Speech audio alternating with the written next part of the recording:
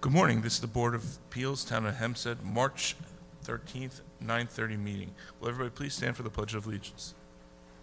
I pledge allegiance to the flag of the United States of America and to the republic which stands one nation under God, indivisible, with liberty and justice.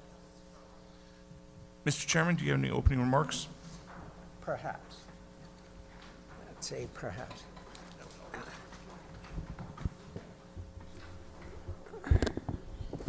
Good morning. Is there anyone in the audience who has not been here before? Oh, okay. All right. So the process is as follows.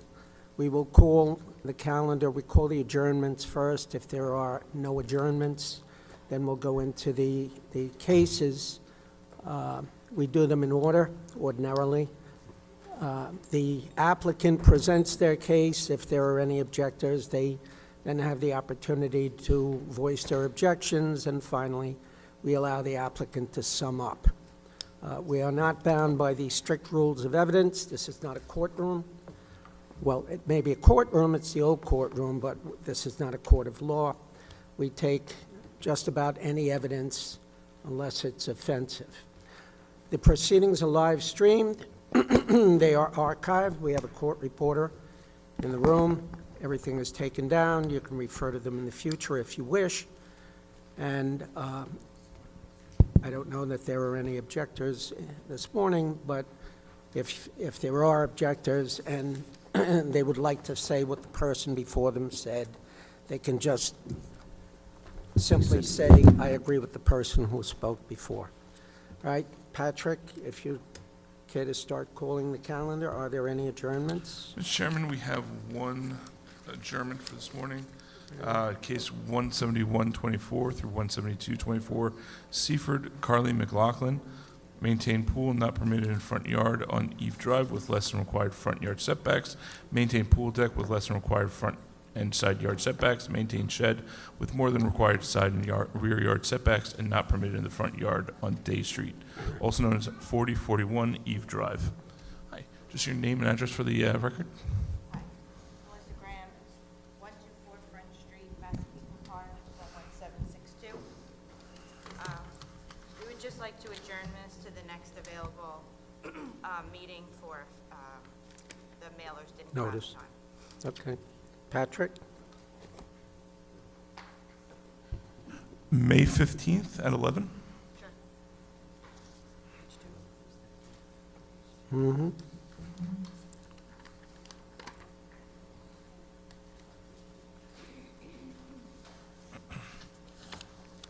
Okay. Yep. Welcome. Have a good day. Mr. Chairman, I don't have any other applications for adjournments. Okay. First, we're going to be calling case 16324, West Hempstead, Starbucks Corporation. Renewal of grant to maintain 4 directional signs exceeding 2 square feet with Starbucks logo, also known as 580 Hempstead Turnpike. Anyone here on this case? I mark it second call. Next, we have case 16424, West Hempstead, Alded and Sons Realty Incorporated. Renewal of grant to maintain 1 double-face illuminated ground sign, overall size 640 square feet, overall height 59 feet 6 inches, setback 2 feet from the front property line, also known as 484 through 510 Hempstead Turnpike. Anyone here on that case? Mark it second. Second is, Next, we have case 16524, Oceanside, SBA Properties LLC. Renewal of grant to maintain height variances to maintain 225-foot high radio tower.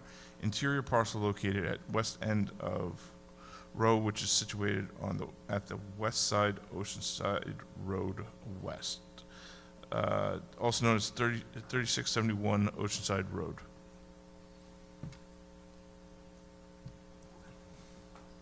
come on up.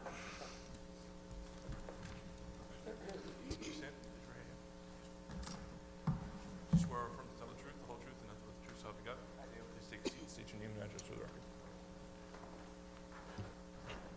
Good morning, Mr. Chairman, members of the board staff. For the record, Maximilian Mahalik with the law firm of Cuddy and Fader, address 445 Hamilton Avenue, White Plains, New York. We are the attorney for the applicant in this matter for this renewal request as stated in the notice. This is a renewal request for an existing telecommunications tower. Oh, thank you. Appreciate it. The tower is 225 feet. The variance was originally granted, this is a height variance, it was originally granted in 1995. It was renewed since then, most recently renewed in 2018 through 2023. The condition of the last variance renewal request approval was that a structural analysis be submitted to show that the tower continues to have structural integrity. That was submitted with our most recent submission. That structural report was associated with one of the carrier's co-location requests approved in the summer of 2023. So it shows an analysis based on the installation of that infrastructure, which was for Dish Wireless. There have been no changes since that time. We understand that Verizon was granted approval to do some replacement work. That work is still pending. But otherwise, the tower is in complete compliance, as we understand, with all of the previous approval conditions, and we request a 5-year renewal today. We understand the building department did go out since we submitted our renewal request and took a look at the site, and they requested that there was a shed that one of the carriers used. They asked that that be removed because it was no longer being used. So the owner of the tower, SBA, they went in and did remove that shed. I do have pictures. We made sure our staff went over there and took photos that the shed was removed. So I'm happy to provide that to the board, either in person today. Oh, thank you. I appreciate it. So what I'm going to hand you is photos of the shed before removal and then after removal. Those just are to show the change. those photographs were taken by you and or your staff? Those photographs were taken by the staff of the party that we represent. So The that SBA. SBA, yes. Okay, and I wish I could, all right. Have you ever been to the site? I personally have not, because it's an interior parcel, so it's a bit hard to get to from a public right-of-way with my personal car, and the site is secured. But I do understand that it is just south of there's a residential area and then a couple industrial and commercial uses. The tower stands at the southern point of peninsula, and beyond that is a water body. Other than the antenna, what else, I don't recall, I'm sure I was here for this case, but I don't recall what other structures are on the subject premises. There are, Is there a building, a business or anything? at the base of the tower site, there are sheds for carriers that house the equipment for those different carriers. That equipment was shown on the plans that were submitted as part of the Dish co-location, and then that's a small parcel that is owned by SBA. Okay, so a couple of things. So the pictures, you can't tell in the pictures what's attached to that shed and what is not. Do you have a copy of the photos yourself?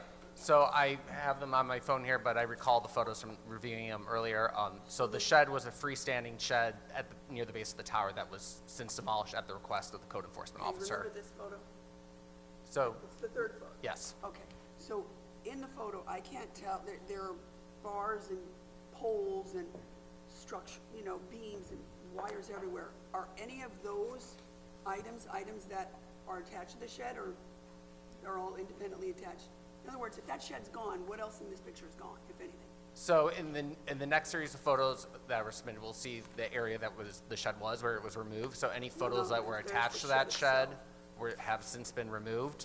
But any infrastructure outside of the shed, that remains as part of the site. Let me just find a photo where that shed has been removed. Yes, so maybe to help clarify, there were two manila envelopes that circulated, one with the photos before and one Wait, with there's after. two, what's this circulated?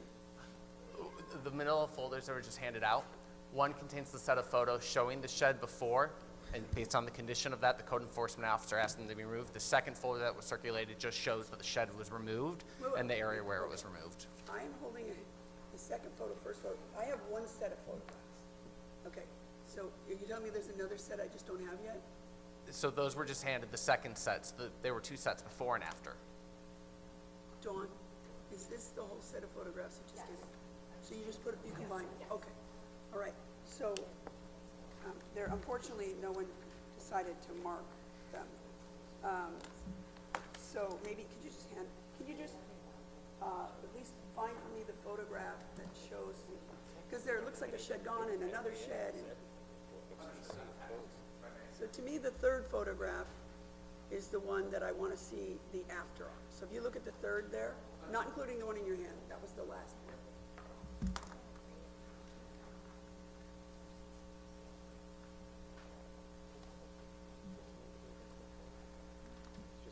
He took something down that he shouldn't have put up on his claim.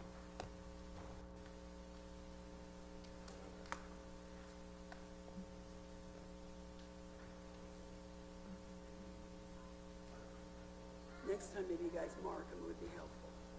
You know, you just hand mark them.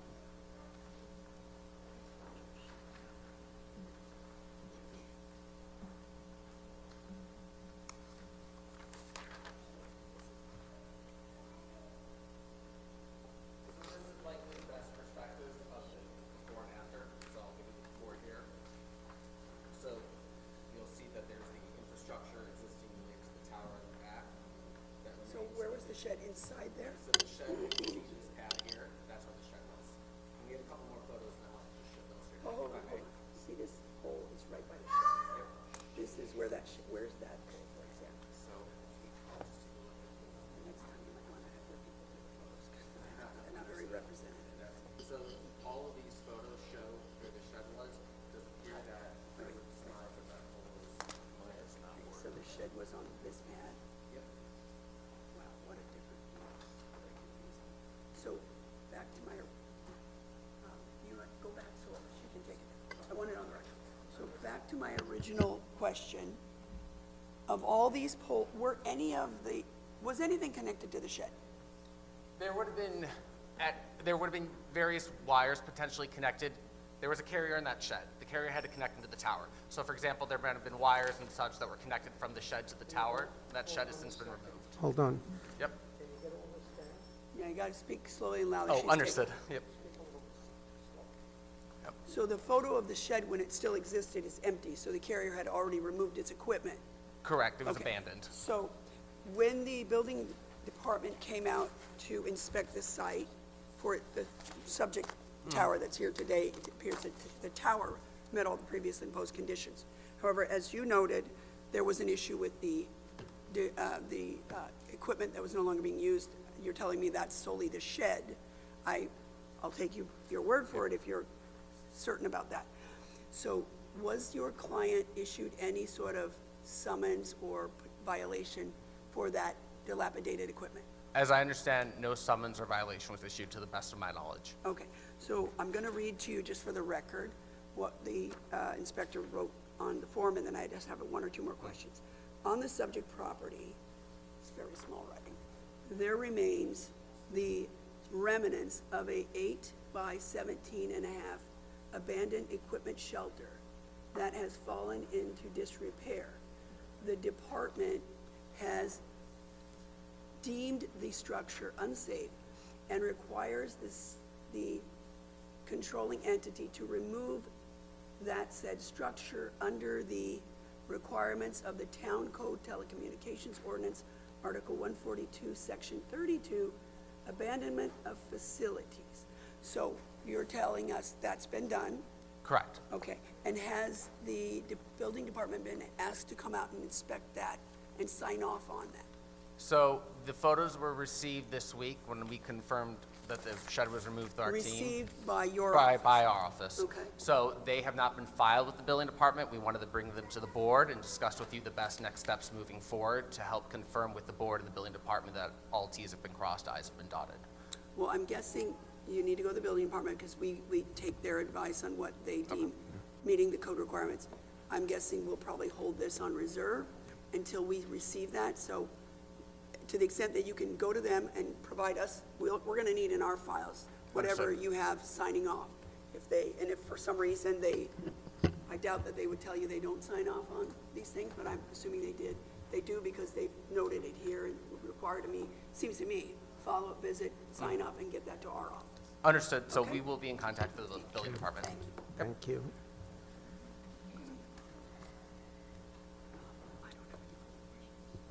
Any other questions from the board? If not, can I have a motion? Yes, Mr. Chairman, I would move that the hearing be closed, the matter be placed on the decision calendar, and Mr. Mahalo, you'll be notified by mail of the board's decision once it's rendered. Second? All in favor? Aye. Any opposed? Any Thank you so abstentions? much. Welcome. Have a great morning. You You too. too. Next, we have cases 16624 through 16724, near Westbury. Joseph A. and Lisa Randazzo, renewal of grants, maintain pool equipment not permitted in front yard, and maintain 5-foot-high fence larger than pool installation area. Maintain living fence varying in height from 8 feet appearance to waiver. 10 feet, also known as 969 Plumtree Road. Okay, so there's no one here on this. This is a residential case. There is an application for an appearance waiver. The building department inspected the premises on January 3rd of 2024 and found that all previously imposed conditions were being complied with. Do I have a motion? Mr. Chairman, I would just move that the hearing be closed, that the matter be placed on the decision calendar.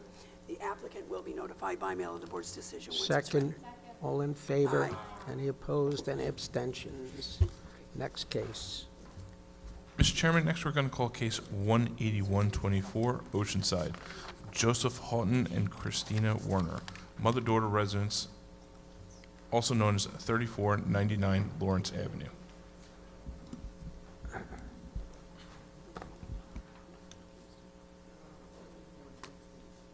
Yeah.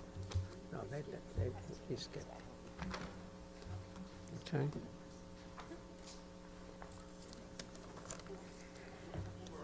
Some other daughter.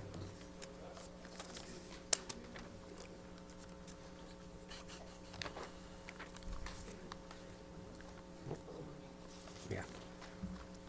We didn't want the kid. You got it.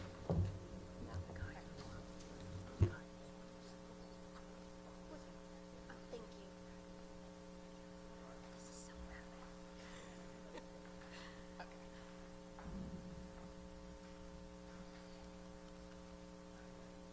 Okay.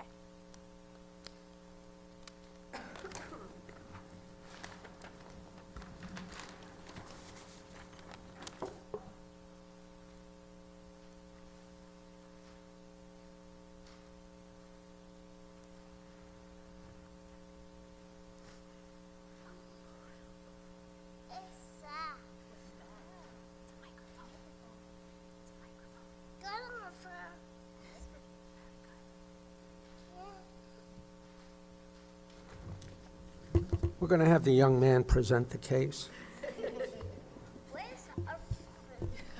Okay, Ready? go ahead. Good morning, members of the board, Mr. Chairman. My name is Ashley Lowe. I'm here from Mark Anthony's office. Our office is located at 1563 Belmore Avenue in Belmore, New York. Today, I'm appearing for my clients Christina Werner and Joseph Houghton. No, I didn't. She didn't? I didn't. I'll sign it, yeah. Nice idea.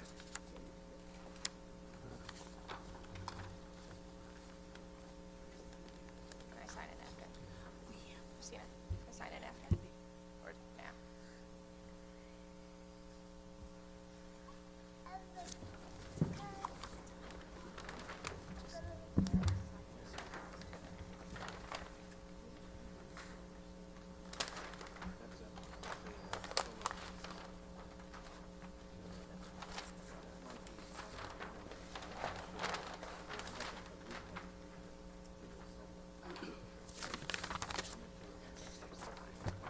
Thank you.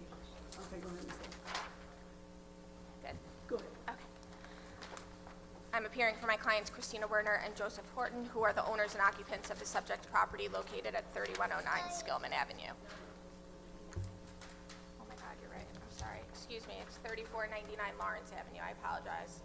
My other hearing was supposed to go first. This morning, we are requesting a variance for a mother-daughter use. I have explained to my clients about the rules for a mother-daughter, as there's only to be one mailbox, one doorbell, and one electric meter. My clients have also obtained permits. The electric meters. Did you look at the picture? The photos that were submitted with the electric meters? Yes. There are actually two on there. Is that why? Is one because of the solar panels Yes, and/or generator? What, it's for the solar panels, but that's completely Can't even separate. see it. It's not for the two different I senior don't, residents. They bought the house that way. Yeah, no, I mean, Mr. Pellegrino's taught us in the past on a similar photograph that he thought those were the solar, but he just wants to put it on the record, I think. Yep. yeah. And they installed a second electric meter strictly for the solar, and the other one is running the house. Thank you. Did you My wanna- clients, Did you want to add something to that? Oh, no, we bought the house and the solar panels came with the house, and Sunrun is the company, they came with the house when we Yeah. first bought it. Okay. They closed in January of last year. Thank you. Okay. my clients have also obtained permits from the building department for interior alterations and a garage conversion to living space, which was issued back in June 2023, and will be closed out during the final inspection process after all construction is completed, in conjunction with the mother-daughter, should they be approved. They will have Christina Werner, Joseph Houghton, and Jack Houghton, who is 2 years old, living in the primary residence, and Virginia Werner, Brendan Werner, and Michael Werner living in the secondary residence.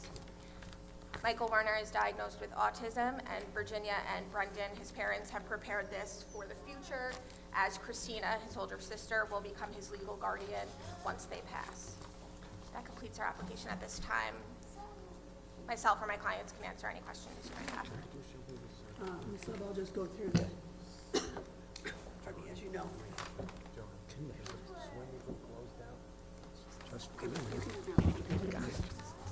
I'll just go through, as you know, the Board of Architectural Review reviews proposals for immediate family, mother-daughter applications, and they opine on whether or not if that residence is suitable to be used in that fashion and to revert back to a single-family dwelling at the cessation of that use.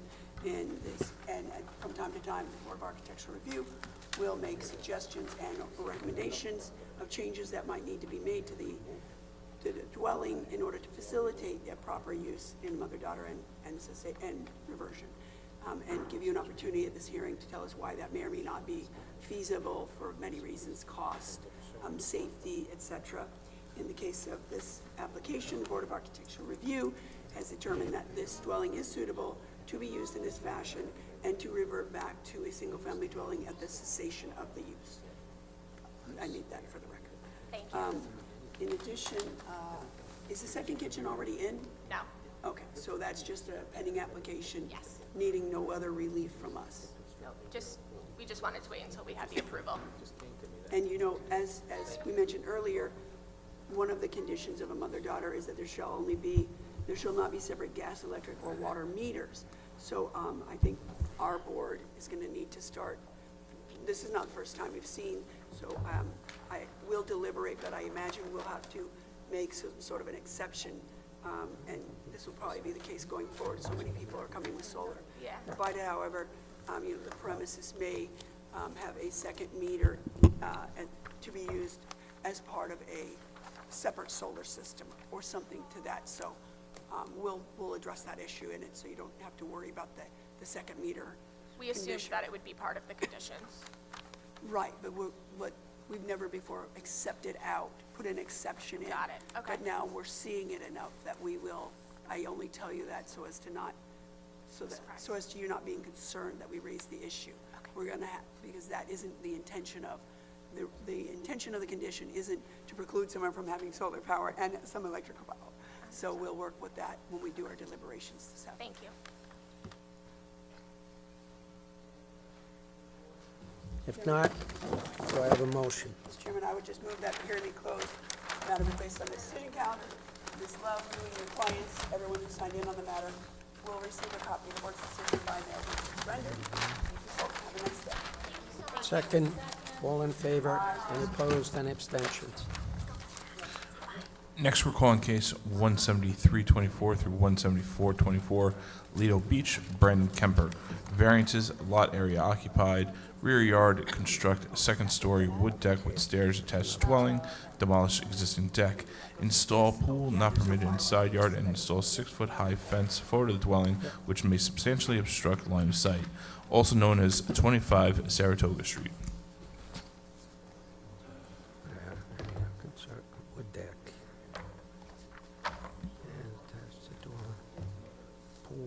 Permitted inside yard and install 6-foot-high fence. There you go. Morning, members of the board. My name is Imar Canales, 1 Jefferson Avenue in Rockville Center, New York. I'm the project architect for 25 Saratoga Street in Little Beach. I'm here with Roxana Escobar, who's the lead architect, and 173. Kathy, who's the homeowner.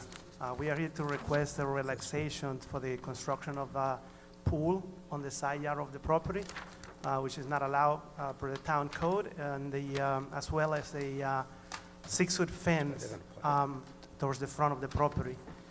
In addition, we have a rear deck in the house. The rear deck is a second-story deck that is going to be mainly used as a second means of egress from the master bedroom into the rear yard. We have some drawings in here that we have compiled showing existing conditions, proposed conditions, if the board wants to see them. If you'd like to submit those into evidence, we won't be giving them back. You can keep Okay, it. we'll accept them in evidence.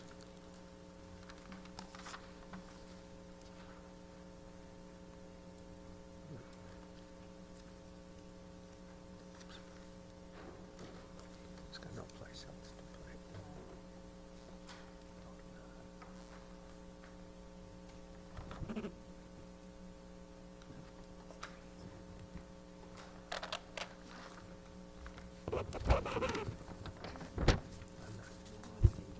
Go ahead. Take it. No longer there. No. Yes, there used to be one, but during construction, that was removed. Sir, you're requesting relief for the lot area occupied and the rear yard variance in addition to the other stuff. The lot area occupied allowable is 27.5%. What are you proposing? We are reaching a 30%, I believe. Give me 1 second. Pardon me? 29.9. And for the rear yard, what's allowable, what are you proposing? That's the overall. There is no set for the rear yard. The overall is 29.9 for the entire property. Hold on. No. There's not what? The rear yard, there is basically, it's part of the entire property. There is no specific coverage just for the rear yard. It's an overall lot area coverage. Correct, but you're also asking for relief for the rear yard setback. That is a 3% increase that is going to take place, We're talking about two No, different things. no, no. Besides coverage, right? there's also required side yard setbacks. Oh, front setbacks, I'm yards, sorry. And rear yard. Yeah, the setback is it's going to be 8 foot 3 inches. What are you allowed to have? Right, we are allowed to have, it's 25 feet, but it's on a non-compliance lot. So currently, it's 14 foot 9 inches. In the photograph. So it's a non-compliance because a Who second, prepared this, the grid here, do you know? that grid was prepared by us. Okay, because it says here, Looks like it's reversed. required is 18 feet 9 inches. Existing is 14 foot 9 inches, which is what you said. Proposes 8 feet 3 inches, which is also what you said. But as it relates to the minimum rear yard required, where is the number 18 feet 9 inches come from? Okay, so it's, this is Roxana Escobar, so that. Hold on, slow down. Did you already give your name and address for the record? Yes, Roxana Escobar, 15. Wait, slow down. She has to hear you and take it down. We have to hear you. You have to speak closer to the microphone, louder and slower, please. Got it, thank you. What is your Okay, so role? Roxana Escobar. Louder. 15 Sites Avenue, Hempstead, New York, 11550. Can you tap that microphone? Okay. Speak as loudly as you can. You got it, okay. Okay. So that dimension came actually because the code doesn't give you a specific minimum setback for the rear. So we had to calculate that. So the calculation came from the total depth, which is 65 feet. Hold on. Why, the code does have a rear yard, black and white number setback. Does. For homes in Residence B zone. Now, maybe there's some, for example, in the front yard, certain numbers do differ if the lot is oversized. Is there a reason, where did you get the equation that you used to get the 18? From the town code. Do you know what part of it? I can look it up right now.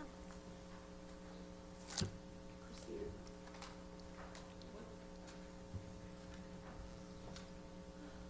Let me see yours. She absconded.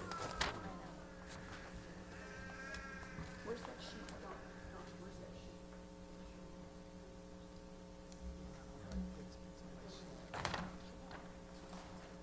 Yes.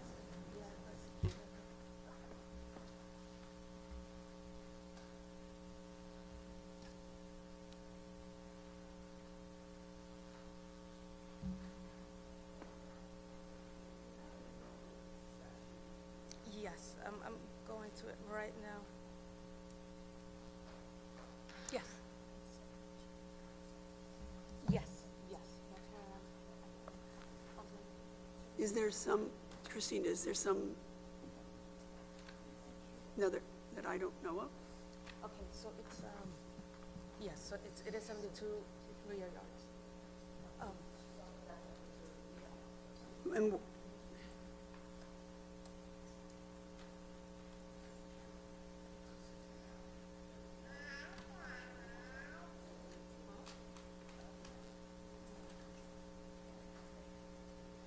in case of a building over 40 feet, I don't see the carve-out.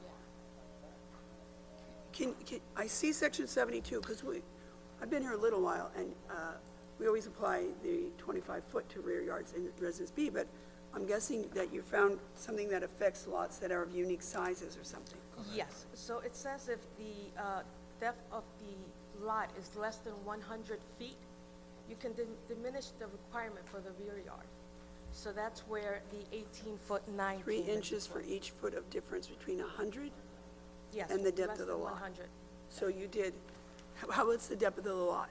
65, So you did 100 minus 65, did you say? yes. So you got 35 times 3 inches? Is that how you came up with it? Yes, so I calculated it to be 6 foot 3 inches, what we were taking down. Okay. Okay, Yeah. fine. I'll just assume, you've calculated 6 foot 3 inches under section 72 Yes. because the lot's 65. Okay. Yes, so then that gave us the 18-foot 9 inches requirement for our setback. Okay. Instead of the 25.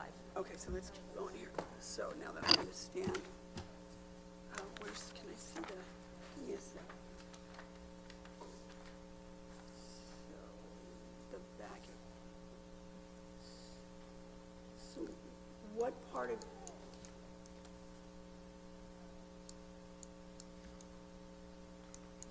oh, it's the wood deck that you're proposing encroaches? Correct. Yes, Because it's, oh, that's where the existing patio is, Yes, the wood deck is a second story. and to be open below? Correct.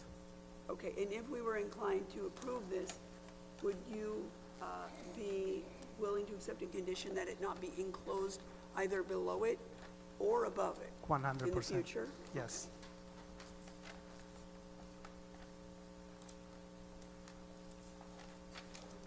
Okay, now let me look at the fence. So you're proposing that the fence go all the way to the street? Correct.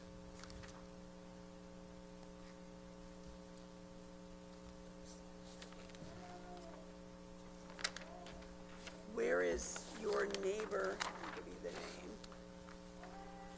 His driveway is on the opposite side, so the fence does not bound with the driveway. The neighbor's driveway is on the opposite side of the fence. It's not close to the fence. In The other dri- words, we're talking about Cantor, Yes. right? And that, you're telling me their driveway is on the south side of their lot? Correct. Okay. And is there any fence there now? There is a see-through fence right now on the south side of the property. South but- side of your property? Yes, there used to be a fence, a chain link fence, but it was removed during construction. They did a phase 1 of the project that was interior alterations, that's complete. And during construction, the fence and the bushes were removed, so right now it's open, So right now, if I drive by there, there's no fence at all? no fence. On the property line that you share with the Cantors? Correct. In the front of the property, the property that bounds the neighbor has a 6-foot vinyl fence, and then on the front portion, it has a 4-foot see-through fence as required by code. So I see on your plot plan that where you want the deck, exists a patio, I understand. I also see, if I go toward the area that you want to put the pool in, also existing patio. Is there existing patio there now? No, that's gonna be with the pool. The patio is gonna be built with the pool. So wait, the patio doesn't exist No, on that area of the pool area? correct. So the pool could be scooted back some? Yeah, if need to be. And do you have a fence on the other side of your property Behind that's the- forward of the dwelling? Yes, It says proposed 4-foot-high see-through vinyl fence. What's there now? on the north side of the property? On the north side, and I'm concerned with what's forward of the dwelling, on the north side. There is nothing there, but we requested a permit for a see-through fence. Okay, and that's not before us because you're proposing Correct, see-through yeah. 4-foot. Yeah, on the front of the property.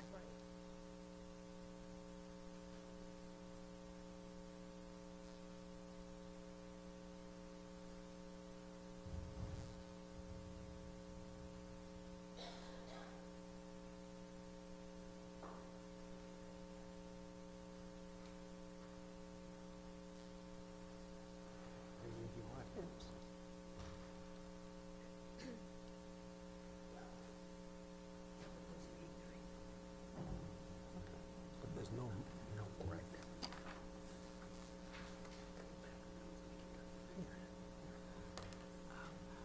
Okay, so right now on the north side of your house, forward of your dwelling, there's nothing there. Correct. Okay, and I see your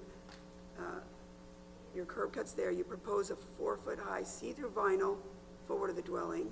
Correct. You propose a 6-foot-high privacy on that same property line, but back. Correct. You're proposing widening the driveway. If you're widening the driveway, how are you, It's just about a foot, it's not a lot, it's just a small section that, that was part of the original permit, the one that we did for the interior alterations. So it's just a small section of the driveway that's gonna be within, but how are you gonna, by looking at the plot plan, to widen the driveway, it looks like you wouldn't be able to put the fence. it doesn't go all the way The to the 4 foot. property line, it stops Okay. at the edge of the Okay. house. And I see something here that says existing stair landing on the side of the house. Is there also an entrance on that side, On the, north side of the house? on the north, no, there is no entrance. What's the existing stair landing? That might be on the only entrance to the house is in the front, which is on the west side. There is nothing Well, I on, assume there's one in the back too, the back of the house is gonna be the deck, but nothing with an, else. with an entrance to the house. I think. Correct, yes. So, So that is leading Okay. to the second-story deck. okay. Any other questions? Any other questions from the board? Mr. Pellegrini, Ms. Ann? No? Do I have a motion? Mr. Chairman, I would just move that the hearing be closed, that the matter be placed on the decision calendar. Everyone who signed in on the case will receive a copy of the board's decision by mail once it's rendered. Second. Thank you. Have a nice All day. in favor? Aye. Opposed and abstention? Thank you. Thank you so much.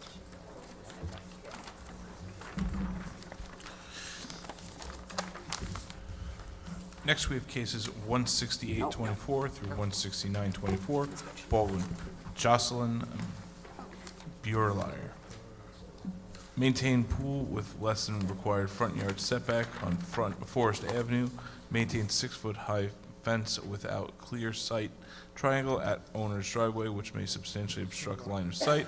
Maintain 4-foot-high fence within the clear sight triangle, which may substantially obstruct line of sight, also known as 938 Alhambra Road.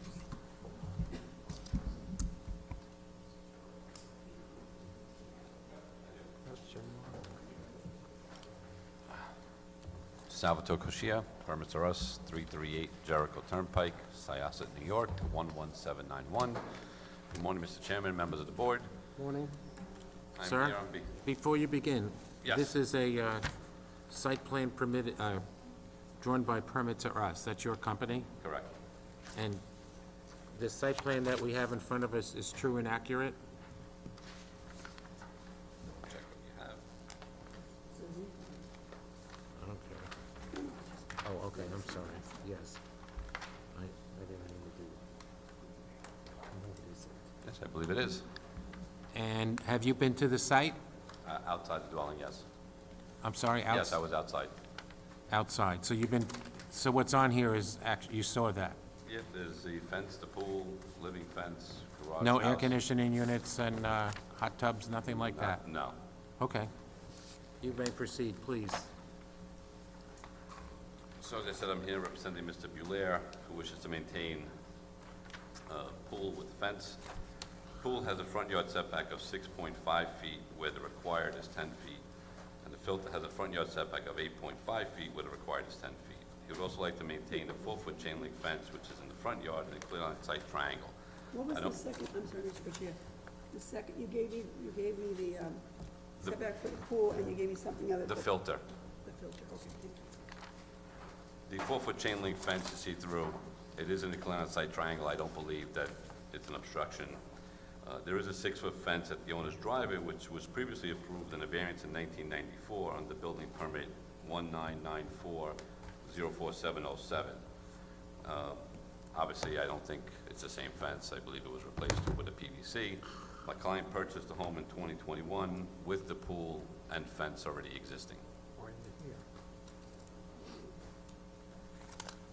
Was there a permit issued for the swimming pool?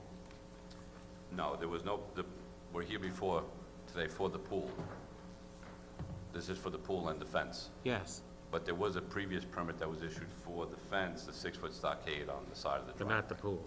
Not the pool, correct. Can you just remind me why we're rehearing this case? Well, we're here for the pool because of the front yard setbacks. We're here because of the 4-foot chain link fence and a line-side triangle. They also noted the 6-foot fence. However, the 6-foot fence in 94 was most likely a 6-foot stockade fence wood. Now it's a 6-foot PVC fence. Yeah.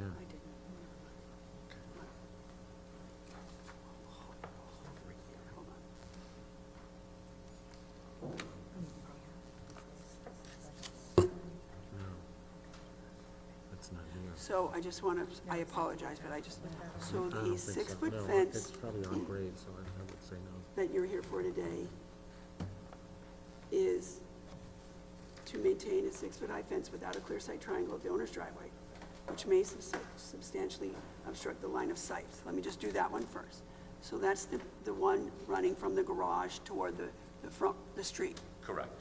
And that, on my diagram, is a 6-foot PVC fence, as you've stated.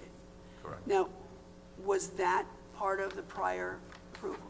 So that fence Patrick, is approved under the 1994 permit. It never was filed again for it, but they noted it on thank you.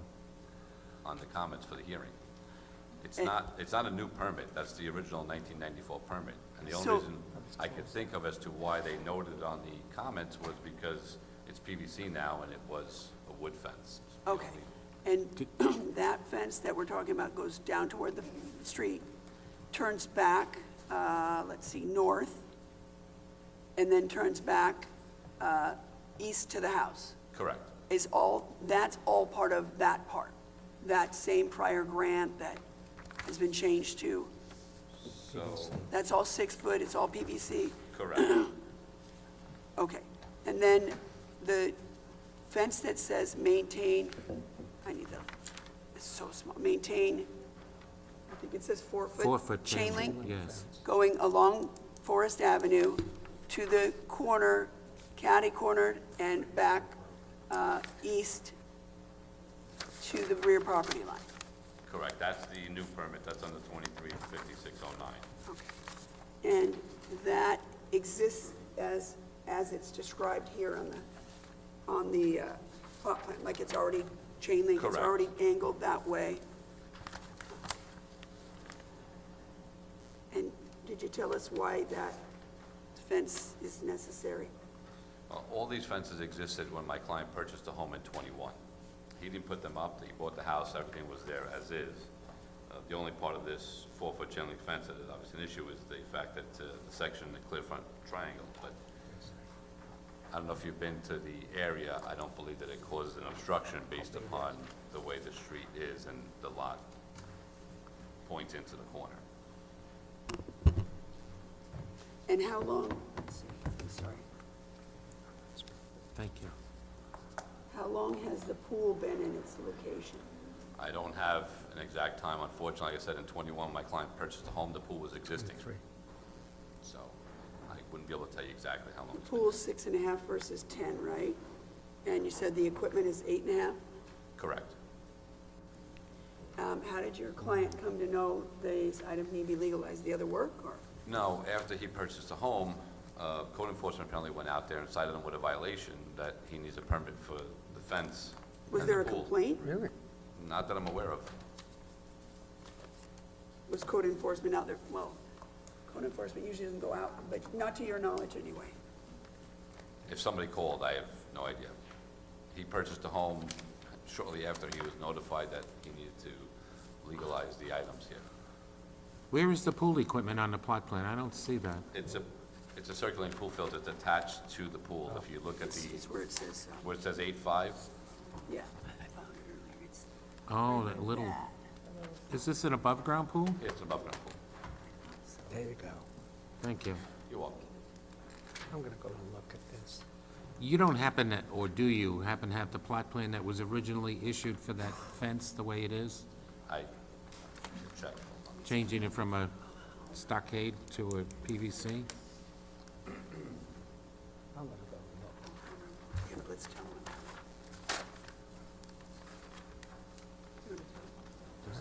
Mr. Cochia, we do have one Letter in opposition. letter in opposition of the fence, claiming that the fence does create a line of sight issue at the intersection of Forest Avenue, Alhambra Road. Is it you said the fence is 4 feet high and chain link. Correct. Are there any slats in the chain link? No, it's just a plain chain link fence. There's nothing in it. Was there, to your knowledge, has there been any slats in it at any Not- time well, while not your since clients I have- owned it? No, not since I mean, he hasn't done anything to the fence. If you look at the fence, I mean, I've seen the fence. It looks to be fairly old. There's nothing covering the slats. There were some plantings there, which at one point in time were a little high, which he was advised to cut them down. There were some plantings by the chain link fence, which I advised him he should cut them down, which I think he did already. It's shorter, yeah.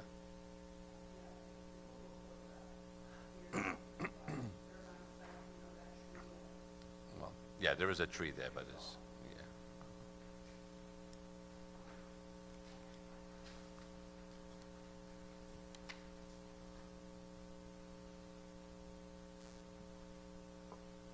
You're aware that one or more of the board members might go out and inspect this property?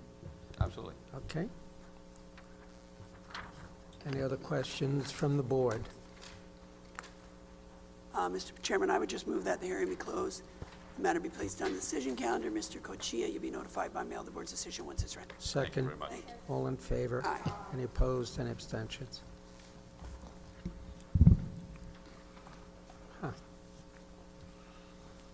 Next, we have case 17024, West Hempstead, Lillian Rachel, and Joshua Samuel Licht. Variances, lot area occupied, side yards aggregate, construct dwelling with garage, existing dwelling, and garage to be demolished, also known as 274 Elm Street.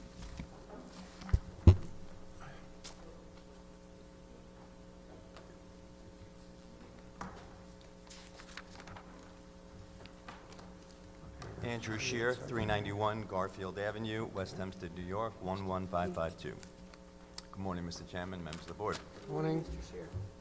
I am here representing my clients who are proposing a new house on a lot that's in an A2 zone, a very small and rare zone located on a single block in West Hempstead, and has some unusual restrictions to it. One of them, it's a 75-foot wide lot, and they require 35 yards of side yard aggregate, 35 feet, sorry, of side yard aggregate, and a minimum of 15 feet on each side. And the other variance we're requesting is building area coverage, which is 15% maximum.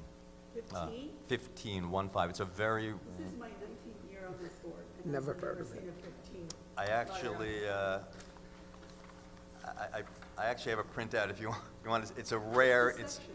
Just tell me. A2. I mean, do you know the citation for the, you know, like section 43 or something? I'm not sure, I'd have to look Never at the heard of denial, it. right.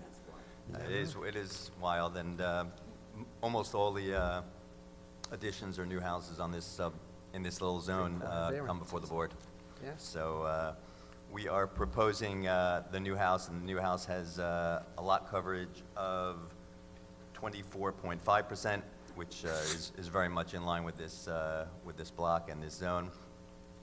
And the side yard aggregate we're proposing is They're in line with the other areas. I actually printed out many of the site plans and did a lot of research, and I've been here on the board before for some of these houses. Okay, maybe you want to put them on a record, just so that, Wait, just give me the aggregate number before you like, or and halfway through the number. The aggregate is 17 feet, Okay. so it's 10 feet and 7 feet. The 7 feet is actually the smallest portion, which goes to the garage. The next widest is, next narrowest is 9'7", So on your side yard, So- you're 7 and 10, aggregate 17. 17, right. So that is, and those are the two variances that we are requesting. Down the block, there is 359 Maple Street, which has an aggregate of 11 feet, 5 foot and 6 feet.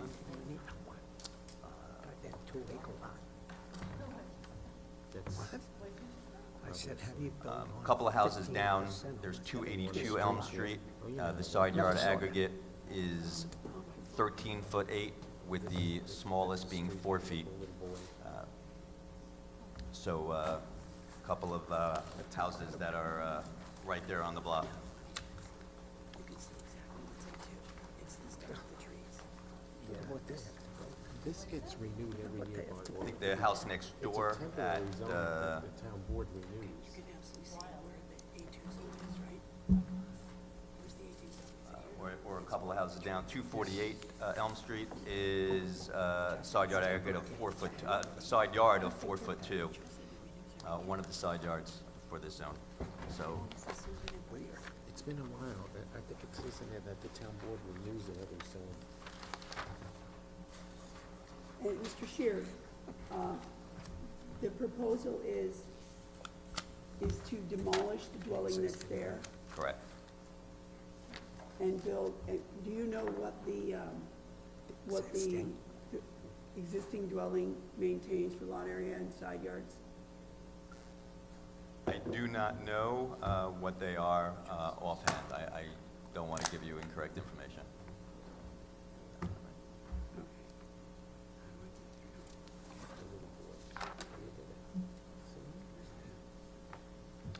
There's an existing two-car detached garage that goes up against the property line a couple of feet away.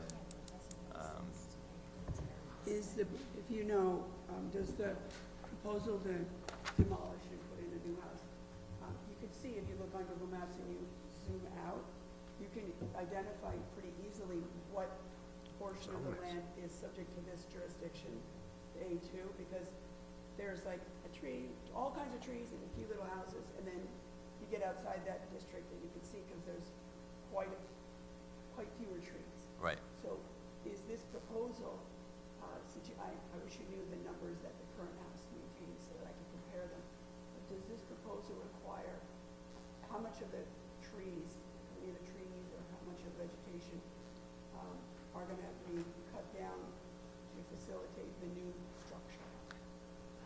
I don't believe that there were any affected by this.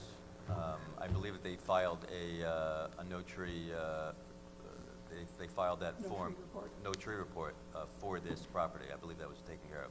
Do Do you have anything showing the existing footprint and the proposed footprint? On the plot plan, I do. It pointed out, it's kind of, if you want me to point it out to you. Just let me get the name. Can you approach? Sure. All right, what's the existing? Hold on a minute.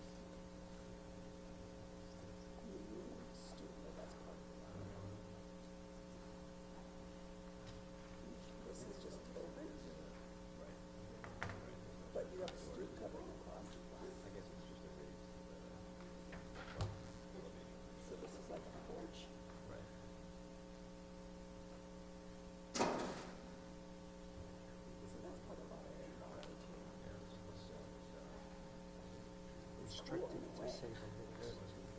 What's the size of this lot? 175. Yeah, they're all big pieces. No, we looked it up. Yeah, we can keep it.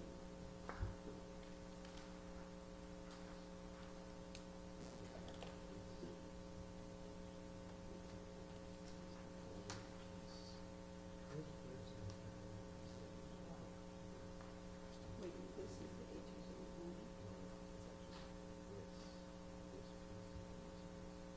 This is, was it, this is not the A2 zone?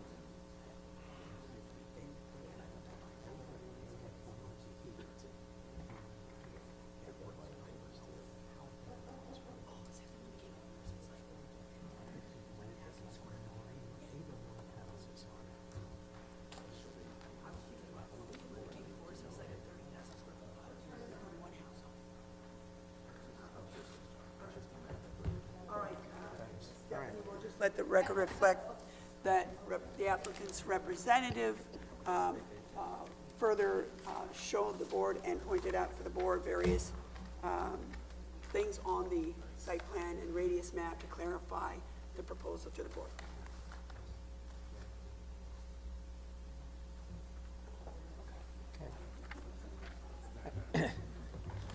Any other questions from the board? I would just move, Mr. Chairman, that the hearing be closed and the matter be placed on the decision calendar. Mr. Shear, you and anyone else who signed in on the matter will receive a copy of the board's decision by mail once it's ready. Thank you. Thank you very much. Have a great day. Second. All in favor? Aye. Any opposed, any abstentions? Next, we have case 17524, Woodmere, Michael Kafesh. Variances, side yards aggregate, side yard to construct dwelling with garage rehearing for case 62622, also known as 525 Forest Avenue. Forrest Gump. Yep.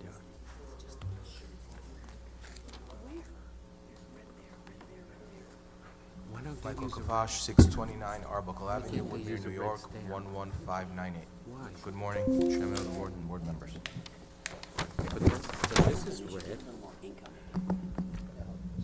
This is red. Okay, sir. Michael, First, tell me why this is on as a rehearing. Hi, so I'm here for the third time.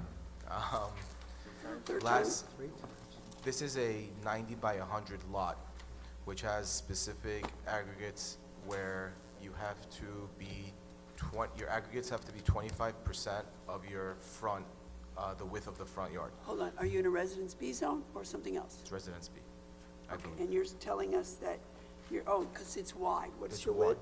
Oh, 90. Correct.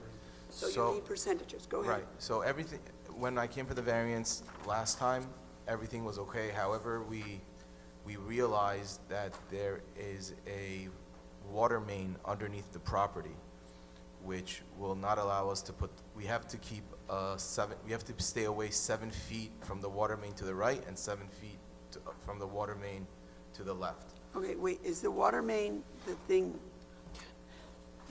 It's on the right side of the house, facing the house. It's underground. Hold on. It's another house on Forest Avenue. I'm just looking for, does the house front on Forest, right? Yes. Is it on the site plan?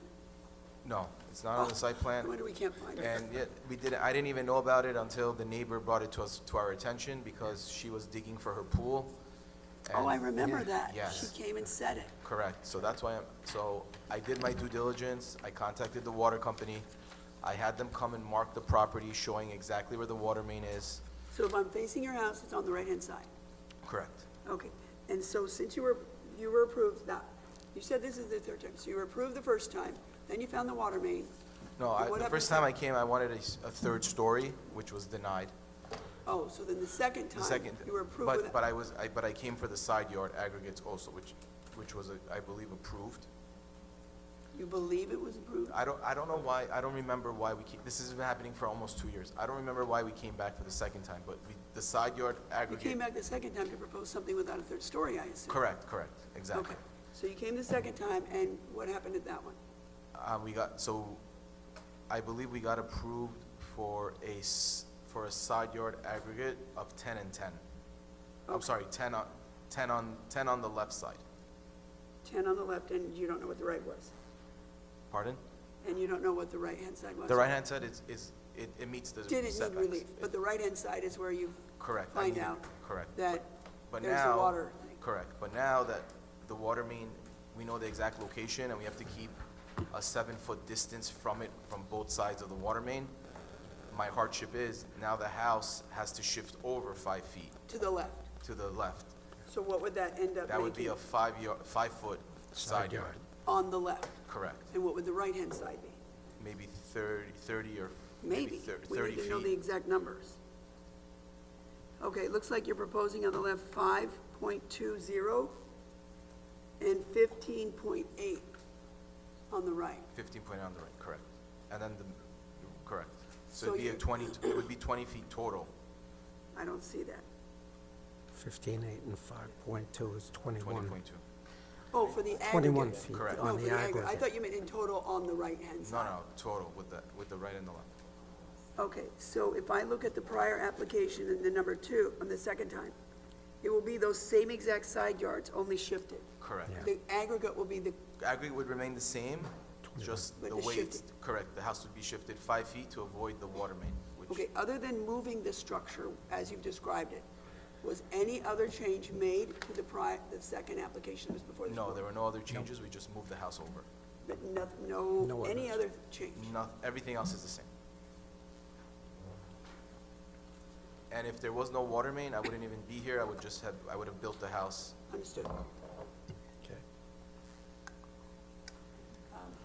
Any other questions from the board? Mr. Pellegrini? Can I ask a Adams? question? I don't know, I may be wrong here.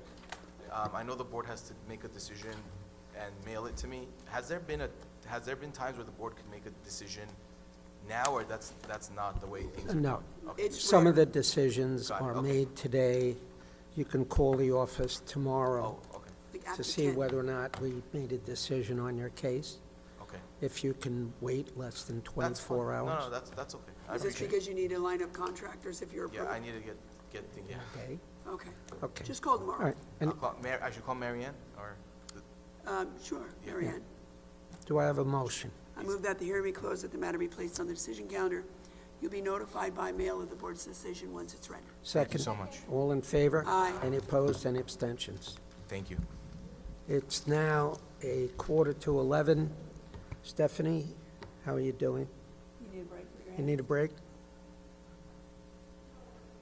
All right, we'll take the next case. No, we'll take the next case. Next, we have cases 176-24 through 179-24, Baldwin. yard. Mitzi Patterson.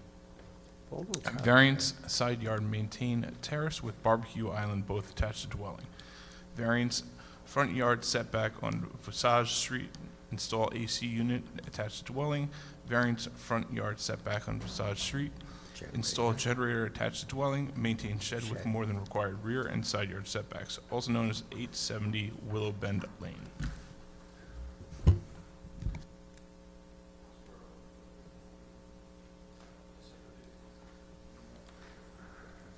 Good morning, members of the board. My name is Dean Kutsubis. My address is 121 This is Newbridge on Road, the last Hicksville, case. New York, 11801. Okay. Morning, Mr. Katsubis. Good morning. I'm here on behalf of Mrs. Patterson, the Patterson. owner of the property located at 870 Willow Bend Lane in Baldwin. This all started when her initial goal was to file a permit, get a permit for a generator. Generator is necessary as there is frequent power outages in the area. In order, she lives by herself, and she would want to maintain have constant power in the house, so to live comfortably and all of that. When filing the permit for the generator, it was discovered that there were some other things on the property that were built without permits and needed various permits and variances. This also included the shed, a barbecue island and terrace, a sunroom, a living fence, and an air conditioner. Now, the ones that needed a variance, the generator needs a variance for being in the front yard facing Bossage Street, which that's really the side front yard. The generator has to be positioned 5 feet off the house only because there's windows in that area. That location was chosen because it was in very close proximity to the electric and plumbing connections for the generator. Anywhere else on the property would not have been feasible to install the generator. So the generator is not installed yet, and that's what we're really asking permission to build. The air conditioner, which is also on that side of the house, we're looking for permission to replace. We're asking permission for a proposed generator, but yes, it's in the same location. In the same location as the prior air conditioner, which at this point is non-functioning and needs to be replaced. So the air conditioner also needs a variance for being in the front yard, or the second front yard along Bossage Street. We're also asking for a variance for a Mr. shed. Mitsubis, just to be clear, the variances you need for the generator and the AC unit, they're not variances for being in the front yard. I don't know if you need that too, but they're actually variances for being, front yard setback. In other words, special exceptions like if something's in the wrong location. Yes. But you also need relief for it being in the part of the land that's supposed to be kept empty. Correct. So So it's- what, Okay, sorry. so as you tell us your items, the AC unit and the generator that you've just mentioned, please tell us what the front yard setback is supposed to be and what amount of encroachment or relief that item needs. So I'm going to just tell you, the generator appears to maintain an 18.16-foot front yard setback where 25 feet is required because it's a corner lot. The AC unit proposed maintains a 21.7-foot setback where 25 is what's required. So keep going now, but on the other two items you have, the shed and the terrace, give us the numbers relative to each one as you do it. And one last thing, the sunroom does or does not need relief? The sunroom does not need relief. Good, keep going. Okay, so, the shed, being that this is a corner property, code says that it's supposed to be located 2 feet and 2 feet from that inside corner. Exactly Now- 2 feet and 2 feet, Exactly 2 feet and 2 feet, and this is an irregular shape because it's not at a 90-degree angle. So even if it was positioned in that corner, it wouldn't be feasible. The shed is located at a distance of 3 feet at the closest point from that would be considered the rear property line in this layout. It is about halfway through the property, and it is screened from the street from this 6-foot-high living fence, and the living fence does Okay, not Mr. need a Wait, variance. Mr. Kitsubis. Yeah. You're required 2 on the rear yard, you're providing 3. You're required 2 on the side yard. Tell us, the numbers, I can't find the number Okay. on the other side, so you're gonna have to give it to us. Okay.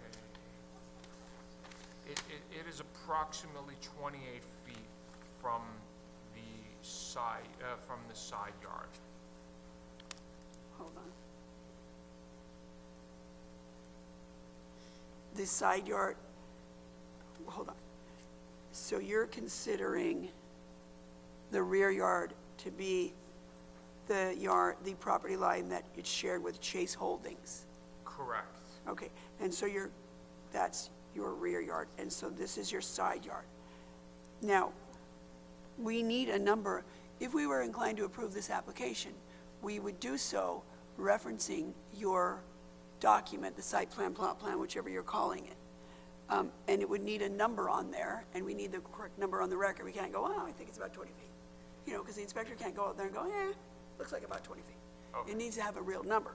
Do you have that number, or? Well, I'm able to, I don't have it documented on the plan, but I estimated it based on because it appears to be in line with the sunroom. The sunroom's 18 feet. The side yard setback at that point is approximately 10 feet. That's, We can't use an estimate. Yeah, So so- after this hearing, I can You're follow gonna up with, after this hearing, you will have to get us, if you can have the number before you leave, you can put it by hand on the plan. Did you draft these plans? I did not. Okay, so you're gonna have to have the drafter of the site plan. You're gonna need to get us a plan with the exact number of the side yard you propose in setting back that shed. Otherwise, what's gonna happen is, I'm sure you know, the inspector's gonna go out there and measure and say, ooh, ooh, ooh, and you're gonna have this whole headache again. Okay. And that's just unnecessary for everyone. So you'll have to get us that. We'll hold it until we get that from you, but go ahead and finish with the rest of your stuff. Okay, so, and then the last variance that we're asking for is these terrace and barbecue island. It is essentially 2 steps up from the ground. It's attached to the house. It's, the terrace is just it's a brick terrace. On the edge of it, she has a barbecue island with a gas grill and water supply there. She did that so she can, easily access in and outside from the house and be able to cook outdoors and go in and out. It's 1.5 feet away from the property line. I spoke to her about that. Yeah, from the side, yes, from the side yard, 1.5 feet. She is very friendly with the neighbors on that side. They have no objection to this structure. There's actually no fence at that location either. So essentially they do share the yards and all of that. So there is no objection from that neighbor. And so, just so we have our record clear, it's required to have 5. Yes, And so- you're okay, so- proposing 1.5. Yes, correct. So the code is 5 feet and we have 1.5.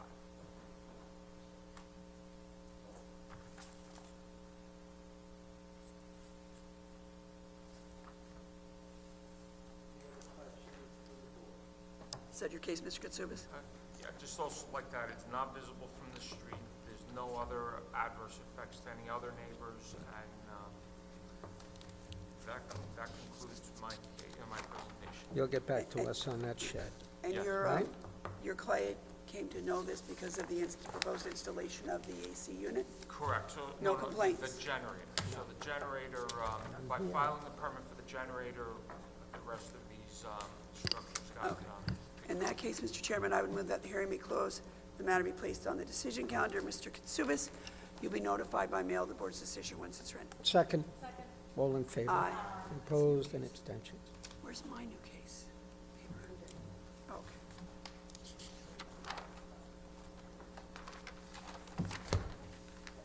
Next case, mother, More daughter. messes. Let's do it. Uh-oh, Do this. I lost my papers for my inspection. Shit. Doggone it. No, it's probably me. I put 173. I need the papers. Site plan radius map. Next, we have case 18024 Oceanside, Francesca Gomez, mother-daughter residence, Actually, I'll take the second site plan kitchen, radius also known as and- 3109 Skillman I see Avenue. this deck. Yeah, Lido Beach. You swear or affirm to tell the truth, the whole truth, and nothing but the truth, so help you God? Take a seat, state your name and address for the record.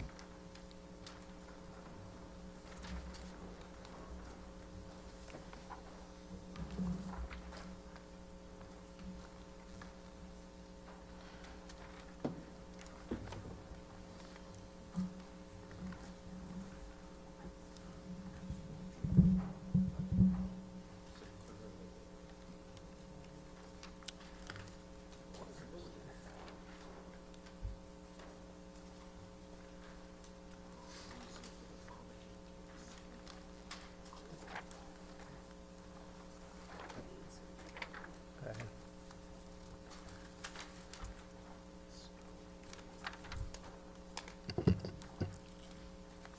Go ahead, Ms. Fox. Good morning, members of the board, Mr. Chairman. My name is Ashley Lowe from Mark Anthony Architects. Our office is located at 1563 Belmore Avenue in Belmore, New York. Today, I am here with my client Francesca Gomez, who is the owner and occupant of the subject property located at 3109 Skillman Avenue in Oceanside.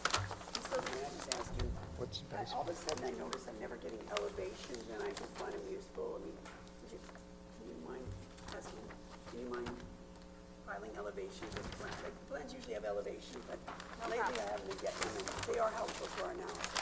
I will let the directors know.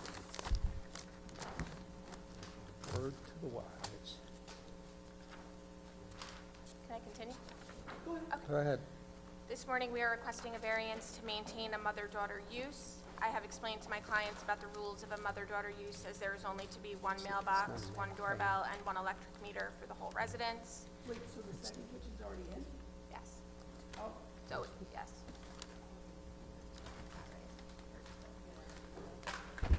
It was purchased with the second kitchen, How long have your clients owned the property? about 3 years. 3 years? Oh, it's here.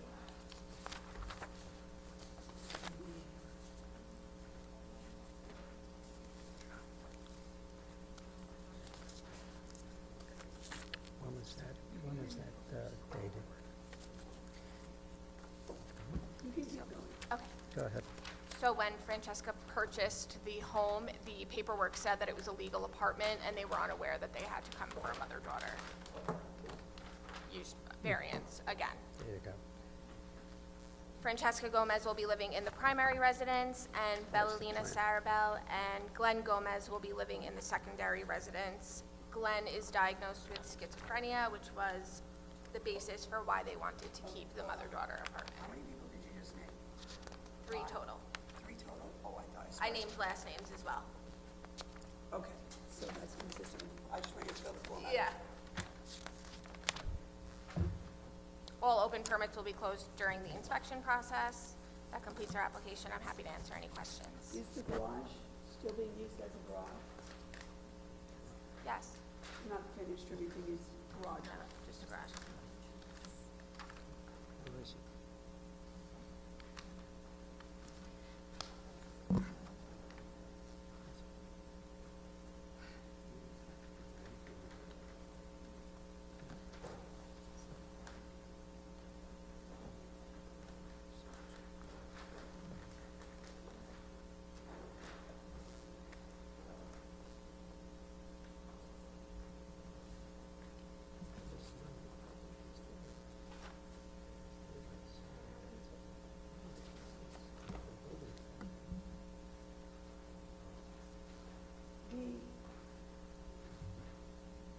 Is there an exterior cellar entrance? There's an open Yeah. building permit for one. Yes, there's an existing basement entrance. Is it from the outside? Yes.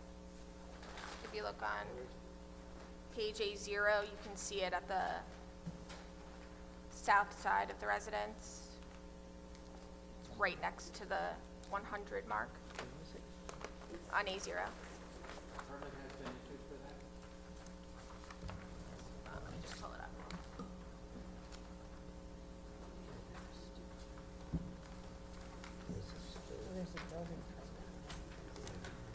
Could be an half number. I can go on the record with that permit number if you'd like it.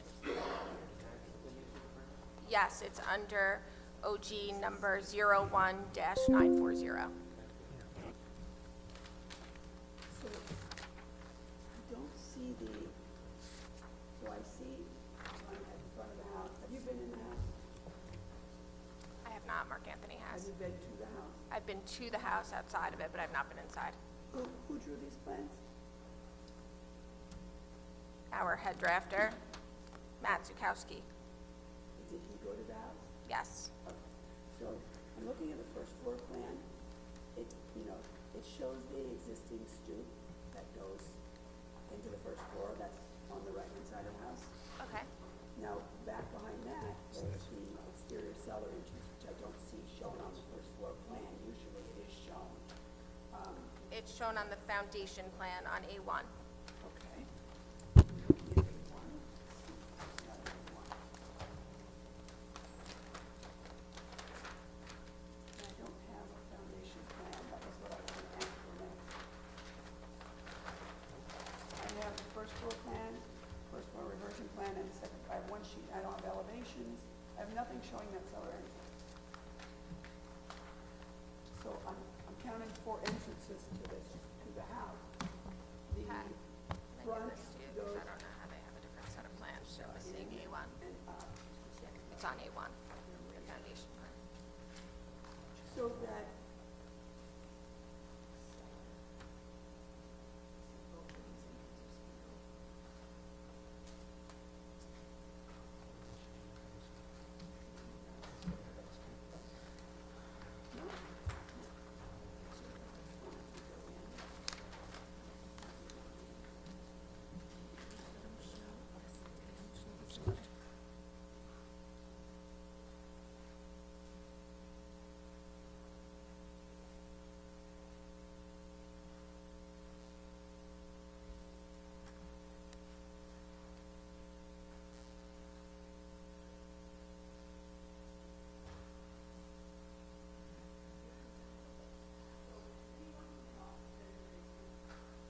Mark Anthony and the head drafter had been in there.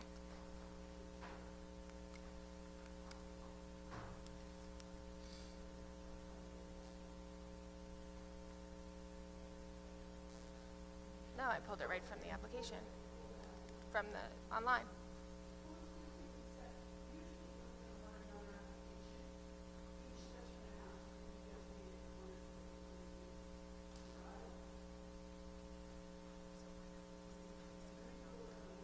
And they're on the second floor.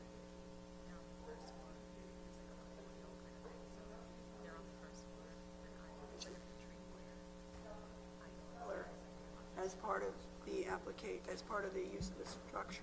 So Francesca, who's living in the primary residence, she has access to the basement. Explain what you just said. So it has an, Address, I think. Name and my address. Francesca Gomez, address 3109 Skillman Avenue, Oceanside. As soon as you enter, there's an entry foyer, and there's Enter where?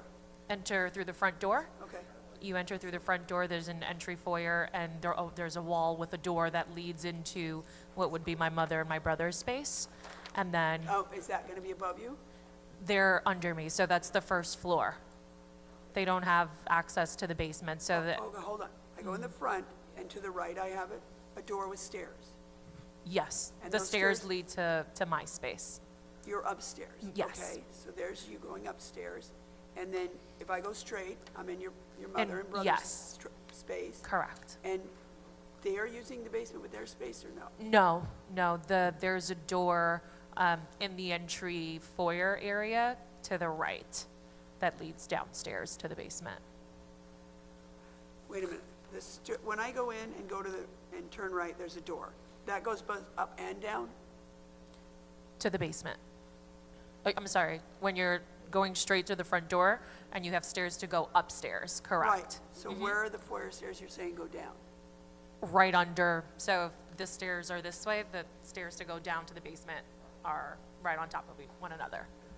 So if I turned right through that door, I could go up or down? Yes. Oh, that's- Sorry, I didn't understand the question. And the stoop on the side, does it access the downstairs? Or the upstairs or what? It's to the entry foyer, and then you would have to open another door to go downstairs to the laundry room. Oh, that's all considered the entry foyer. Yes, And if I went in that door and I turned left, I'd go down. yes, And then, in addition, I have the cellar entrance to the back and the existing porches on the back on the first floor. yeah. Well, can I see that email? We received an email related to this proposal from someone. I'll just read for you. This home has been rented illegally since this homeowner has purchased this property and has been a disturbance to my family. Our homes are too close to each other for it to become a two-family dwelling. The surrounding area is a high school, a park, and single-family homes.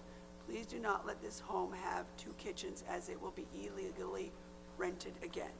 So I tell you that to give you the opportunity to give us any information related to this claim. So that's my neighbor in the back. So his backyard is to the right of my home. I only live there with my family. I'm not a party person. I don't even have kids. It's been a lot of racial harassment and a lot of issues that he has caused me. And because of him, I found out like, oh, I needed a permit. I didn't know it had to be renewed. And so that's when I contacted them right away, Mark Anthony, to issue the permit. I didn't know it didn't have it. And so that's why I'm here. But I think he and I have squashed things. I don't know why he was so upset after so many years. I don't know. 3 years.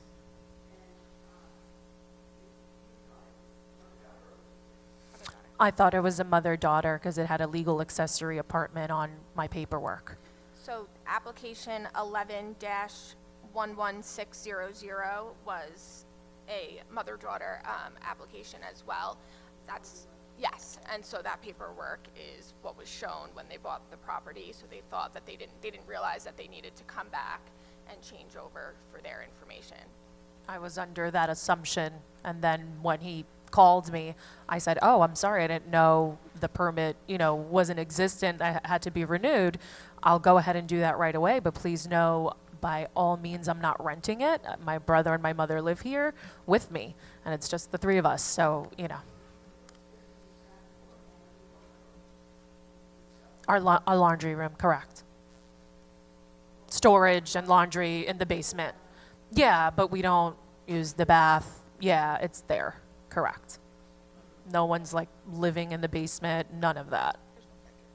There's no bedroom, right, it's just an open space. Any other questions from the board? Chairman, I would just move that the hearing be closed. Oh, one thing, I apologize. I need BAR, the BAR record. Board of Architecture Review. As you know, Ms. Love, the Board of Architecture Review reviews these applications, make sure that the dwelling is suitable for this use, is suitable to revert to a single-family dwelling upon the cessation. Sorry, Stephanie, for going fast. In the case of this application, the Board of Architectural Review has deemed this dwelling to be suitable and restorable to a single-family dwelling at the cessation of the use, and has just advised that, you know, there shall be no illegal occupancy of this cellar, please.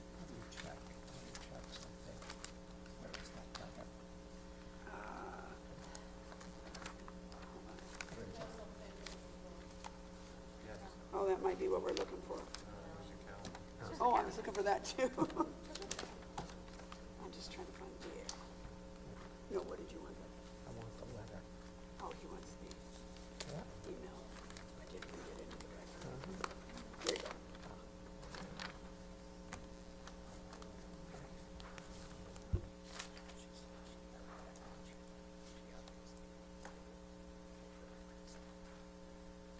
What should I tell her? Oh, no? All right. Any other questions from the board? If not, do I have a motion? Move that the hearing be closed, the matter be placed on the decision calendar. Ms. Love, you and your clients will all receive a copy of the board's decision by mail once it's rendered. Thank you, have a nice day. Looks- All in favor? Aye. Aye. Any opposed, any abstention? It looks like it's 11:10. We're going to take a 15-minute break to allow the court reporter to exercise her fingers.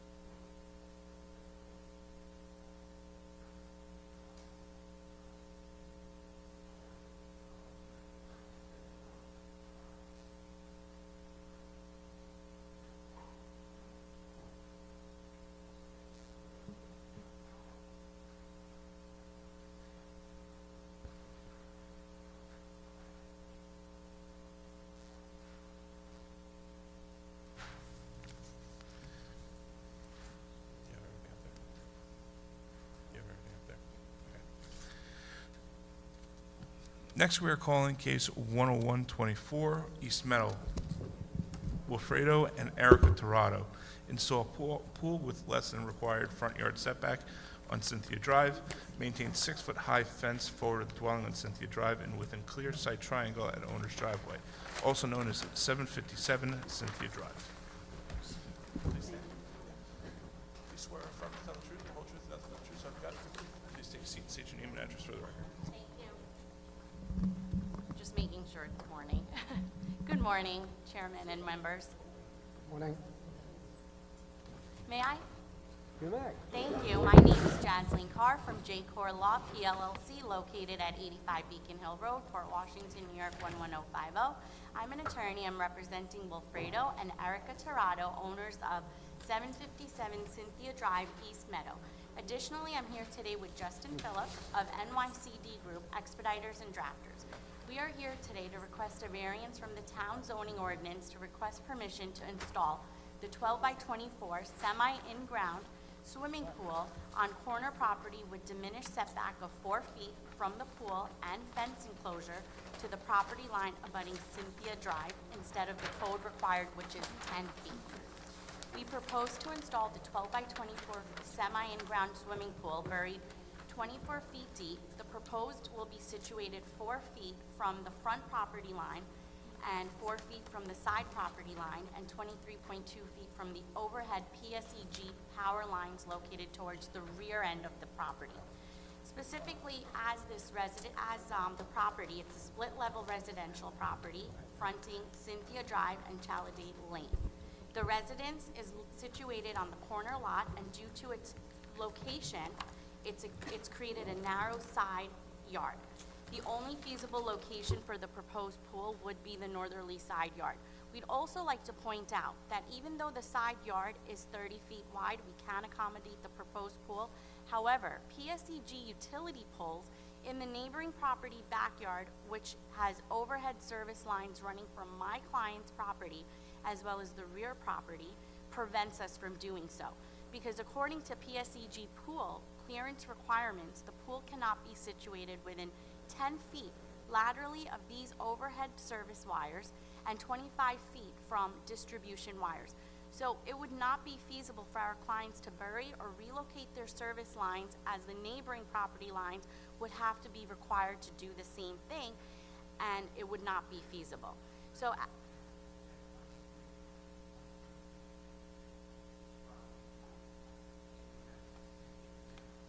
right, so we're asking that it be 4 feet instead of the 10 feet minimum from the front yard.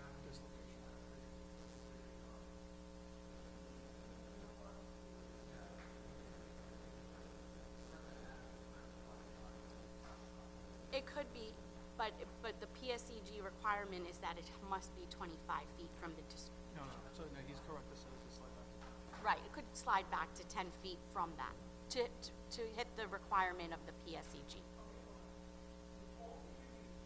Yes.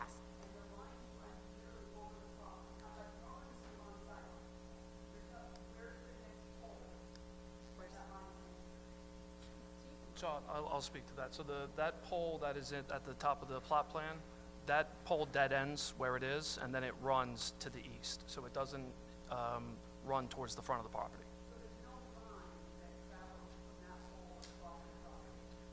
So it travels from the south. That's the service line bringing power to the house, and we depict that on the plot plan.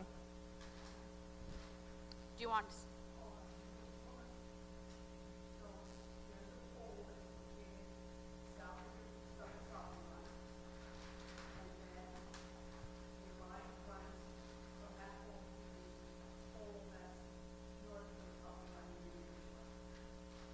So, yeah, there's, basically what I'm saying is it's tough to depict. There's a pole north of our property line in the neighbor's yard. That pole has a service line bringing power to the house, to the client's house. It's overhead, so it's denoted with an OH as an overhead wire on that line. And then there's also a line from that pole to the neighbor to the east, bringing service to their house.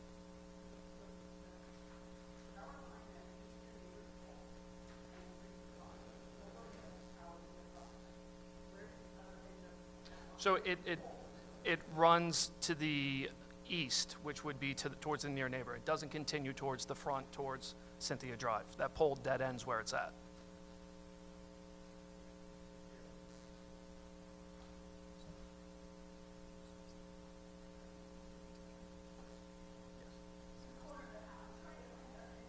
Right, like you're trying to find if there's two poles where it's connecting. I see what you're saying. So.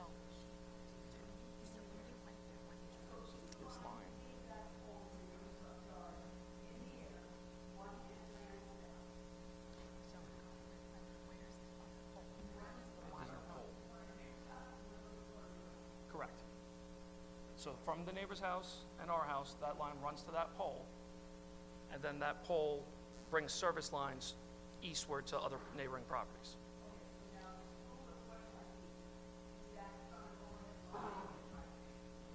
It's 10 feet lateral from the service lines, and then it's a...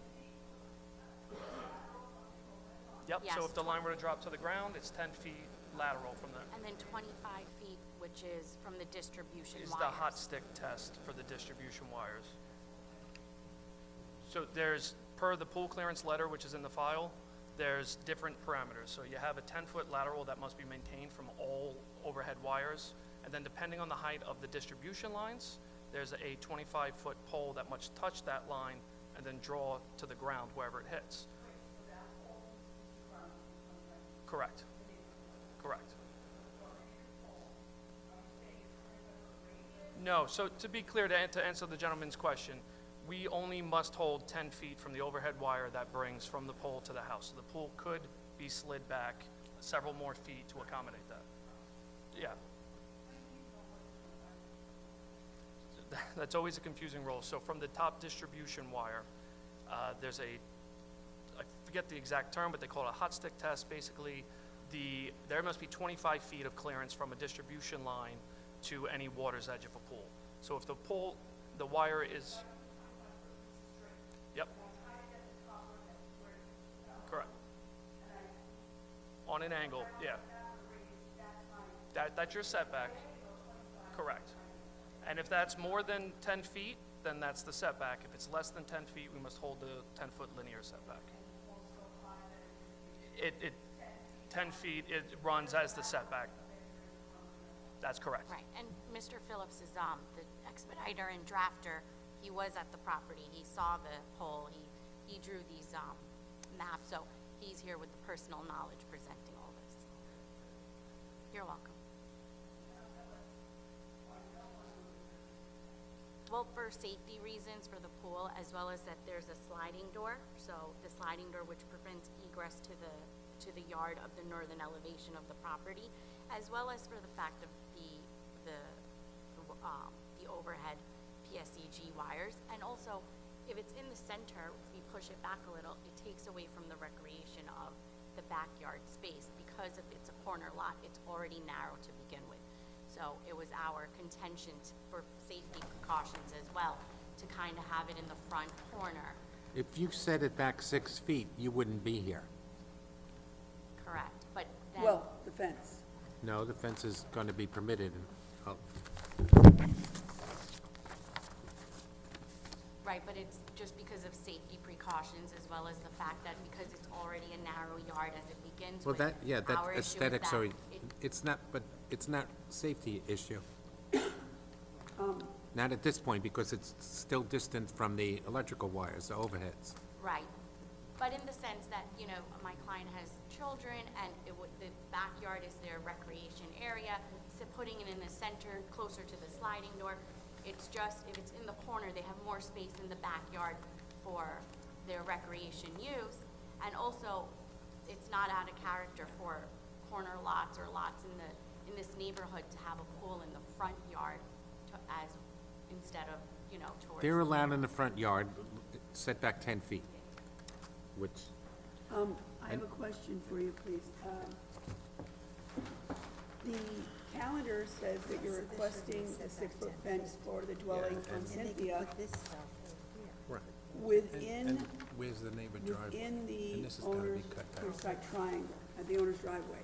but the diagram seems to show it not within the clear sight triangle of the owner's driveway. So Which is it? the diagram that was submitted and filed as part of this application shows the fence coming to a 90-degree and not creating that 8-foot line of sight triangle. So we are asking to maintain it as the fence was there prior to our client purchasing the property. We understand that it's not providing the 8-foot clear line of sight. But why is, the issue is, we're gonna deliberate on this plan. And if we were to approve this and say in accordance with the plan submitted, that's gonna mean you gotta cut it out, cut out the triangle. So what was reflected on that plan was the actually zoning board asked, I shouldn't say that, the zoning board, the zoning office asked us to provide the clear sight triangle on the drawing, but it does show that the plan is maintaining the fence at that 90-degree.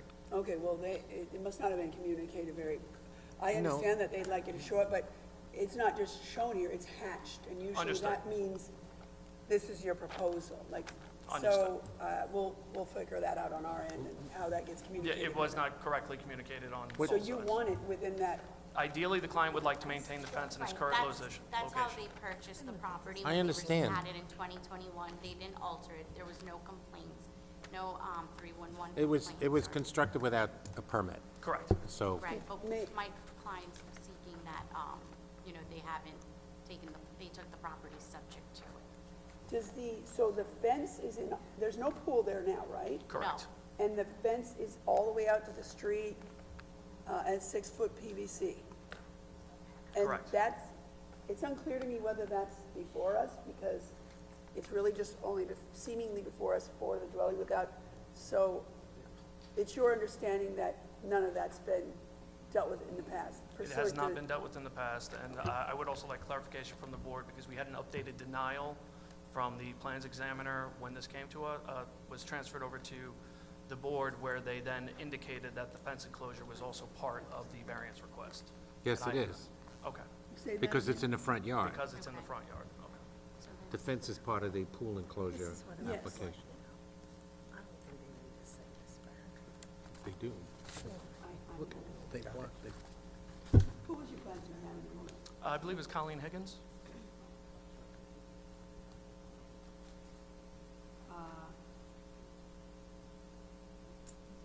One other thing, your neighbor to the east, north, Gravanya, the Gravanyas? It is on the other end of their property, so the fence does not create any site triangle issues with their driveway. Yeah, they don't have Yeah, a they- secondary driveway.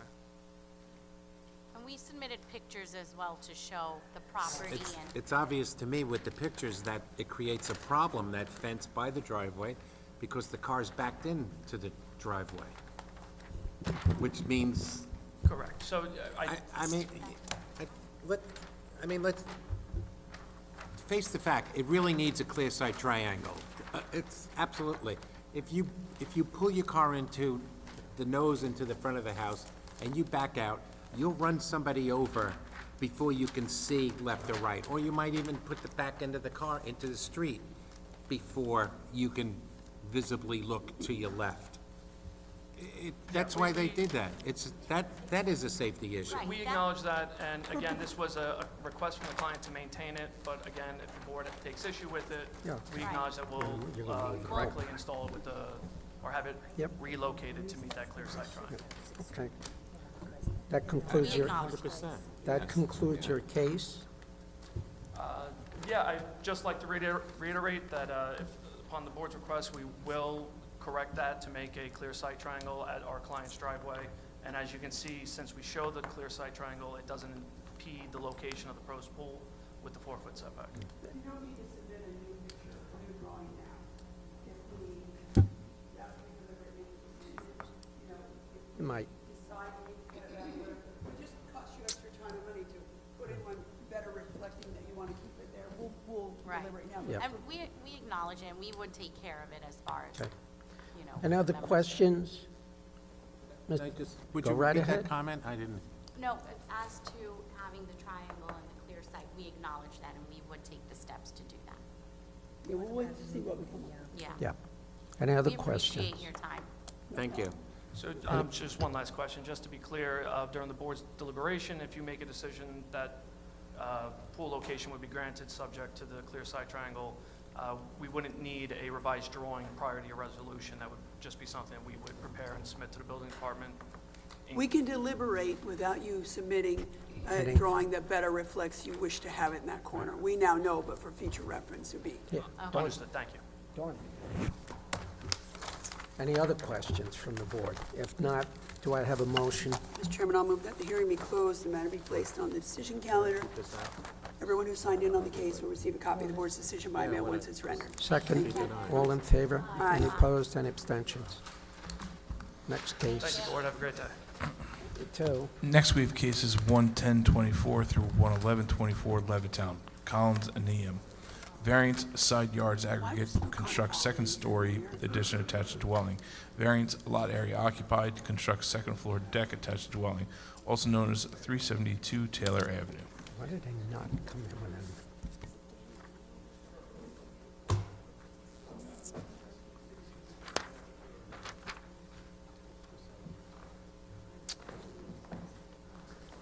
Mr. Chairman, members of Board of Appeals, my name is Colin Sanyam. This is my wife, Amma. You have to speak a little louder, so she has to hear you, and it's harder to hear her than My name is Colin Sanyam. This is my wife, Amma. Address is 372 Taylor Avenue, Levittown, New York, 11756. Is your wife going to testify? Is your wife going to speak? No. Okay. Okay. One more time. So tell us you're here because you would like to construct a second-story addition to your dwelling and a second-story deck attached to your dwelling, and you need certain relief from in the way of variances. Yes, ma'am. One quick question, the case was on before and adjourned. I don't recall why. Can you tell us why it was adjourned? It was a mailing issue. Okay, great. So go ahead and tell us about your proposal. The family is expanding. I have 2 children, and we're currently expecting another baby. Congratulations.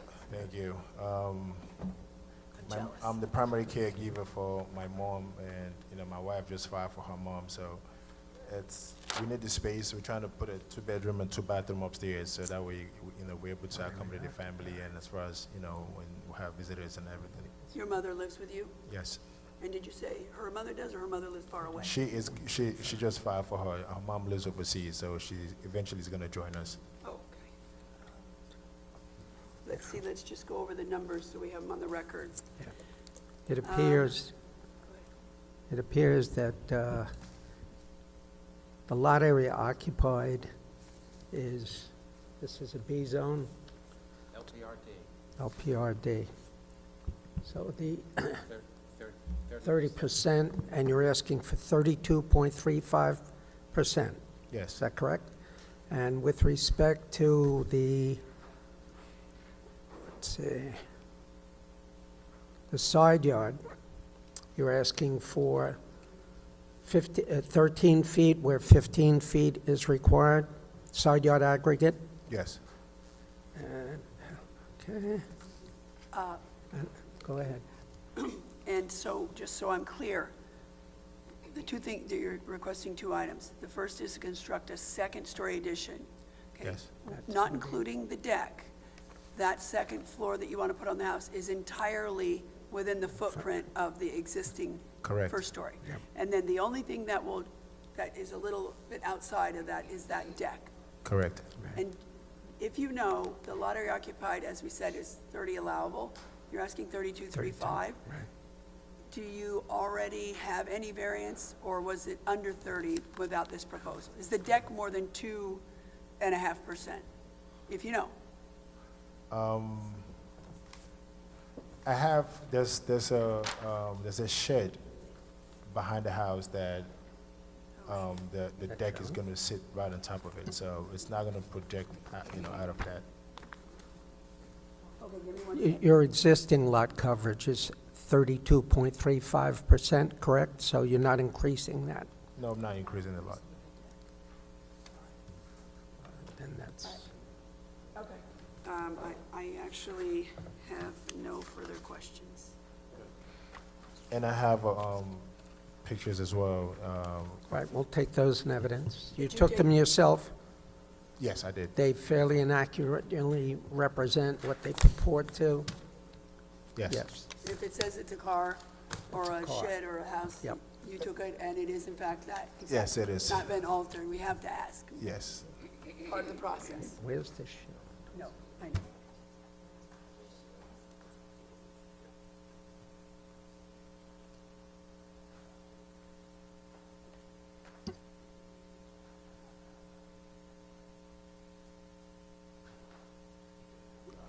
Okay. Wait, I want to hear her voice. Good afternoon or morning. Good morning. Good morning. Name Good. and address for the That's record. enough. 372 Taylor Avenue. Chamaka Onyekun Study. Say your name again? Chamaka Onyekun. Wow, that's a nice name. Thank you. Okay. All right. That concludes your case. And if there are no other questions from the board members, can I, who does? Joanne, you have a question?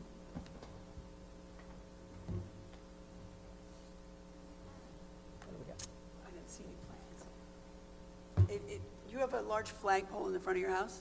Yes. That's nice.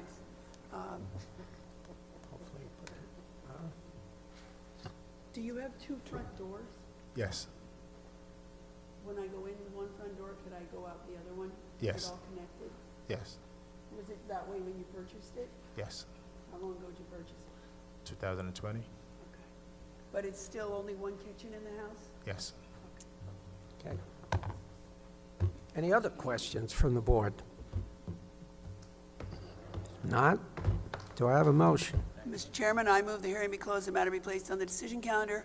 You will both receive a copy of the board's decision by mail once it is rendered. Thank you. Have a nice day, folks. Second. Sorry you had to wait so All long, in favor? but I know it's really exciting to be here and listen, so you didn't mind waiting. Oh, If you'd like to stay, you know, we welcome guests.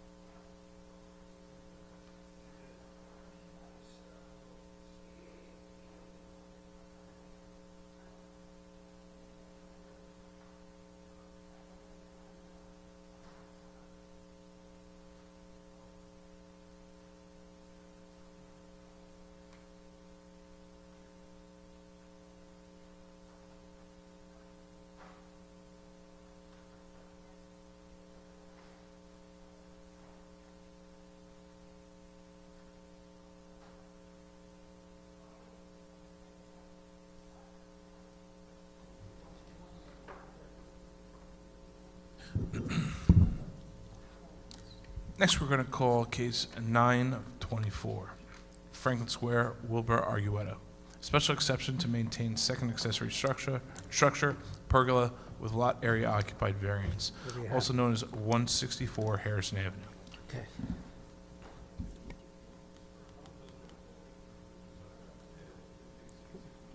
Let's go. Hello again. Salvatore Kushia, permits are us, 338 Jericho Turnpike, Syosset, New York, 11791. Good morning again. I'm here representing Mr. Argueta, who wishes to maintain and legalize a garage, a roof over attached to the dwelling. Property is located in the Residence C zone. The pergola is a second accessory structure that is 144 square feet, and the total lot coverage is 39.63%, where the required is 35%. This is a substandard lot, it's a 4,000 square foot lot, and honestly, any improvements to the property would require a lot coverage variance.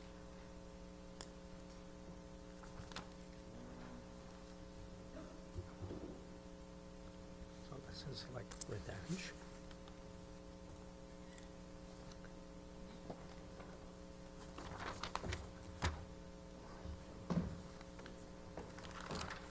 Says-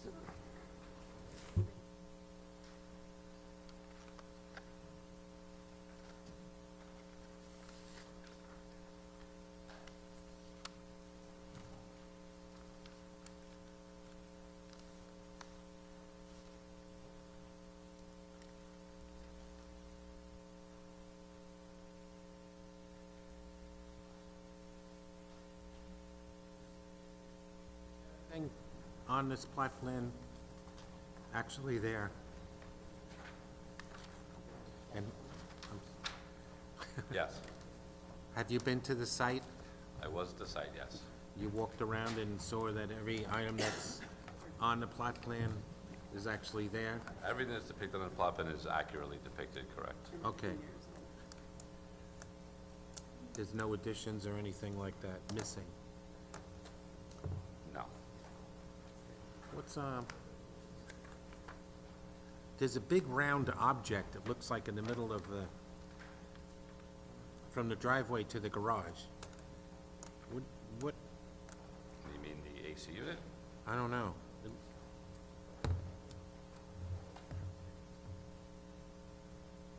I'm gonna ask Patrick to show you, and then you, it's this, that moon. Mr. Cucci, I'm sure I missed it, but you're here for lot area occupied only, right? Correct. And 27.5 allowable, what do you propose? 35% allowed, we're asking for 3963. Oh, you're in a 35 zone?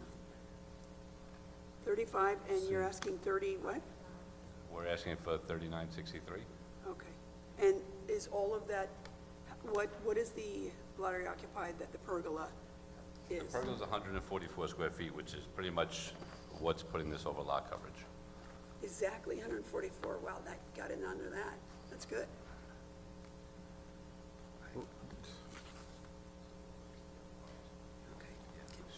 The pergola shows that it's gonna be a 2.8-foot side yard. How does that work? Correct. You stick out on the pergola. Wouldn't that need a side yard variance?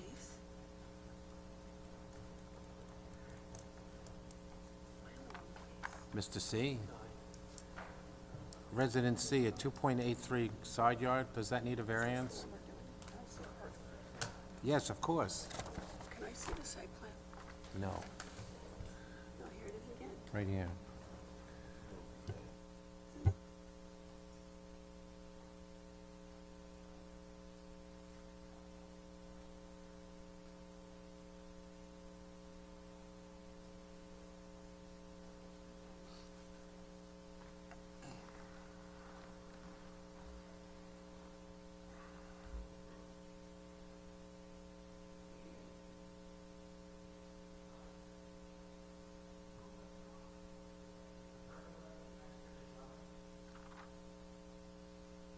Doesn't appear to be attached to the dwelling, and I will confirm. Correct. No, it's not.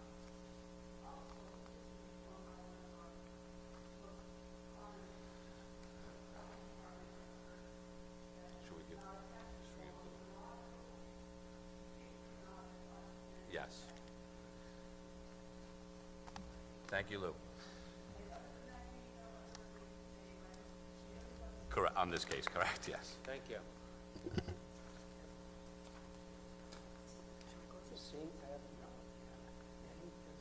We have a number of people who will be in opposition. Would any of you like to speak? All right. Go right ahead. I did this.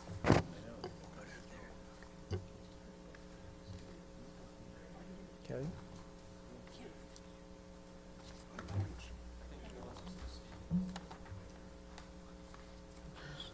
Counselor.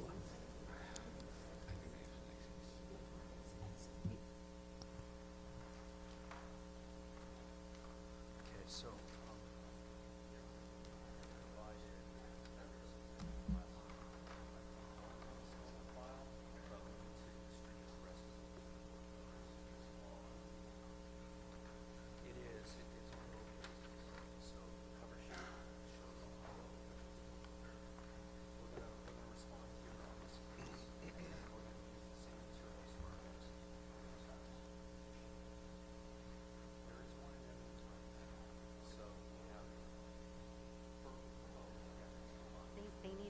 L, so we can show that it's more than 144 square feet. That's in those binders.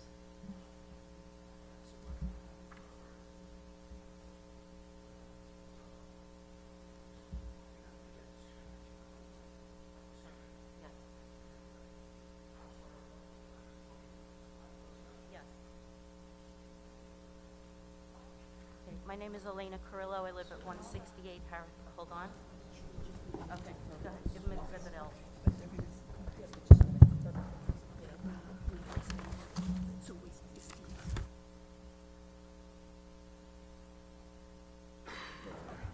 Okay, So- sorry, we're trying to get our paperwork, and given that your testimony, you're here on two different matters, we're trying to figure out the scope of this hearing and the scope of the next matter. And so I think the chairman has indicated that for purposes of hearing this pergola case, we're going to just take testimony and/or, whatever information you want to give relevant to the pergola. Yes. And then the other issues that you have today will be raised In the next case. in that matter. So we just keep it contained and we can keep it more organized. Okay, so you're going first, and I know, Yes, they have the exhibits. It's Exhibit L that you need to look okay, at. to and I show- know you got her name and address. I heard you give it. So just make sure you speak loudly, because it is much more difficult to hear up here than it seems from out there. Mr. Casilla, have you seen the exhibits they're about to introduce? Okay, so let's give him one right now. We sent them, these were from the last hearings. Okay, well, let's just, and the exhibit was prepared, I think we did this a little bit last time, but you've prepared this exhibit, and in general, it contains what? Photographs, what? Yeah, many, many photographs. A narrative. What I'd like to speak to is you have, I don't know if you have Exhibit L from the binder. Okay, but wait, let's first talk about getting the binder into evidence. So it contains photographs, does it contain writings? Yeah, it contains. Just general writings? Yeah, labels of the photographs, we've got letters from neighbors. Okay. All the exhibits of the pictures of other structures he has on the Okay, property. so photographs, Yes. letters, Yes, information, writings from neighbors? yes. Does that Relating generally cover it? Just general? Okay, and as to the photographs, you and/or your husband have taken those? Yes, I have. And And they- any photographs from the neighbors? Yes, I have photographs from their homes as well. Okay, so to the extent that the photographs, that you took photographs, do they fairly and accurately represent what they purport to represent and have not been altered? Exactly. Okay, and those that you received from your neighbors, as far as you know, the same applies, and you did not then otherwise alter them or Not at all. have them altered. As it relates to letters from your neighbors, are those letters the neighbors provided to you? Yes. And as far as you know, did those neighbors write those letters and give them to you? No Yes. other neighbor brought you one from some other claiming or anything like that? Yeah, they wrote to Acting Commissioner Jowitz and the Building Okay, Department but directly. they are, as far as you know, written by the people they Yes, purport to be written by. absolutely. And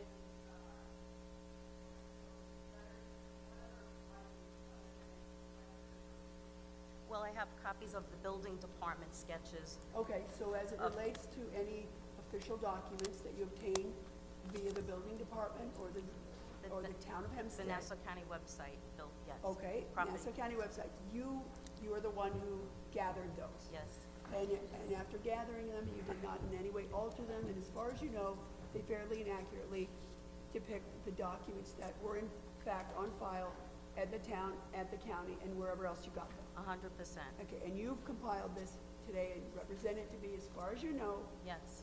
not altered or otherwise misleading? I don't think I could alter a photo if I had to. These are exactly Okay, as they are. we have that. So, Mr. Kachia, you've heard what she said about the compilation that she's prepared there. And whether or not you like it is not what I'm asking you, or any part of it. Is there any part of it that you feel has been altered or does not portray what it purports to? For example, if there was a picture that said house at 2950 Blank Avenue, but that's not the house that sat there, even if she didn't alter the photo, maybe it was mislabeled, that would be an objection that we would want to know, because it didn't fairly and accurately represent the house at that address. You don't need, it's not a huge thing, but as far as you know, does it fairly and accurately represent whatever it purports to? And/or do you have any objection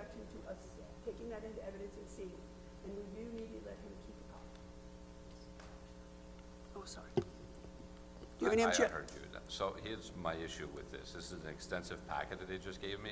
A couple of the pictures seem to be accurate, but for me to attest that everything in this packet is accurate is, Okay. I can't do that. Other than that, do you have any objection to it? No, I don't. Okay. Mr. Chairman, shall we accept that into evidence? Yes. We'll accept that into evidence. I want to make sure that you have a copy to keep as the exact one that's prepared and provided to the court today. So do you have one now, Mr. Kachia? I have one in front of me, yes. Are both of those part of it? Both those are part of it, yep. Okay, thank you. Those have been on file for 60 days.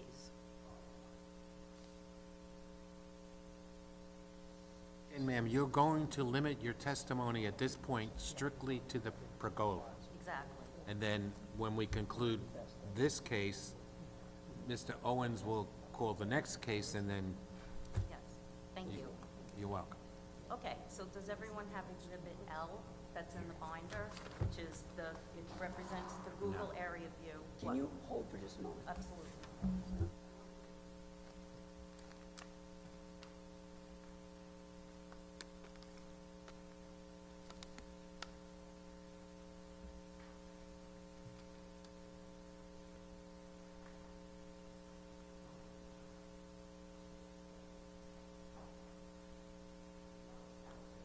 One second, Joe. We want to be able to hear it too, so. No, it's okay. I understand.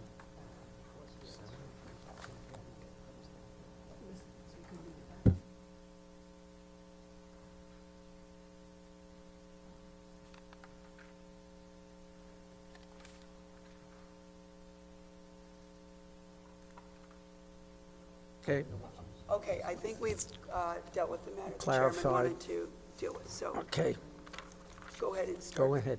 Okay, so if you look at Exhibit L, this Can you- shows a photograph. Can you put the I'm sorry, mic right The house has already been extended twice. So the first photograph shows that there's a front extension, a rear extension, and a dormer. So What are already we have two talking about? extensions on a. Hold on. L. That is L in your packet?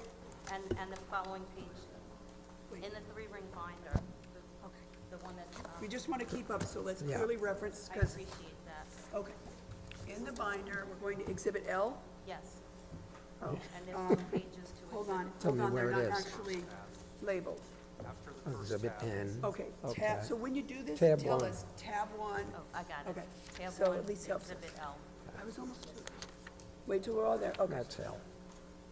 There's only one page. And L is one page or 2 pages. 2 pages, I see. Okay, go ahead now. Okay, Okay, so if you look at the photograph from Exhibit L, you can see that Mr. Argueda's home has already been extended twice. Wait, the bottom photograph? The top one, it shows it's got a front extension and it's got a rear extension Hold on. already. That was approved by the building department. Okay, Okay. one second. The top photograph to me is a picture in the dark with a porch and a light on it, but I Yeah, cannot. my neighbor took that because he's got industrial, commercial floodlights that go into all of their bedroom windows. Okay, hold on though. So that's. Hold on, just hold on. Okay. So, I'm sorry, you can't hear me. So that top photograph, is it the house with the light on that's the That's subject? his house, and it's extended all the way to the sidewalk from one extension and all the way in the back to another. I hate to do this, but you still gotta speak loud. Joe, you gotta Is speak this loud. better? This is as high as I think it can Okay. go. Push it, you can bend down. Okay. Okay, so now, you're saying that this is to show that the applicant's house, judging from the house closer to us, that the applicant's house protrudes to the street. Practically to the sidewalk. But that's what you're showing us? Yes, Okay. because it already has 2 extensions on, and it's a 40-foot by 100 property. Okay, wait, so the fact that it extends forward in this photograph, what are you telling us about that? Because I'm going to show you the Google area map, and I'm going to show you how that pergola cannot be 12 by 12. From the next photo. Wait, we really do want to follow what you're telling us. Okay. So you're saying the fact that that house extends nearly to the street, you're going to explain to us that that's relevant because it somehow affects the analysis of the pergola that's in this case before us? Exactly. Okay. So go ahead now Now, and tell us. look at the next photo, the Google area. Okay, on the same Okay. page. And that first black roof is the second extension that's been done to that house. And according to the building department records, which is on the next page. Wait, that first black roof. There are two sections to the black roof that I can see, and one is more to the right of the photograph, one is more to the left. To which do you refer? The left. Okay, so the one that's between the second roof and the first roof? Yes. The one that is connected to the orangish, brownish It's connected to his house. It's an extension of his house. Okay, so the And pink the- roof goes to the first black roof and then a second black roof. You're talking about the middle one? Right, the middle one is an extension. There's a number in there that appears to be 1609. 1609 is what? It's it's more grayish. Well, what I'm trying to note is that the extension, according to the building department records, is 8 by 20. Right. On the next page, I got this directly from the Nassau County Land Record. Okay. So his bedroom extension, the second one on his house, is 8 by 20. If you look at the pergola, which is the right roof, it's actually the same size or bigger, so it cannot be 144 feet. It's impossible. Okay, so again, so that I'm following you, you're saying the building department or the county records show the extension to be what size? 8 by 20, and that's on Hold the on. It's here. the 8 following by page. 20, hold on, you gotta go slower for me, I'm sorry. 8 by 20, and you're telling us that the other dark roof is the pergola at issue here, and because it appears to be the same size roughly larger. as the extension, it doesn't make sense that it could in fact be 12 by 12. Exactly. Okay, well, that's easily solved, that can be measured. May I? Yes. Okay, so, I don't know, I'm not gonna go by county records, but I will go by building department records. The building department has a closed-out building permit that was issued in 1959 for a 10 by 13.5 rear extension. Now, I'm not gonna go by measurements off of Google Earth, but 13 is bigger than 12, and if you look at the picture that she's showing, it's obviously bigger in size there. However, Okay. we do have a building department set of plans that was submitted for the pergola, which is 12 by 12. Hold on, so you're saying that that extension to which she refers appears to be the subject of the 1959 permit and appears to be 10 by 13? According to building department records, yes. Okay, so wait, where's the record that you found that indicates that that extension is 8 by 20? The one that's attached to Exhibit L, and I'd also like to point out the survey that Mr. Aguirre paid for. Okay, let's do one at a time. Because this configuration. Survey show that pergola? This Yes, it does, configuration and does the other not. legal structures Okay. he had on it, yes. So you can This look is at the county the survey land is record. second And from the back. that's, We're going too fast. If we're gonna try and follow what you want us to follow, we gotta do it, hold on. So, This is the county land record, and it appears you to know what it be, is, it's this whole thing. no, it can't be. What is, Mr. Kachia? What is to the south and attached to the dwelling, to the south of the extension we're talking about? It almost looks like a greenhouse or something, and attached to the dwelling. I think this is half this is the 10 by 13, and then something else is here, and the county is just showing this too. Is that like an, Are you referring to the picture of what looks like to be greenery on the tell driveway you side? what, can you turn in your binder to the first set of documents? I forget the label, it starts with C, it has a red. L. Okay, and no, the tab is the first tab, and then page through the pages in that tab till you get the things marked Exhibit L. Yeah, I have it. Yeah, I have it. Okay, so you see down below, there's, turn the page for a second, you'll see the county outline she's talking about. My thinking right at the moment is that the county shows that outline because it's showing both this alleged 10 by 13 section, and then you see below that, it almost looks like a patio with like a pergola above it or something. It's got a trellis and all Trellis, that. that's the word I was thinking of. Yes. It's possible, I mean, it's possible, that's what the county was Well, showing on okay, there. but I'm asking you what's there. I'm just trying to show you the spot. Nothing, I don't know how old this picture is. It's not, Okay, have you been to the house? yeah, but this is not there. Okay, what is there? Nothing? Nothing, it's a driveway. It's a garage at the end of the There's not driveway. even a patio there. No, it's just a driveway going to the garage. Okay. And- Well, no, not the driveway, but between the driveway and that addition. That's the You see, it pergola. looks like there's a trellis and a patio or something. Right. And So greenery in over front. the barbecue island, there used to be a cover, which is no longer there. And Mr. Okay, so Margetta, I think that's if what's you want to swear him So in. the records the building department used to issue that are misleading at best. If you, I'm not sure that no, that's no, true. no, if you look at the configuration That's why of we're here. this, Right. I'm suggesting it's this. It doesn't, we don't have to figure how it out, we can accurate is measure it. this? You can measure it. Yeah, I understand, I'm just trying to figure out what we're looking at. If I may, she said that she has a survey. Yep, his survey is in the back of that Okay, binder, look at- second from last, and it shows it's bigger.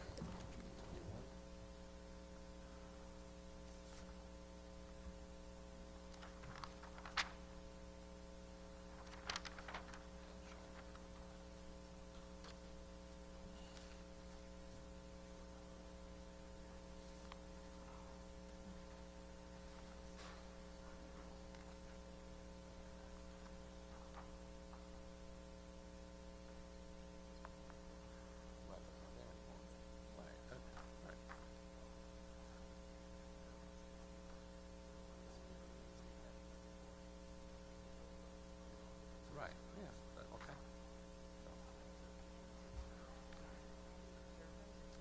It's in the rear. Yeah, then we're But not going here, to look at this. okay.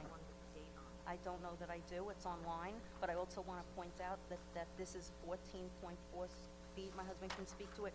The part that they need is right here. So it's faulty.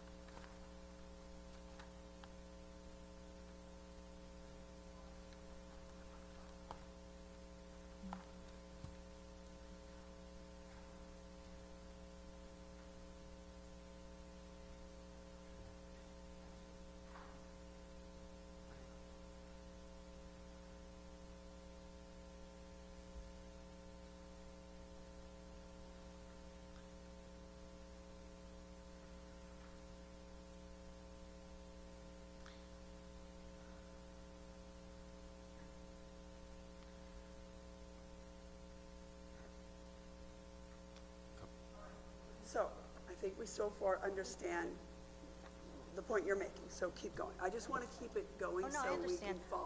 I'm going to let my husband, who's a professional engineer and an attorney, take over after this, but I just want to point out that the survey he attached to the application to get the permit does not match his plot plan. It does not match what's actually there. It's taller, it's bigger, and Okay, his why own don't you point us to license. each of those right now so we can look at them as you tell us? Okay, his survey shows it, that it's bigger. Okay, where's the survey in the The book? survey is the second to last page in the back of the white binder with the exhibits. Okay, hold on, I want to look at it as you tell us. So, hold on, survey or the drawing of the pergola? Oh, she said second to last. This, Mr. Argueda's licensed surveyor prepared this. This is not from us. Okay, no, I understand. So you're talking about the survey that at the top has a reference N-33-419-35 Yes. and was prepared, it appears, by, A Jujo survey. okay, great. So tell us Someone now. who's licensed. The plot plan was not prepared by a licensed person. It was by a draftsperson. Okay, so but let's stay on this survey. So Yes. you want us to compare this to which, I want you to compare it to what he's saying that it's 12 by 12.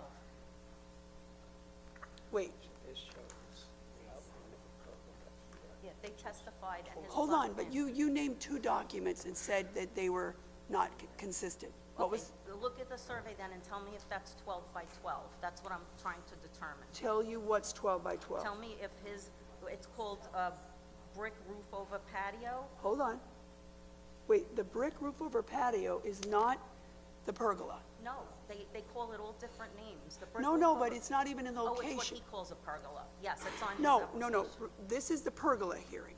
So the pergola, do you have the current site, Yeah, I do, I got it. for this case? The No, survey. no, no, not that. Here, let's give her one of these. So that we, I left it behind because I wrote on it. That's fine. Yeah, the one that's before us, right? Yeah, it shows that it's 12 by 12. And it's not. Just make sure that's the one you were working from, because that's what we're looking at.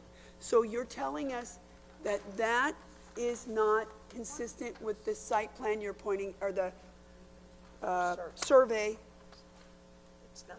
Well, let's just. Yes, the plot plan. Okay, so what part, so on the survey, which, let's get the date of the survey. And that's by a licensed person. Okay, but hold on. No, this one. The survey. Hold on. January 5th of 2023. Is that what you? Mine says the 5th. Okay, so we're talking about this survey map completed January 5, 2023, right? And that, on that, so referencing the site plan before us now, it's the hatched item that is the pergola, right? We're on the same page, right?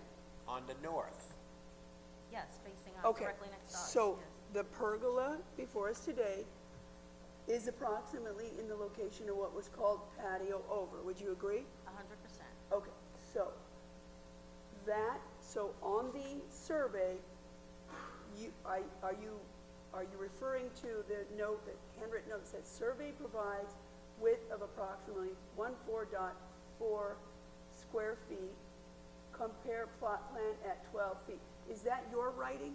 My husband is a professional engineer. He wrote those notes so that Okay, we so would... the writing on this survey, but it wasn't the surveyor, that's your analysis. Well, okay, but look at what the survey says then and do your own, because if you add it up... Hold it's a- on, what the survey says where?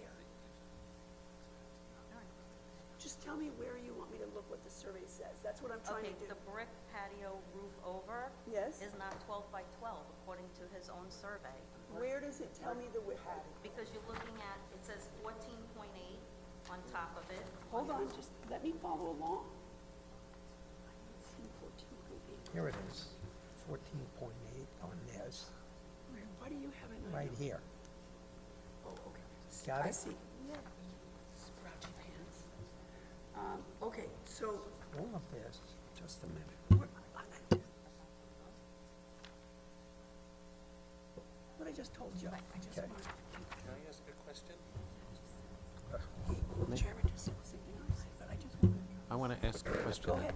Okay, so... Wait, time yeah, out. spell your I have a yes, question. Yes. Aside from the marks that are put on here by your husband, that you Yes. said was by your husband, has there anything else been modified or changed on this survey? No, this is his survey. No, but your husband wrote on it. He so some changed stuff has it. been added. That's what he's asking. Okay. What other notes on here are that of, Anything in the cursive script So- right? Sir, maybe your husband can answer my question, because Yes. it's a direct... Step up, please.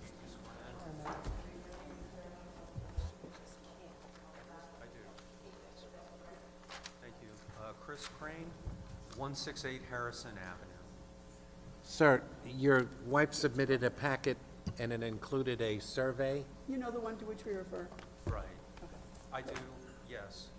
It's been modified. Your wife said that you modified it in the sense that you wrote, Yeah, we're You not made some suggesting notes? anything wrong, we just want to be Right, clear on right, that. so, correct. I want to make sure that this is a true and accurate survey, and that you didn't change anything other than put notes on it, draw That's lines. correct. I added notes. I didn't in other way alter the survey. I obtained this survey document Okay. from the town website, and I added my own handwritten comments onto the survey, and I included these comments in my letter to the building commissioner. That's a letter that's included in this binder. I just wanted to make sure that this survey was unaltered, other than your notes. That's my question. Yes, Thank you. that's correct. Okay. Now, we're doing a lot of work here to try and follow, because you'd mentioned you thought the town's records were misleading. I don't come to that conclusion, but it doesn't really matter. What I would just, I didn't say misleading, I said they're not consistent. you said misleading once, but it doesn't Okay, matter. but how can the building department make an honest, thorough examination and review when the survey doesn't match the plot plan, doesn't match what's there? I'm good. That's my point.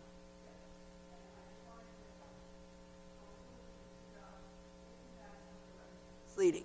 That being said, the real simple answer is, we're gonna go out and measure the pergola. That's that. So, as to the size of the pergola, we understand your claim that that the size claimed on the documents and testified to is not accurate, and we are gonna go measure the pergola. So, let's move forward to whatever else. And height as well. That's- We will take building will department, one or measure more it. members with us if we Right. can get them to go. So, what else do you wanna tell us about the pergola?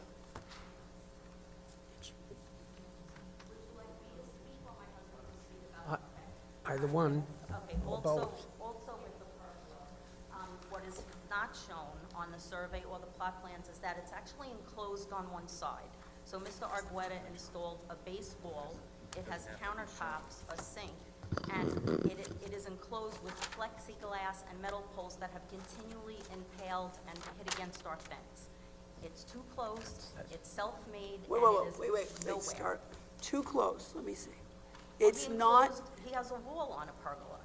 That's not on the survey or the plot plan or on his application. okay, but wait a minute. It's not denied here for any setbacks. So, I mean, you may or may not feel it's too close, but the only thing it's here for is for the lot area occupied.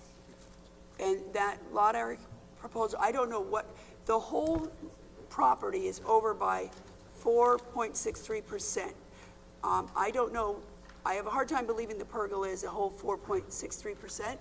I'm guessing it's, 2% maybe or something. We'll get those numbers. We'll have the building inspector go out and verify exactly what's there and that it's accurately reflected on the materials that the board is reviewing in its deliberations on this matter. But so now, we have the drawing of the pergola that the applicant wishes to maintain. Have you seen that? I've seen the plot plan, and it's not accurate at all. I know you think the size on the plot plan is not accurate. We will figure that out ourselves. I'm asking you about the drawing. Okay, so let's look at the wall that he has there. Hold on. You submitted a copy or a drawing of the pergola. I assume you got that. Yeah, that's his documentation that we got online. Okay. And you've already told us you don't believe that it's only 9 feet tall, Yes. right? And you can see that from Exhibit G. Well, There's we're a- going to see it by going there and measuring it. Okay, Exhibit G shows a covering his bedroom window. Hold on. Exhibit G in the first section. Right, and there's also, hazards, so not having Wait a egress. second. Let's get to Exhibit G that you want to show us. I want to look at it. And you also said it wasn't attached to the house. That's an Exhibit G as well. Okay. Give us G.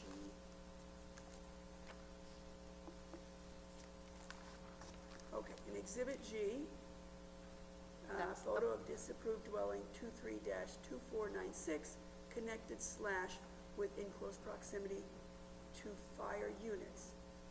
Okay, photographs of disapproved structures. Illegal dwelling unit blocks rear bedroom window, already high window to begin with. So this is a photograph you've taken, right? Yes, I have, from my And yard, that's taken from your backyard? from my yard, That's your fence, or the neighbor's fence? my fence. Okay. And I see the On- roof of the dwelling. Illegal dwelling unit, what? you I'm mean- referring to the pergola as not being legal. Okay, so the illegal pergola blocks rear bedroom, yours or theirs? His. Blocks neighbors' blocks applicant's rear bedroom window, already high window to begin with. Right, What's there's no the, what, egress. wait, why do we care, to put it, why does it matter to us that the pergola blocks the bedroom window? Because he has multiple dangerous fire hazard violations. I don't want to see his family. He's got small children. I don't want to see a death or worse, a car. So you're Because there's saying, no egress from the house, so you're saying it blocks the window, his window. hold on, his window, in the event of an emergency, you believe it could be a safety concern? Absolutely. Okay, what's next? Underneath that picture, he said the pergola is not attached to the house. So maybe someone could tell me exactly how that is, because this is a picture directly from my driveway showing that he's got a roof attaching it to the house. Because initially, when he built it in 2020, I said, do you have a permit? And he said, I don't need one because it's not attached to my house. I see from the photo that it touches the house. I agree, it may be attached. When our expert was here earlier, so coincidentally, we were asking about the setback because it's different whether something's attached or not. And Mr. Carnavale had actually taught me at the time that it could be abutting and not attached, which would be different from attached. So, for example, the setback that was applied was the non-attached. So I see from your photograph, it appears that it, at the very least, is abutting up against the dwelling. When we go out, it will be on our list, added to the list, that we will determine whether it's attached. And personally, if I go, I'm gonna need to take someone from the building department, because I don't know, is one screw attached, or is it have to be? He'll modify it. He's been modifying it. Don't worry throughout. about that. I do, Okay. because he takes things off and he puts things on, and this is constant. Once we are done with this case, whatever we grant, if we grant anything, we'll have very clear conditions. And if at any time a condition is broken or not complied with, I'm guessing that you will call the building department, which time someone will go out from the building department and determine whether or not the They're conditions in have been violation. violated. Yeah. And if so, And if so, take appropriate action. right. Okay, keep going now. Okay, now I also have photographs of the wall. Where? That encloses the pergola on our Same- side. Same section? Each No, time you these want are us to look at a photograph, you need to say, Yeah, these are- behind X tab, exhibit X. Okay, I'm going to hand these to you because these were the letters that we sent to Christina so that you would have them within before, the 30 days of the hearing. We thought these were Wait a minute. given to you. What, no, ma'am, what about the photograph you just alluded to? It's right here in the letter. Okay. So And, my- and my- is it in our packet? You should have had it from Christina because we were told we had to submit it 30 days. But is it in the binder? No. It's not in the binder? Start with Okay, showing one to Mr. Kachia. right. Give it to them.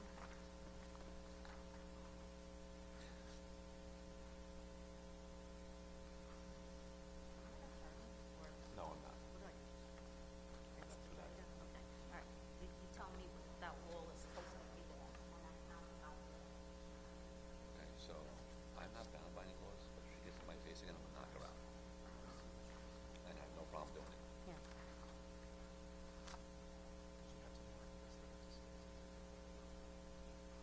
It's plastic. Should we, for real? Yeah. That is proposed, and that's not on the survey, and it's not on the plan. Really point that out. I got plastic covering that side.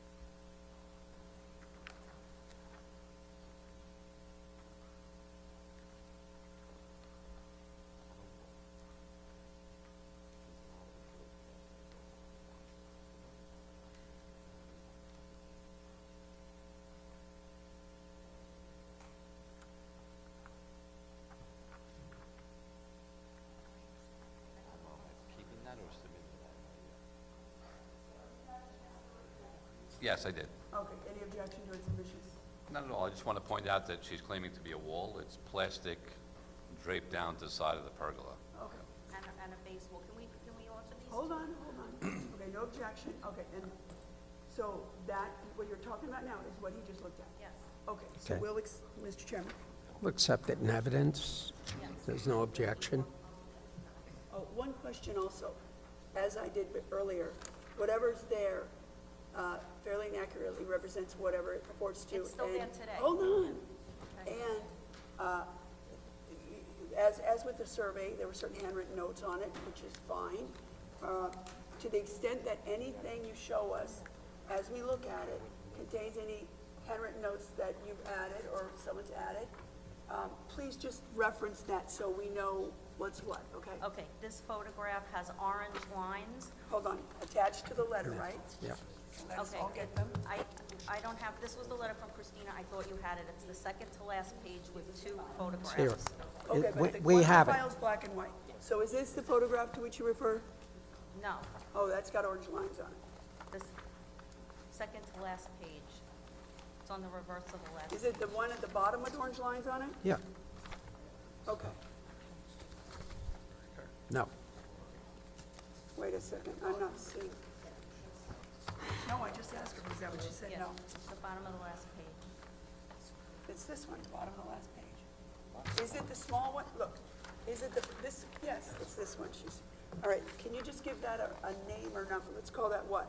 I'll call it Exhibit X. Okay. X. Exhibit X to the letter, because it's going to be taken down in the transcript, so we Okay. need people to know what we're talking about when they read the transcript. So this is the letter dated February 12th of 2024, Stephanie, and it will be the last page of that document, Yes, and we're referring to the bottom photograph, which she's calling Exhibit X to that letter.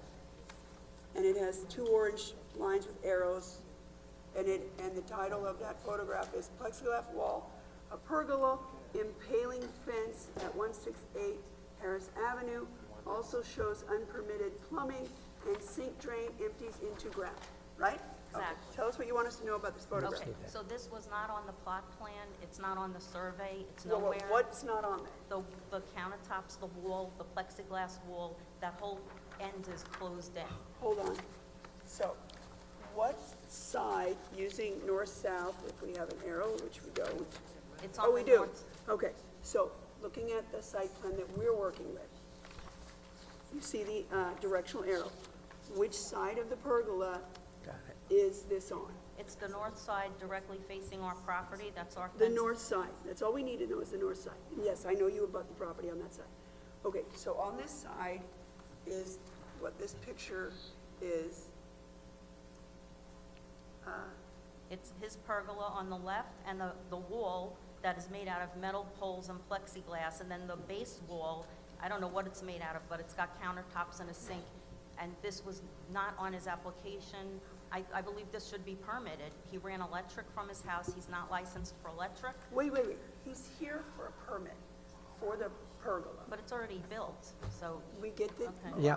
so, you're saying, your issue is that somehow the pergola language and site plan don't show that there's a plexiglass wall on the one side of it, and that there's plumbing and a sink drain underneath it or And- elsewhere? and it's located in a base wall, so that whole In side the has. base wall of the pergola? Yeah, you can see it right there, that's where Well, the. that, to be frank with you, I can't tell which side's up on this Can I picture. show it? No, it's fine.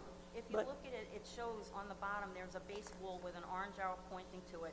The base wall comes from the bottom of the property up to counter height level, and then the metal and the plexiglass are enclosing it from the top.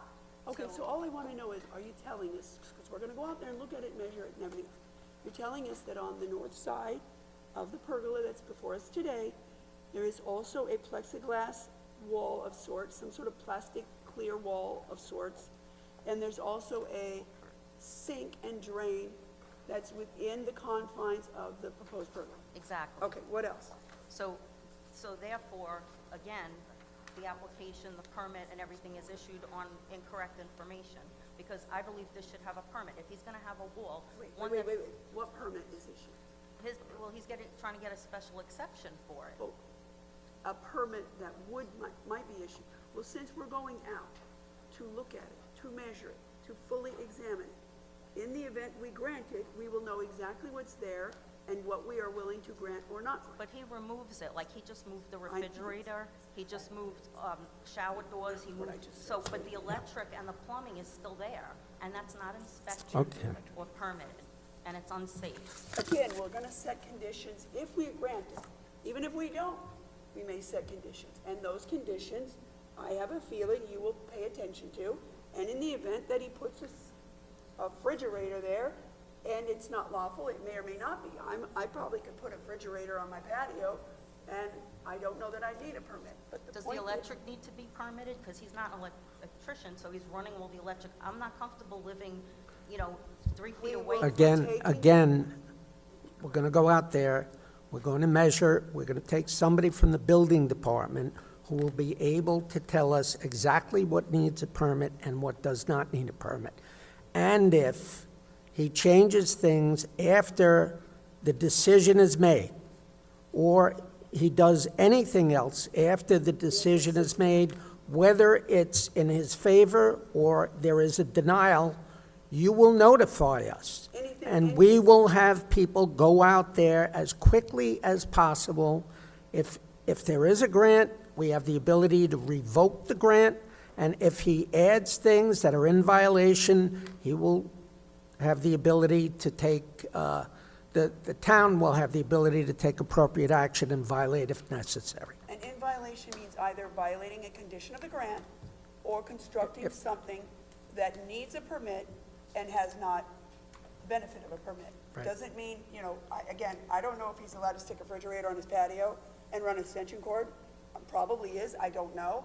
But as the chairman said, if it's in violation of conditions or if it's something else that is requiring of a permit and doesn't have it. All right, my husband would like to speak. Okay. Thank you. Thank you, Elena. Again, Chris Crane. So just supporting and amplifying some things that my wife said. First off, this is presented to you as a pergola. We contend that it's not a pergola in a traditional sense. A pergola would be a lattice-type structure, a lattice roof. Instead, what is presented to you is a canopy. And we think that this really should instead be called a patio cover.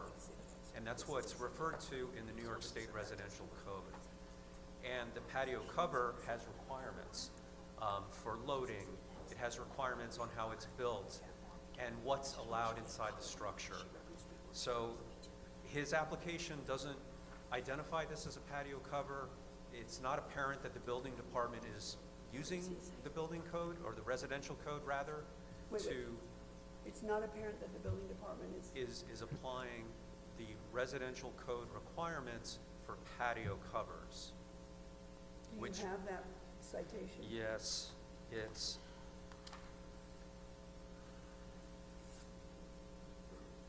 Appendix H of the New York State Residential Code.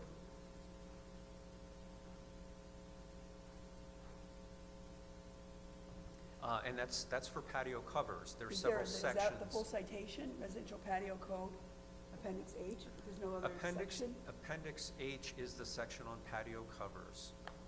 You're calling this a patio cover and not a pergola. I do. I contend this is a patio cover. What's a pergola or pergola? A pergola, Wait, yeah, I agree. A pergola is a structure that does not have a solid roof canopy on it, and it has like a lattice structure that's not I guess not enclosed. It doesn't enclose space. is that defined in that building code? Yeah. New York State Code? Pergola is not defined in the New York State Building Code So- that I could find. Is it defined in the town code? Is it defined in the town code, the building zone ordinance? I didn't see pergola defined Okay. there either. Now, I'm not an attorney, but I've been around a long time. Once, a good friend of mine who was counsel to the board had told me that in the absence of a defined definition in the codes or et cetera, you go to the dictionary. All right. No. So, in the absence of that coded or codified definition of a pergola, Right. do we go to the Dictionary. Thorndike and Barnhart dictionary or No, Webster's? I think you should refer to the correct definition, which is a patio cover for this But it's structure. not. I don't care what the survey says, he's here for a pergola. He has Okay. termed it as a pergola, but I believe it's really a Okay. patio cover. Okay. Let me ask you one thing. So, since this question arose, I just looked up the definition. I can't give you the citation, but just as something. So the main difference between a pergola and a gazebo is the function of the roof. A gazebo and a pavilion provide full coverage from the sun. Pergola allows. Slow down. She Sorry, can't I'll take give it that. to you. While a pergola allows for sunlight to shine through its slatted roof. So let me ask you, if this were being characterized as a gazebo instead of a pergola, right, which would get us away from, you don't feel it, how would that change the analysis for us? I think you should use the definitions in the state code for the structure, and I think that's how the Well, plans if they're examiner. applicable, but I don't know that, I mean, I'd have to look up the code, this Okay. reference to edge. Did you look up the definition of a residential cover? Yes, I did, I'll read it to you. Slowly, please, yes, because I just did Okay. it too fast. Patio cover, a structure with open or glazed walls that is used for recreational, outdoor living purposes associated with a dwelling unit. That's it? Okay. That's it. It's appendix. What kind of walls? The walls can be open or they can be enclosed. Or they can be walls that enclose the structure. So if I enclosed all the walls of this structure, but had so wait, a patio cover is a structure for outdoor use, and it can even have enclosed walls? It can have walls or it can be open. Okay, thank Okay? you. And I think the plans examiner needed to, well, I think to properly review this application, you should be referring to that section of the code and what it says. Well, then he might put walls on the whole thing. Okay, keep going. We're gonna go out and look at it, so I don't think we have to beat a dead horse too much about what's there and what the drawings show, I because think- we'll definitely clear that all up. Okay. I guess the other, well, the point my wife is making too is that the survey did call out a pergola in a different location, as you already saw, and that was for a different type of structure. That's what we think a pergola is. It's an open structure with a lattice-type roof. And that's no, I don't believe it's there now. Yes. Okay.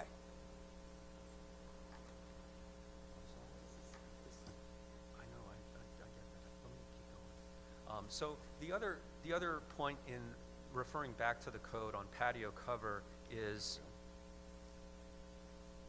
another section. It says patio covers detached from or attached to dwelling units shall only be used for recreational outdoor living purposes and not as carports, garages, storage rooms, or habitable rooms. And we've provided photos in our submission that we contend show that this structure is used for storage. There's a lot of materials that are stored in there. And as my wife was describing before, it's used really as habitable space. It's used for cooking. It's used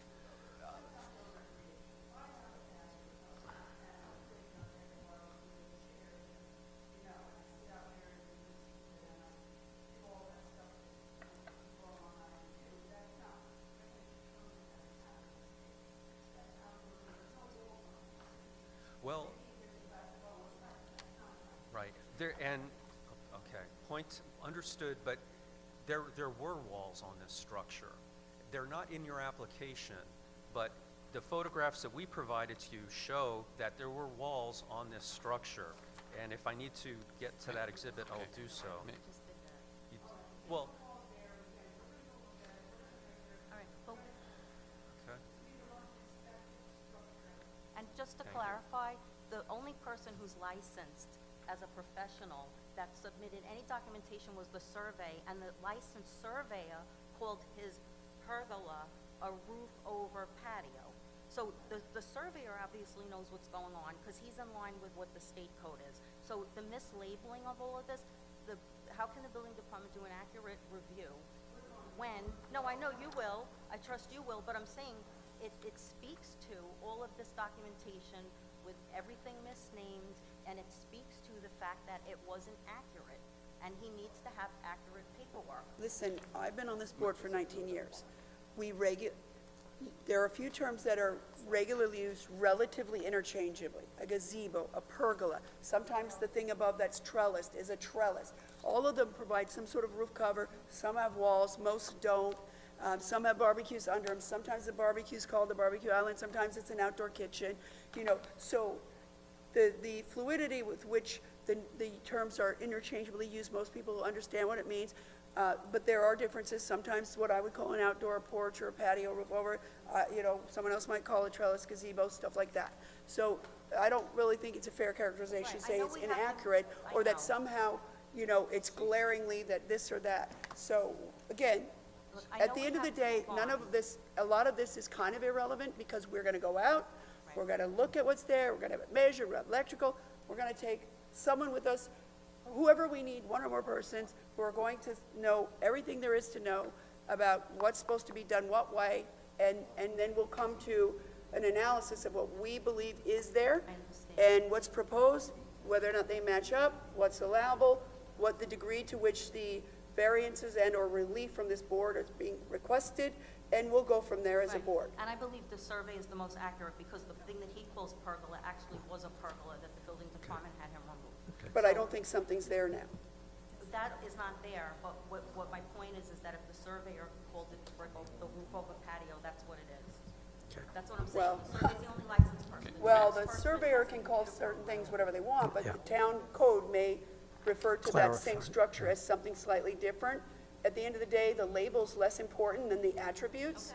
And a roof is, whatever the attributes are of this thing, however the building department wants to characterize it, we're looking more at the attributes than the title we put on it. You can call it an apple for all I care, but, we're going to apply the appropriate code and appropriate qualifications.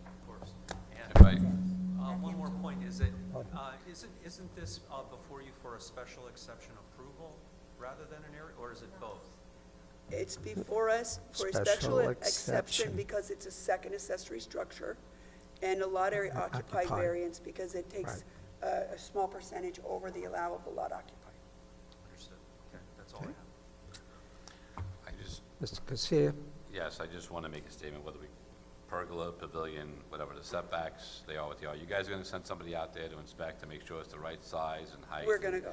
Which is perfectly fine. I just want to make a comment. She's, accusing my client of all these illegal structures and things that are there and whatnot. And honestly, you shouldn't throw stones at a glass house. There's a search sheet here on her property. So when the building department goes out to my client's home to inspect his structure, I would request that they inspect her property, because at bare minimum, there's a fence that she put up without a permit. I have her search sheet here that shows she does not have one.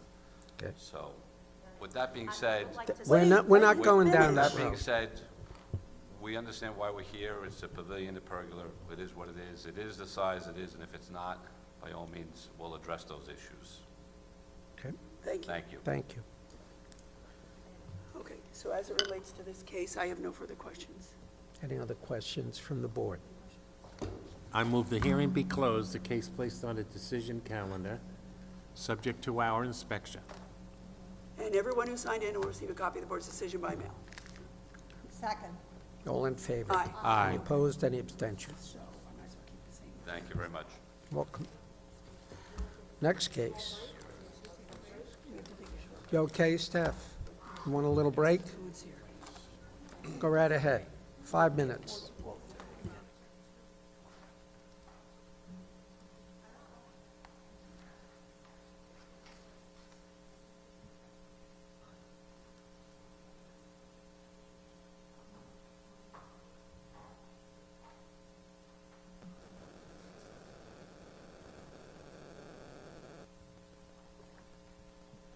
We're going to take a 15-minute break, and if any of you would like to have coffee or A snack. a snack, there's a cafeteria in the adjoining building, and then we'll come back and hear the last case. Do we want to do second? Wait a minute, what about the second call? Second? No, the second call. We had 2 cases on second call, and there is no one here for either one of them.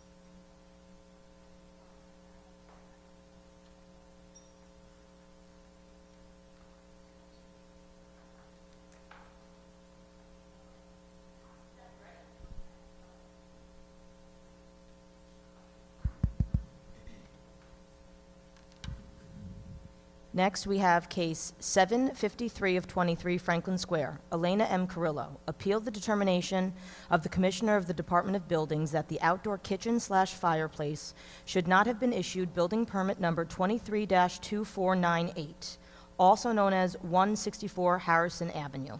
This is a continuation of the hearing from December 13th, 2023.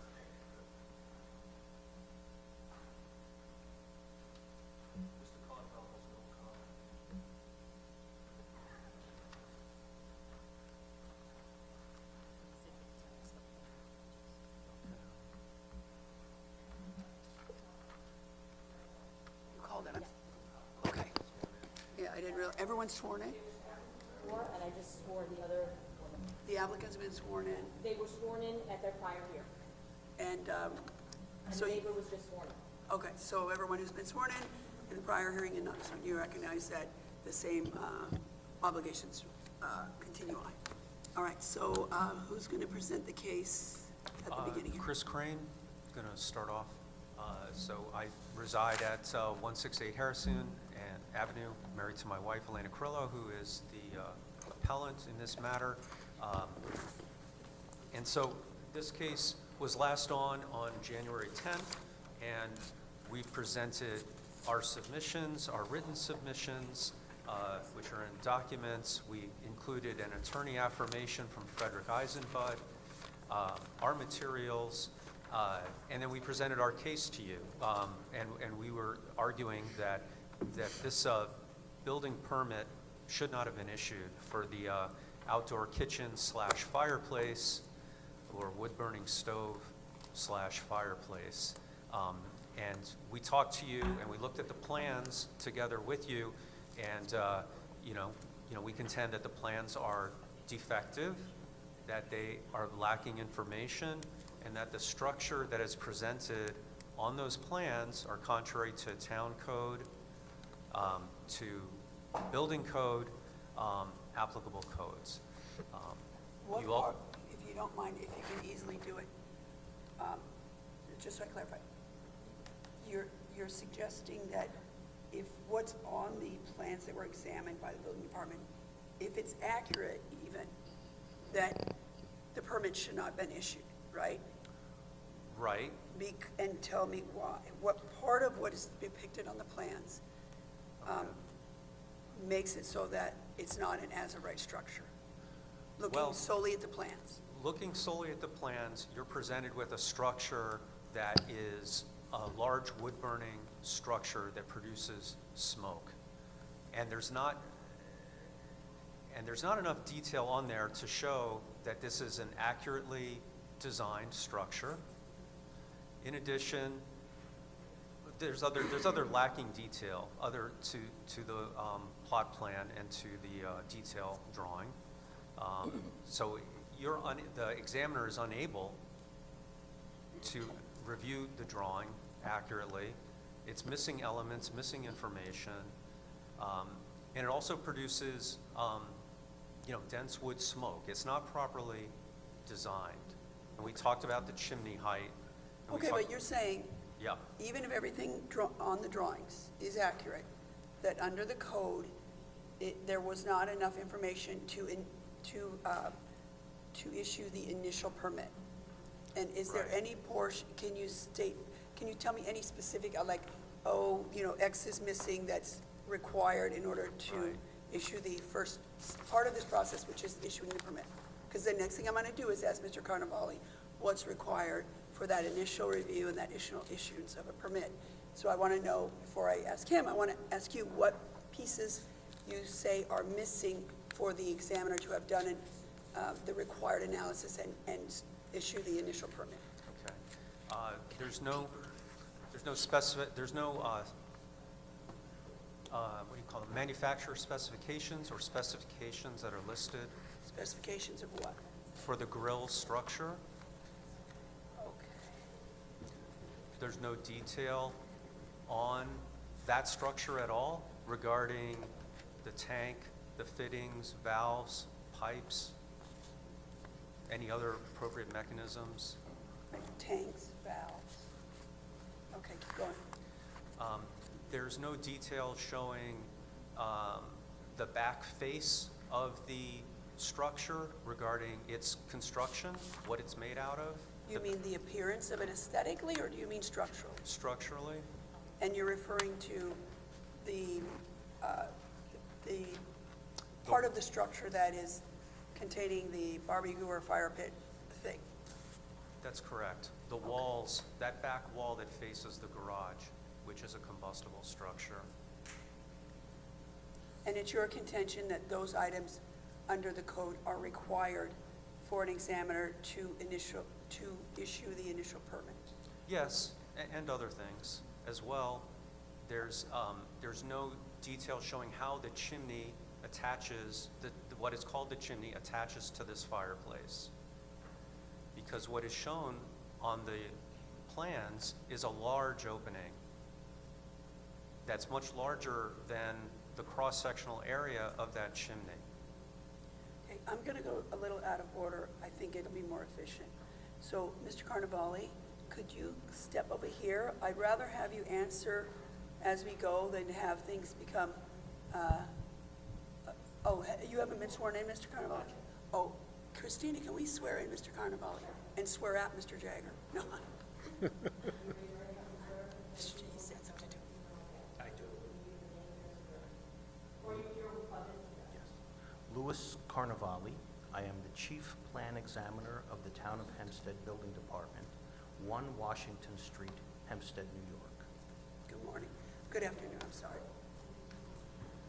Al Jagers, Deputy Town Attorney for the Town of Hempstead, 1 Washington Street, Hempstead. Mr. Jaggers, how would you like procedurally this to be handled? I want to sort of do this where I can have the issues. We have him here for the benefit of the board to understand, because there are things that we don't know that he does.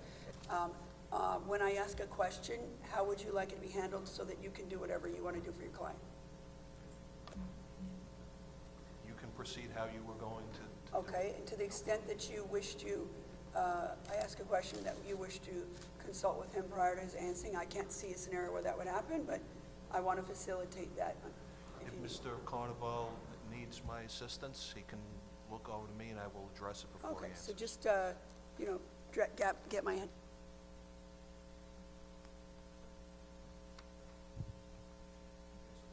I don't remember the question.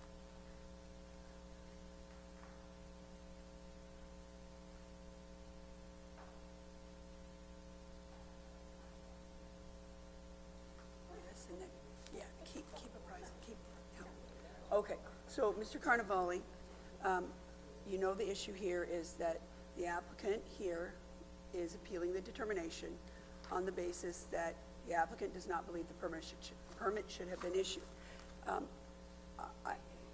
At the moment, it's because the applicant believes that even if everything on the materials was accurate, that it ought not have been issued because there was lacking information that is customarily required for the analysis and the issuance of the the permit, which is the first step, or second if you count the application, to this process. And obviously, there are other checks and balances subsequent to that. So I know you heard, but I'll just say, so the specifics, at least initially cited by the applicant, are there were not specifics for the grill structure. Now, this was called, I thought, a fire pit, so I don't know. Oh, hold on. Outdoor kitchen fireplace, I take. The details for the tank and the valves that might be used in conjunction with that. The details showing the back surface of the portion that apparently faces the garage. And the detail of how the chimney attaches to the structure. So if we could just start with those and tell us what is required of the examiner at this juncture and what that allows the examiner to ascertain, that would be a good start. Okay. There is some confusion here regarding what is required under the New York State Building Code. Required for what? In order to file for anything. And the issue here is that accessory structures less than 144 square feet, less than 9 feet in height, are not governed by the New York State Building Code. So all of these items that he's bringing up are not governed by the New York State Building Code. Okay, so let's start with that. Now we'll move on to whether or not the application for the fireplace, I want to keep getting it right, outdoor kitchen / fireplace, so let's assume for the moment then that the examiner for this application was applying solely town and to extent applicable the county requirements to analyze and determine whether or not a permit should have been issued. Okay, so the New York State Building Code leaves it up to the individual municipalities. Right, and we're going to go on that premise right now. As to what is required for those items that they do not govern. Okay. It does not prohibit us from requiring building zone ordinance compliance. Right. So all of the setbacks must still be complied with. The size of the structure, the height of the structure, et cetera. Those items we still have authority over. Now, when you get to a case where it is something that is not governed by the New York State Building Code, we would then look to the town code. Right, which is what we're going to do. We're going to proceed, at least for this part of the analysis, on that basis, and to the extent anything the county regulates comes into play, you can include that, and maybe just give us an overview. When the application for this particular type of structure comes in, what is it looking to analyze? Because I know it's an initial step, so it may Right, not so- be, like I know some other houses, we don't sit up here and say, wait, you can't plumb it that way, or you can't, because engineering and the plumbing gets involved at a later step in terms of the plans that come in to ask for the permit initially, and more detailed plans that have to come in later where that part of it's analyzed. So at the initial juncture for issuing a permit for these things, what need the examiner have, and why need the examiner have it to analyze what, basically? So for this type of use, a fireplace with a barbecue, we would first look at the zoning requirement. Right. We treat it as an accessory structure. We see if it meets those requirements for an accessory structure, typically 144 square feet, no more than 12 feet in length, no more than 9 feet in height. And in this case, was that determined that they were under 144? Yes. Okay, so so now state is out on that. Now we're going under town, less than 144. Setbacks and everything applies. We're trying to get specifically to, the concern here is that the items that weren't included and were relevant are those items I said. The grill structure, the tanks and valves, the facade on the section facing the garage, and the chimney. It's a lot of kind of safety stuff. I guess I'm trying to figure out, are those the items that have to be on the materials at that juncture, or do those come in later, or how does it work? And just address those kinds of things. The problem is that because it is not specifically detailed in the New York State Building Code for a freestanding accessory structure that has a fireplace in it or a barbecue unit in it, because it is not directly gas plumbed from the house, it doesn't have to follow the plumbing ordinance.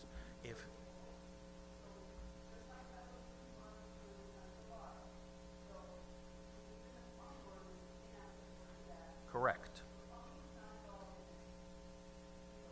Yes. Briefly, yes. Based on your review, did you determine whether or not any piping, plumbing, et cetera, for the gas lines or the gas or the fuel used in this fireplace, was any of that subject to the plumbing, the town of Hempstead plumbing ordinance? Not the plumbing ordinance. Okay, so that's, I realize there's more. So no plumbing review. So what would that mean of the items I listed? Again, the grill structure, the tank, the valves, the chimney, the back facing the garage. Of those items, I can probably guess the detail for the tank and valves, but you tell me, of those, which of those details already would be eliminated by the fact that there would not be a plumbing review?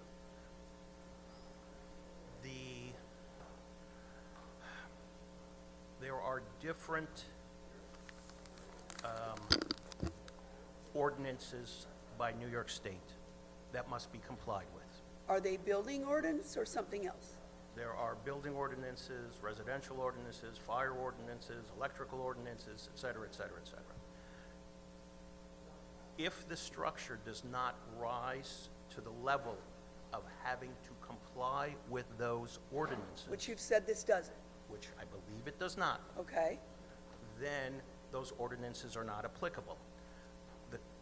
The New York State Building Code does not prohibit us from looking at this type of structure and saying, well, is it safe?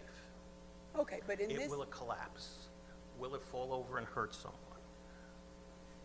In this instance, in looking at the plans and in doing the field inspection, we believe that the structure is safe. okay, but I don't even want to get to that, to be honest with you. All right. I first want to ask you, so I'm going to take him in order that he gave. The specs for the grill structure, is there a part of the applicable ordinance, of the ordinance applicable to the issuance of the permit? And I'm not even getting to whether or not upon inspection, if it's one way or the other, it may or may not be allowable. But I'm talking about issuing the permit. When the permit application comes in for the described structure, assuming it's under 144, that's the way we're operating right now, and it has no specs for the grill structure, are the specs for the grill structure analyzed at the juncture of issuance of a permit? No, because they're not required. Okay, next, the detail for the tank and the valves. Now, I assume this is a structure that's, as I think you've said, is not receiving gas piped from some sort of, from the house or other gas meter, like a natural gas. Correct. Okay, so that means, I'm assuming, does it even have gas, or is it just wood burning? I believe that the barbecue is a propane tank, is that correct? Okay, Yes. so are the details for the tank and/or the valves analyzed by the building department for the purposes of issuing a permit for a fireplace, outdoor kitchen fireplace. I don't believe so. Okay, we'll figure out if that, I may be incorrect, but I believe that those are under the jurisdiction of the Nassau County Fire Ordinance. Okay, But so I'm at- not sure. so at break, if you could check that. Now, if they were under the jurisdiction of the fire, Nassau County Fire, would ordinarily, would our, the town's building department, knowing that they were, require that they be on the materials the town received? Or would you just expect the applicant would add those information when they take it for the approval? And by the way, which approval would be done first? Would they submit to the fire marshal and get approved and then come? They wouldn't even submit to the fire marshal. It just has to comply with the ordinance. They don't issue a permit for that. So what I when, understand. okay, so if you received an application for this type of structure and it was lacking in the details for the tank and valves, and you knew it to be a freestanding propane tank, would you need those details to determine whether or not to issue the initial permit? We've never requested those before, so I would assume no. Okay. Now, details showing the back facade that faces the garage, and correct me if I'm wrong, I believe he refers to the back of the barbecue, the structure that is containing the things that heat up, for lack of better. Now, does the building department examine what material that is made with? Let me rephrase it. No, I understand the question. Okay. It would depend upon several factors. What are those? The first factor is, if we're going to assume for the moment that there is zero protection of that back wall. Zero then- protection what? Zero fire protection of the back wall. Let's say it was open on both ends. Okay, like my metal grill that rolls around. Right. Okay. If it's open on both ends. We would probably look at the distance separation to any combustible construction. Okay, and open, so if I had a steel, little steel wall behind my gas barbecue, how, would that be considered open, or would that be, No, I would think more along the lines of an open fire pit. okay, And if there is no surrounding okay, of it, we wouldn't want you to put it right up against the garage, even though there is no state code requirement. There is state code requirements regarding fire separation, so we would extend that idea to separating an open pit fire Does- from any kind of combustible and construction. would the building department apply any code requirement the fire marshal has in place, if they have such?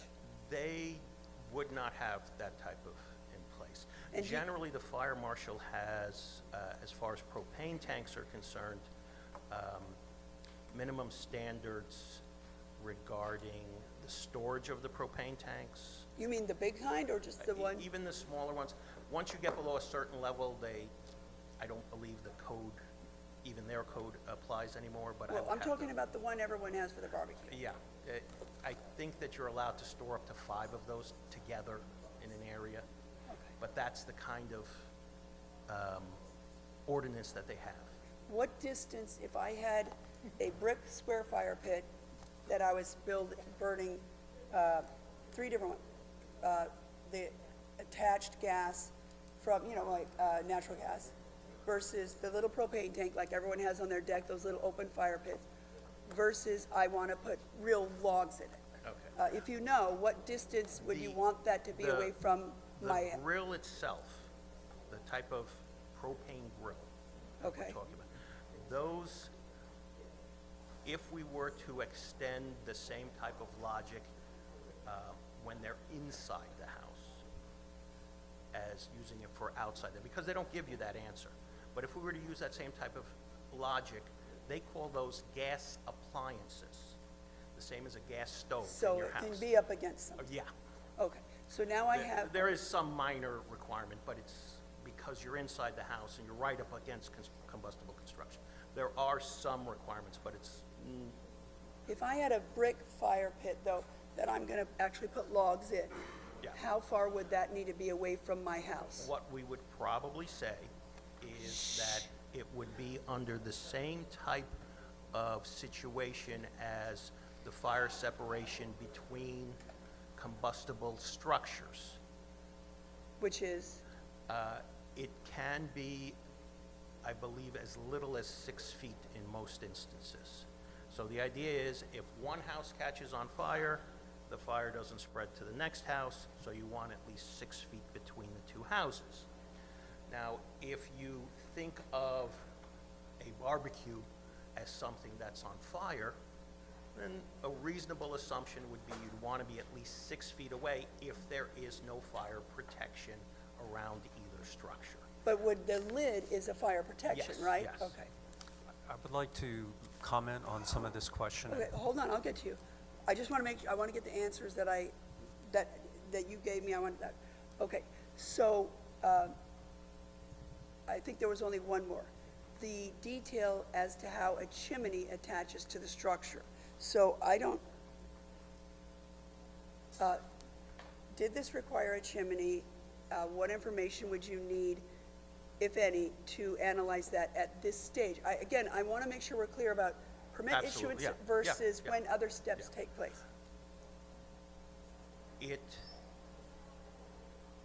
Using the same logic as having an open fire pit, a chimney is not required in a outdoor fireplace, so it's not even required. However, if you do have an open fire pit, we want what's called a spark arrestor on it, which is basically a metal grill. And it keeps any embers from flying out of it and catching anything else on fire. Now, if you have a chimney, the chimney structure should probably have a spark arrestor at the top of the chimney. So if I applied for the structure here today, and I said, listen, it's a brick square fire thing, I got property and I bring logs, and it's 10 feet from anything else, and I want to put chairs around it and burn logs, and that's what I had on the drawing, and that's what all the records reflected. Would I have, and I say to you, I'm not having a grill, or I might throw a grill on there, I'm not sure, get the rack out of my oven. I'm having a regular tank with a little, no plumbing. It's not over 144. It's not near anything, so, and I'm not putting a chimney on it. I would have had enough detail for you to issue it, but you might have said to me, I want you to put a, Spark arrestor over it, and of course, we'd want the setbacks to property lines, size all of the it, et other cetera. applicable Yeah, to the structure itself. Right. Okay, I think that's, unless there's anything else you think is relevant. So, okay, so I think I'm gonna go back to you. I want to try and do this as efficiently as possible, so. I do too. I know there's a lot of detail, so I'm going to limit it to the fire code. We believe the New York State Fire Code does apply to this structure, and as what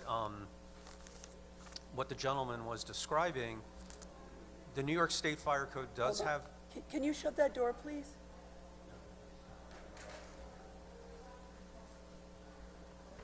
Okay, go ahead. Thanks. The New York State Fire Code does describe requirements for open burning, for portable outdoor fireplaces, for recreational fires. Okay, can you give me the citation so that later we can have council look that up? Sure. Section 202 of the Fire Code of New York State. And I included this in a table in our submission. It was attached to my affirmation. So the relevant things I'm talking to are all provided on that table. Okay, and do you have any, Mr. Carnevale has indicated that he didn't think because of the size of the proposed structure that that is applicable. I don't want to get into a huge legal exchange, but do you have a reason to believe that the size, that is applicable to this structure? I do, because the size that's shown on the plans indicate to me that it is not a recreational, what's called a recreational fire, because the size of the structure is larger than what is provided in this definition. Wait a minute. The plans, I thought the plan showed a 12 by 12, which is 144. That's the pergola, that's the different structure. Okay. That's the other one. Oh, you're right, So okay, the so fireplace, what is the square footage that you believe the plans show this to be? Well, the plans actually don't call out the dimension, but measuring it with my ruler, I got 3.2 feet by 2.4 feet. Hold on a second. That's the cross-sectional area. The height, Calculate the size if I give you the plan. I should be able to. Well, actually, let me see what the, the height is also relevant. doesn't do it by 144. What did you determine the size of the structure to be? 3.2 feet by 2.4 feet, 3.2 by. and the height, How much square feet is that? Let's do it that way, because that's. That's what, I, well, wait a minute. I have that number, but, That's less than 144 square feet, correct? yes, but the 144 square feet is not relevant to the fire code definition of what a recreational fire is. Okay, I'm not even talking anything about the 144 square feet. So I'm focusing, I should clarify, I'm focusing on the fire code. And so I guess I disagree with Mr. Carnevale that if he's saying that the fire code is not applicable, I disagree with that. And the fire code has provisions regarding the distance that a structure must be from, you know, the distance that a fire must be from a combustible structure.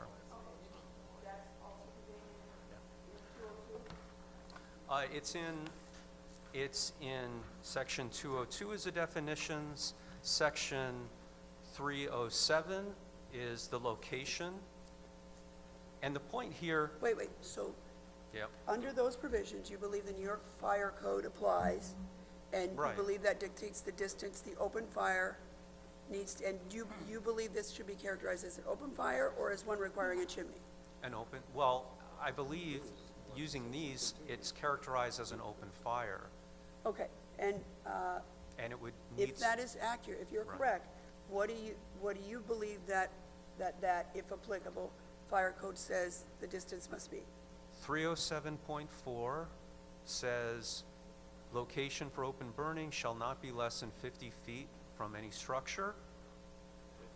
Exceptions, paragraph 1, That's okay. fires in approved containers that are not less than 15 feet from a structure. Okay. Oh, you need that? Okay, okay. Okay, just hold on. Okay, may I? Wait, 1 second. Okay, so, hold on. We're not gonna keep going back on who's right on this. I just wanna get both Right. your positions Okay. on the issue. And counsel to the board is gonna determine, and the board, which is right. So, your position is that 202 defines it, 307 tells us how far away, and you believe it falls within that definition, and that should dictate the distance, the open flame. And you believe it's an open, so that would mean it doesn't need a chimney, presumably, but. Well, right, because the plans show a large opening on top of the structure. If you Okay. look at the details, you see a large opening. Okay, so, Mr. Carnevale, do you know, since I didn't ask you, are you familiar with this New York State Fire Code that's been referenced by the applicant? Yes. Okay, and if you have anything to tell us about why you may or may not believe the 202 is the definition, the 307.4 defines the distance, and anything related to what this, if you don't think it applies to the applicants, to the case here, what it does apply to. I mean, the 50-foot structure leads me to think it's designed for something else, but I may be wrong, I don't believe it applies to this structure. because, Well, the definition calls it out as an outdoor recreational fire, an outdoor fire burning materials other than rubbish where the fuel being burned is not contained in an incinerator, outdoor fireplace, slow specifically says down, slow outdoor down. fireplace, An outdoor fire, portable outdoor fireplace, barbecue grill or barbecue grill has a total fuel area of 3 feet or less in diameter and 2 feet or less in height for pleasure, religious, ceremonial, cooking, warmth, or similar purposes. Those So- are exceptions? Those are exceptions. So the definition again is an outdoor fire, just read me like slowly And that one sentence. Yeah. And, well, there's two separate issues I think that he's bringing up. The first is the recreational fire. An outdoor fire burning materials other than rubbish where the fuel being burned is not contained in an incinerator, outdoor fireplace, portable outdoor fireplace, barbecue grill, or barbecue pit. Then we go on to. Wait, tell me what that means to you. When Well- it's not contained in a, Think of a bonfire at a college. so you're saying that that's pertaining to those things where it doesn't Or have a the. campfire. But it's or not a- contained in the Right, structure like it's- this one? Yes, yes. Okay. An open burning is the burning of materials wherein products of combustion are emitted directly into the ambient air without passing through a stack or chimney from an enclosed chamber. Open burning does not include road flares, smudge pots, similar devices associated with safety or occupational uses, typically considered open flames. Recreational fires or use of portable outdoor fireplaces for the purpose of this definition, a chamber shall be regarded as enclosed when during the time combustion occurs, only apertures, ducts, stacks, flues, or chimneys necessary to provide combustion air and permit the escape of exhaust gas are Okay. So I think we understand it, and I don't want to beat a dead horse. We have the citations that we need. So I think we understand both, I think I understand your position, and you've helped me to understand what the building department believes is necessary to make that initial analysis. So I want to go back to you and let you tell us what else forms the basis of your belief or your application here today that the building department did not have sufficient information on materials it reviewed in order for it to review and, in this case, grant the permit for the fireplace / barbecue that's at issue here. All right, I'm going to move away from the fire provisions right now. Going to go back to the other provisions of the building zone ordinance. First Can you off, please, excuse me, please close the door, folks? It's hard to hear. Go ahead. the structure, this is a structure that's being applied for, and Section 1 of the building zone ordinance defines structure. A combination of materials other than a building to form a combination that is safe and stable. I'll stop there. We contend this is not a safe structure. It produces dense smoke. Hold on. Sorry. Let's remember that what we're talking about here is whether or not the materials submitted contained the information that if, based on the materials submitted, the permit application, if the building department was in error in issuing the permit. So if you want to say that it's because it's defined as a structure, then you need to tell us what part of the permitting of the materials that were submitted, what part of the analysis was flawed. If the materials submitted were accurate, and the examiner, why was the examiner wrong to issue the permit? So it can't Because- be that later, they didn't put the right chimney on it, because that would not be relevant to the materials being submitted and the examiner's analysis. You need to tell me how the analysis was wrong or in violation of an ordinance So that such that it shouldn't have been issued, the permit, not the way it was eventually constructed. Well, I agree. So we're looking at what's shown on the plans. And what is shown on the plans, whether or not you believe that, Hold on, can I have the plans? No, the plans that were submitted. Mr. Cannavoli, when I submit an application for this type of structure, must I submit drawings? Yes, yes. Thank you. Let me just get the plan so I can follow along.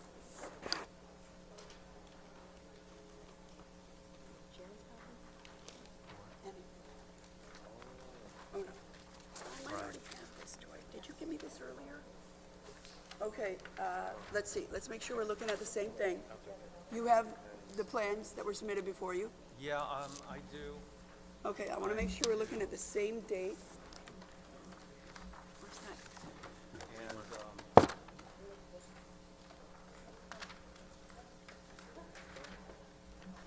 So, and I'm gonna, you know, I know I'm mindful Please be quiet. that you have other hearings scheduled and I have other arguments to make. Hold on, I am looking at plans I'm- that were approved on 4/5/23. Is that the ones you're looking at? Yeah, yes, Okay. there's a, Actually, that's not plans, that's. Oh, I'm sorry, I misspoke, I apologize. These plans are dated 3/13/23, is that what you have? yeah, it has a. Yeah, but I'm just going by the date to reference for the transcript. Okay. There's a plot plan, and then there's also a detailed drawing with 3 sections on it.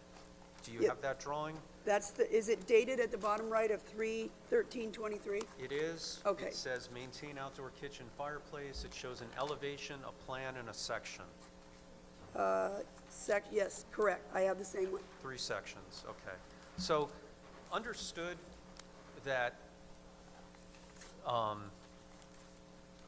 that the building code or residential code doesn't strictly apply to this structure. But, Why? well, I think I would stipulate that it's guidance as to what a proper structure would be here. And Mr. Carnevale hasn't provided any other codes or other guidance for you. Well, he's to- only answered the questions I've asked. Okay, okay. But just fair. tell us again why. Okay, all right. So, Do- referring to this. Do you believe that this was the drawing that was submitted with the application for the permit? Yes, Okay. I do. So assuming And- it is, and- tell us why okay. why the examiner was improperly issued the permit. Okay. There's no detail showing how the chimney is attached to the fireplace. This application proposes a chimney. Okay? And whether or not code requires it, this application is putting a chimney on here. And Okay. it needs to be safely appended to the structure to be safe. Okay, keep going. It needs to be properly designed to convey pollutants away from the fire pit. Hold on, I wanna, okay. So, the chimney, you're still in the chimney, that it Yeah. also, not only how it's attached, but you think that there need to be specifics about how that is sufficient to move whatever comes out of it into wherever it should be, Correct. okay? It should have supporting calculations that show it's properly sized, proper sectional area, proper height, because So the that's applicant should have just taken the chimney off. Okay, keep going. perhaps. And looking at the kitchen plan, that's the middle section drawing, it's a large opening. And there's no explanation on how the chimney is attached to the fireplace. I see. And there's a large opening that's much larger than the diameter of this chimney. Yes, it would seem so. Okay.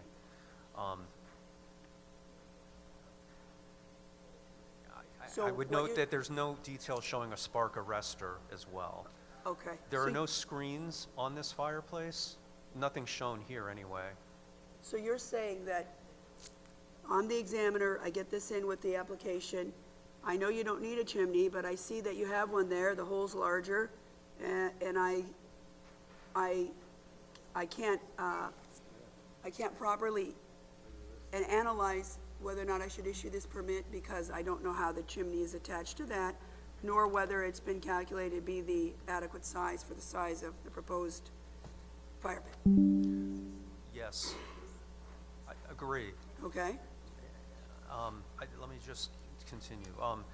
We talked about the propane grill and the fittings and appurtenances. I believe that the town code requires submission of, a label, a specification, a manufacturer's spec To what? to this appliance that is shown here. You mean, most of us probably have these, so if I have a propane grill, I wouldn't even have thought I necessarily had to have a permit, to be honest, I would check, but if I have a propane grill with a little tank, I mean, I know I don't need a permit to just wheel it out into my backyard. So you're saying that, given that they want to put it into this brick, on top this brick countertop outside, that the examiner improperly issued the permit because he should have asked for a spec sheet from the manufacturer of the grill, even though it was. Right, and Because even, honestly, at that preliminary of a stage, I would venture to guess, I might not even have selected which one I'm gonna put there. I would have figured, get some dimensions, okay, here's what I'm envisioning, can I have a permit to build it? And then I will choose which grill I want when I get closer, or, I don't know.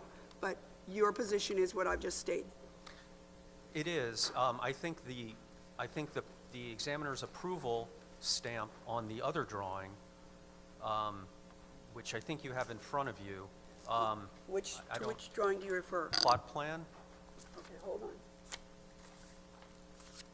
and does that have a examiner's stamp on it? To be perfectly honest with you, I don't even know what you're referring to as an examiner's stamp. Okay, that's the block where Oh, the examiner okay. stamps it, it's in red. Okay, well, I think you mean the one I read earlier. Yes. Approved 4/5/2023, this one?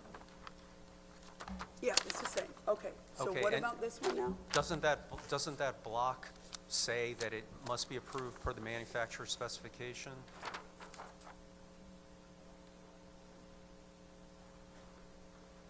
Yes, but if I read it, and Mr. Carnevale, you can, I think I know what this means. All accessory structures are to be installed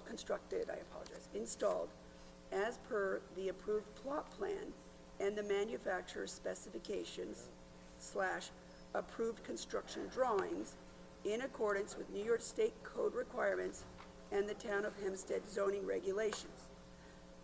And you take that to mean that they have to submit with their initial permit application the manufacturer's specs? It's an example showing that needed, yes. But Okay. really, it's the code that requires the specification, and that's in Right, but I mean, we're that. just getting at what the examiner had before the examiner. Right. And whether or not the examiner improperly issued the initial permit, which I'm sure we all know is a very beginning of the process, because there's a lot of inspections depending on the type of structure and the needs. Mr. Carnevale, that note, did you hear me read that note that is on the approved site plan of 4/5/2023? Yeah. Yeah, you can take that with you. And can you tell us what that, oh yeah, you gotta get that one back. Tell us what that means in terms of what the examiner must have in front of the examiner at that initial review and before issuance of a permit. Okay. We don't require the manufacturer's specs in order to issue the permit, because as you've stated, these things can change over time, depending upon what the applicant wants to install exactly. Now, as you can see, it says all accessory structures are to be constructed and installed as per the approved plot plan. Now, that could also mean that you bought a shed at Home Depot, and it has some specs, and it tells you how to put it together. When you submit your application to us for a shed, it will just tell us the size of the shed, and then you will go out to Home Depot, buy that size shed, and you are required to comply with the manufacturer's specifications on how to construct and install it. They'll have a spec book with it. And then once that And is then called at the for- inspection, the inspector will go out there and see if you have substantially complied with the manufacturer's specifications. We're not building Swiss watches here, so we're not going to count every screw. We're not going to, make sure there's no chip on it or something like that. We're just going to say But it's you don't have substantially. that at the initial? Not at the review? initial, no. Okay, go. This is a maintain permit, so this is different. The structure is already constructed.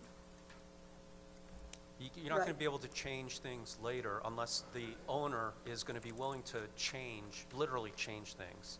Well, actually, when we have maintain applications come before us, which we have, I would say, maybe 50% of what comes before us are maintains. And when they do, we often make changes to them regardless of whether they were constructed without a permit or not.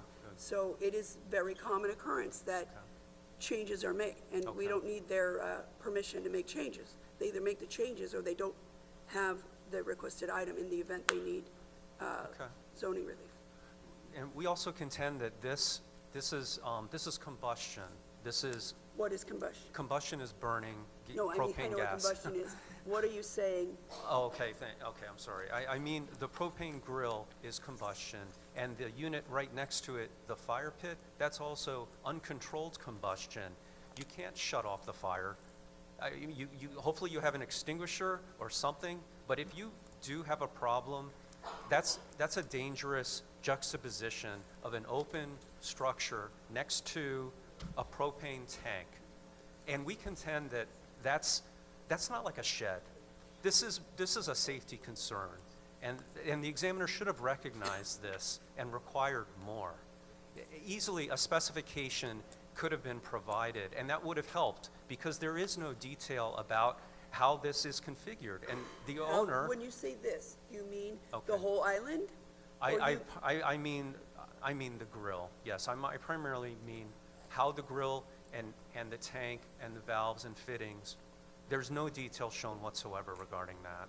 Right, but I'm sorry, on that, I will say, I bet you if we polled everyone in this room, the majority of people have a propane tank with a barbecue grill attached, and I doubt one of them had to get relief or even probably a building permit for them. Now, if they become part of a larger structure, I agree with you, and some of those do happen. But I find it hard to believe that we would expect a permit application for a grill if it were, leaving aside the fact that this is more than that because it has the fire pit. But that alone to be, to require that amount of detail. That having been said, I want to make sure I flesh out the point you're making now. Your point now is, given that there's the propane tank which is very combustible, and presumably open fire pit next to it, your point is that it seems it should have required more information before the initial permit was issued. Yes. Okay, next thing. Go ahead. No, I do have. No, I just want to ask if Mr. Carnavale actually went to the site, did he notice that as per the survey or at the examination point from the plans examiner, that it's 3 feet 6 inches away from the garage? Did he notice that? Case he reviewed. Hold on. No, I'll ask him, please. However, I'm willing to ask him if he's ever been to the site. He is here as an expert, but he's not the person who reviewed this matter. We mostly have him here not to go through whether or not he visited the site, but rather to give us insight we don't have as to how the process works so that we can pass upon whether or not the examiner improperly issued this permit or not. So hold on. Look at the distance from the combustible Hold on. structure. Mr. Carnavale, have you ever been to the site of this application? No. Okay. That answers that. Look at the survey that shows that it's 3 feet 6 inches from the combustible garage. Hold on. On the plans, on Hold the on. survey. Wait a second, Hold on. Chairperson. I believe this is exactly what we had in the other situation. There will be people going out to this site, and they will measure. So with respect to that, I think you have to leave it up to measuring it, Because we're okay? here to contest that the permit was issued. Okay, fine. Issued with 3 feet 6 inches from a flammable garage. Okay, but exactly what we did in the other case, That's fine. we will go there. This one was actually issued, so that's why. we're- Okay, we'll go there. Thank you. I'd like, there's a couple other different points than the design that I'd like to get to. Okay, go. Let's get it done because we got a lot of people waiting too, so keep going. Okay. There is also a building zone ordinance, section 302, on prohibited and restricted uses. Hold on. Can someone please shut that door in the back if you don't mind? Okay. I'm sorry, prohibited what?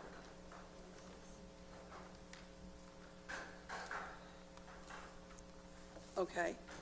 Okay, and this This is in the table that was provided in your materials. It looks like it's on page 5 or thereabouts. It says, paragraph F. Go ahead.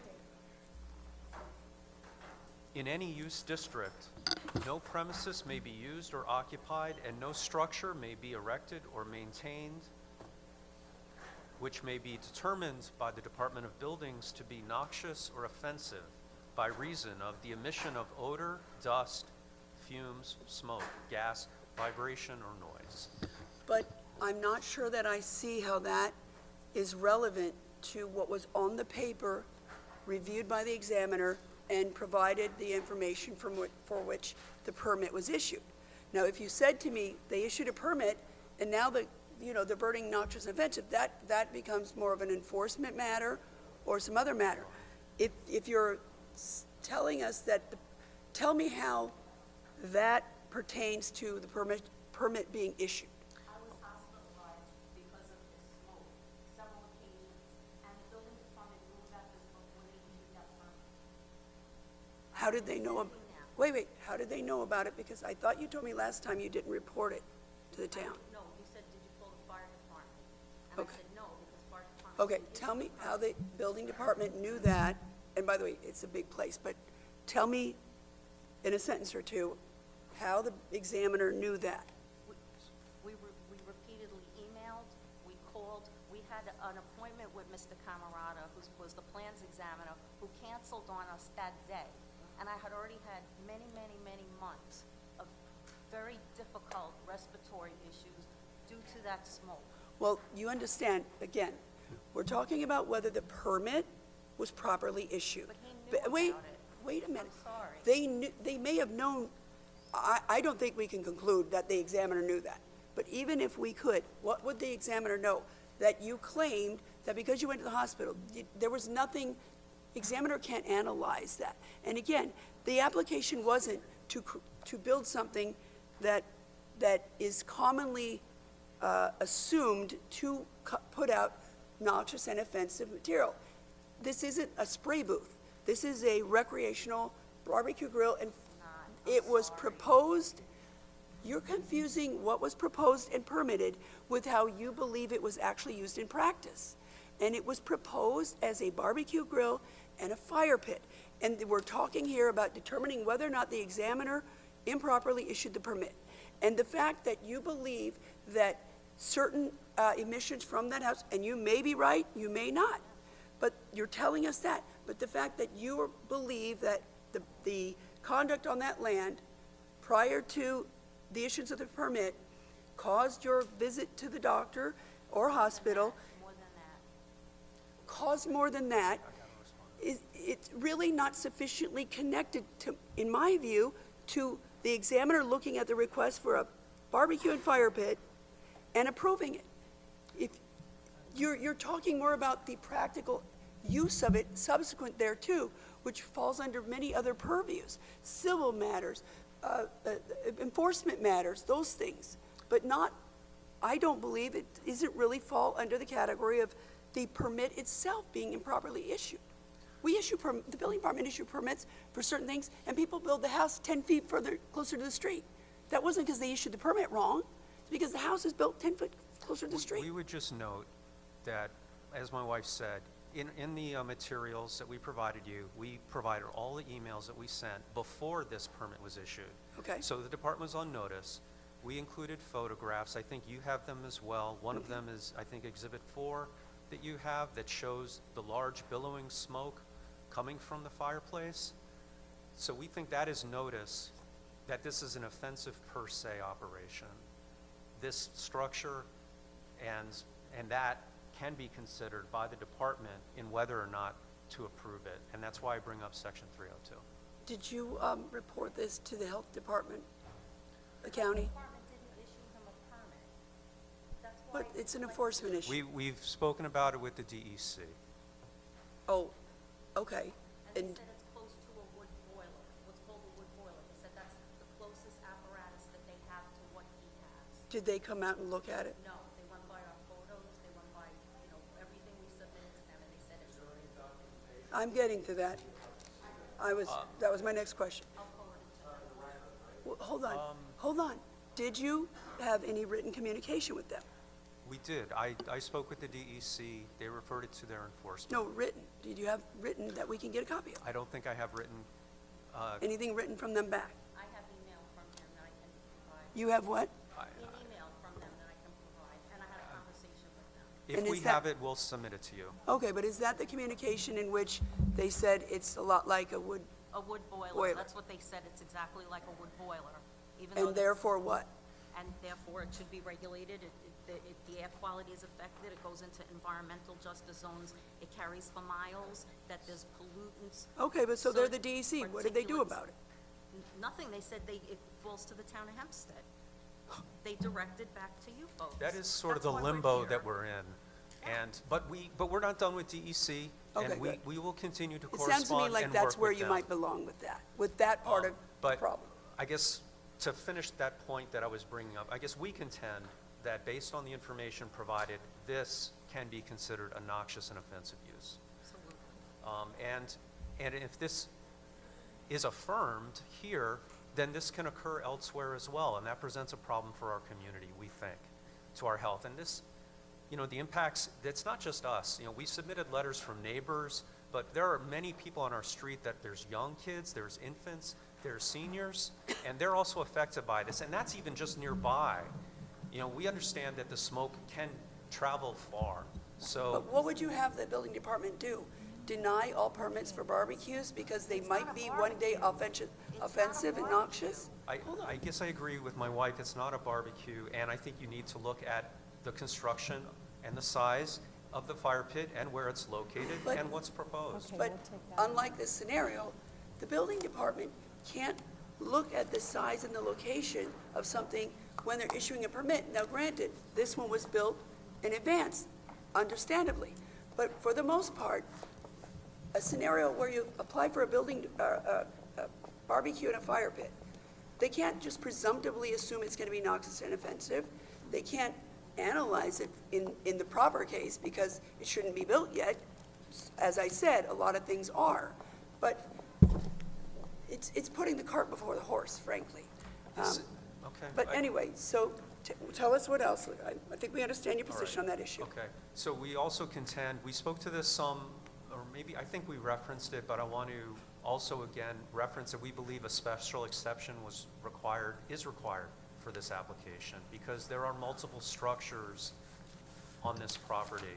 This is a residency district, and I think the applicable provision is section 95C that says if you do have more than one structure on the property, then a special exception is required. What's the of other characterization. structure that would have made this the second? There are several structures. Just name 'em. There is the pergola structure that you have before you now, Right, which, okay? okay. All right, you have, That one's being considered here as the second accessory structure. So, well, both of these applications went to the examiner at the same time. I think that was selective. all right, well, either potentially way, there's two selective. structures. I don't think it really affects the analysis. One Okay. is the special exception, was second. If they were flipped the opposite, I don't think it would change the analysis, to be honest with you. The other this structure itself, we contend it's two structures. It's the wood-burning stove fireplace, and it's also a grill. They're side Okay. by side, but they should be considered two structures. Okay? There are also multiple columns that are used for canopies that are on the property. And and what I mean by that are, and we looked at this a little bit last time, but there are permanent columns that are installed so that the owner can put a canopy over and create a patio cover. He has roofs over the fire pit, and it's in your Put in letter. our notes that when we go out there. Sure.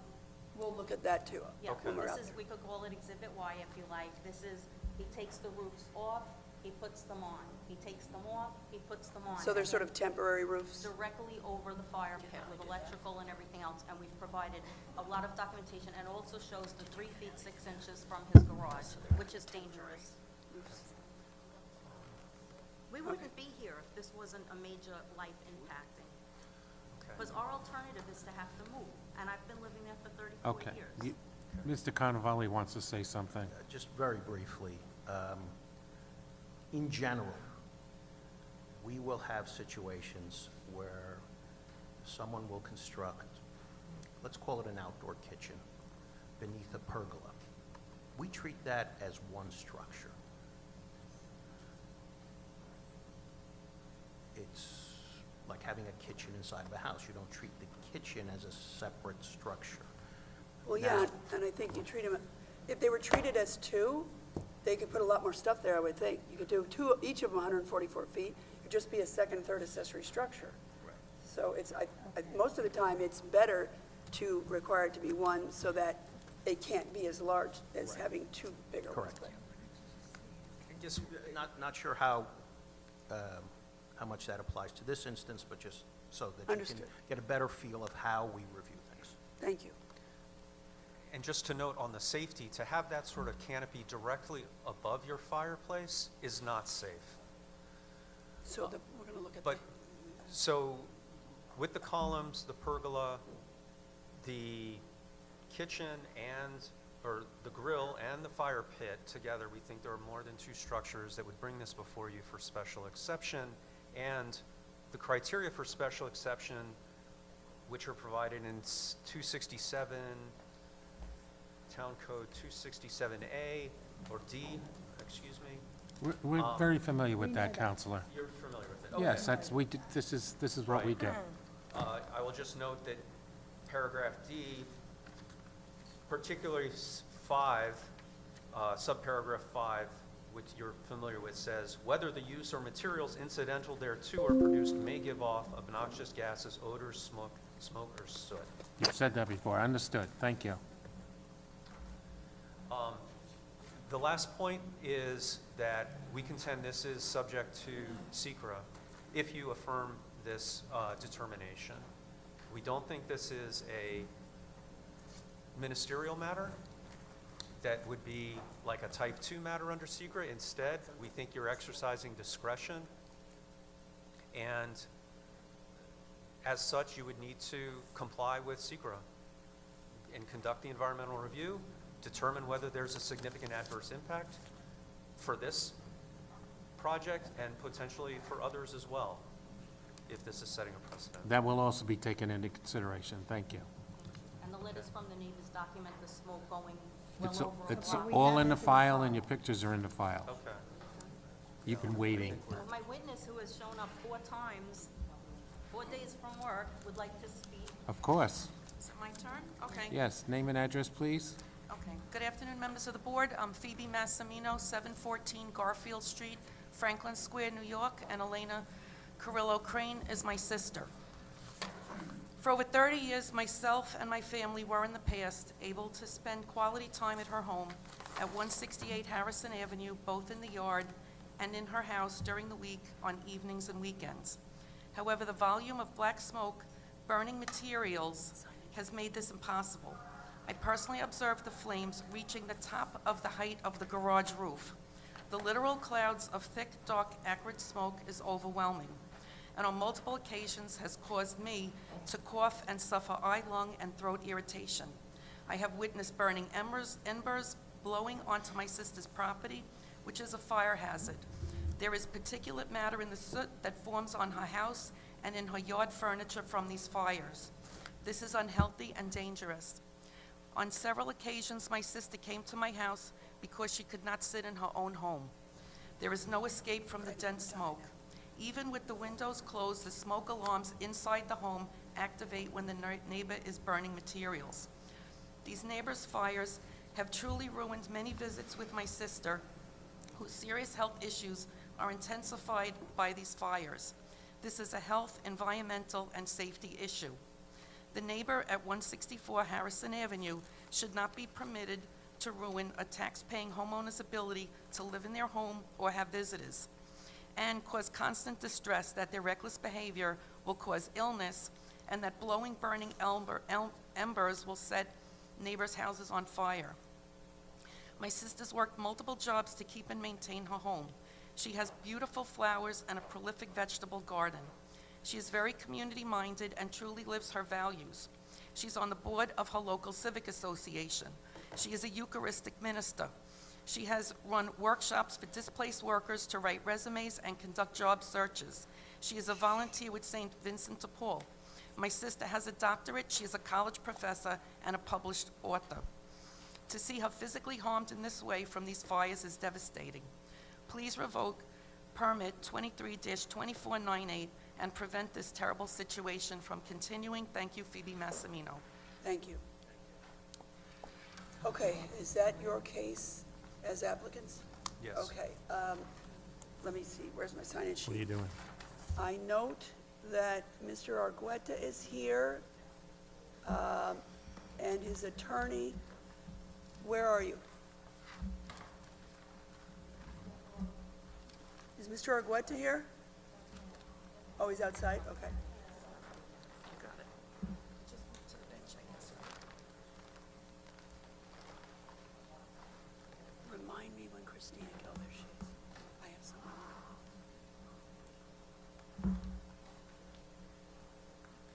Is he here? Is,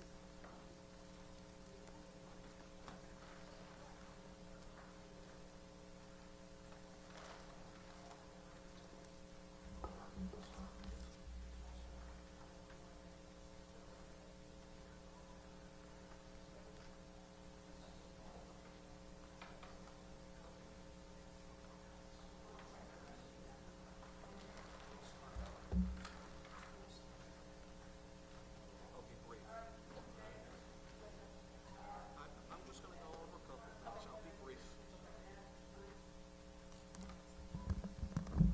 I'm gonna be brief.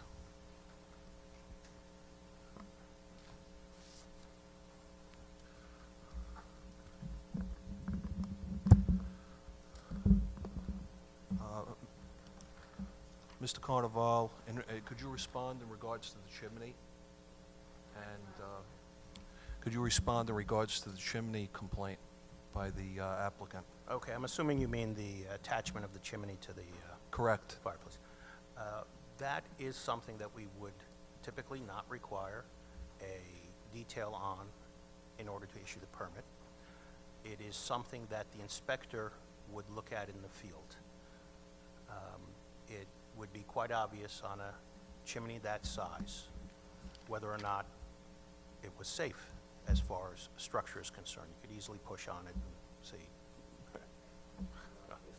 if those were the drawings and it was built and the inspector came to inspect it and the applicant had decided, you know what, I don't really want the chimney, would that be acceptable to eliminate the chimney despite it being in the original drawings?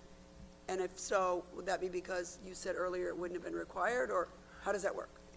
In theory, again, I would have to physically see the situation in the field, but based upon what was presented to us, if they did not provide a chimney, we would probably require, at a minimum, that a spark arrestor be placed above the open flames as the smoke and heat rose.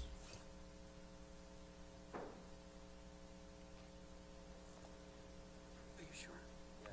And Mr. Carnevale, in the case of the application at hand, if you know, did a final inspection on this, permit happen? I am not aware. I don't know Either one way. way or the other. Okay. Mr. Jaggers, do you know? I don't believe so. Okay, I should know that. It might be. Well, It's- that's Again, why it's not relevant to the issuance of Right. the permit, but I was just, Typically. Well, no CC was issued on this, so no final inspection. okay. Go ahead, Mr. Jaggers.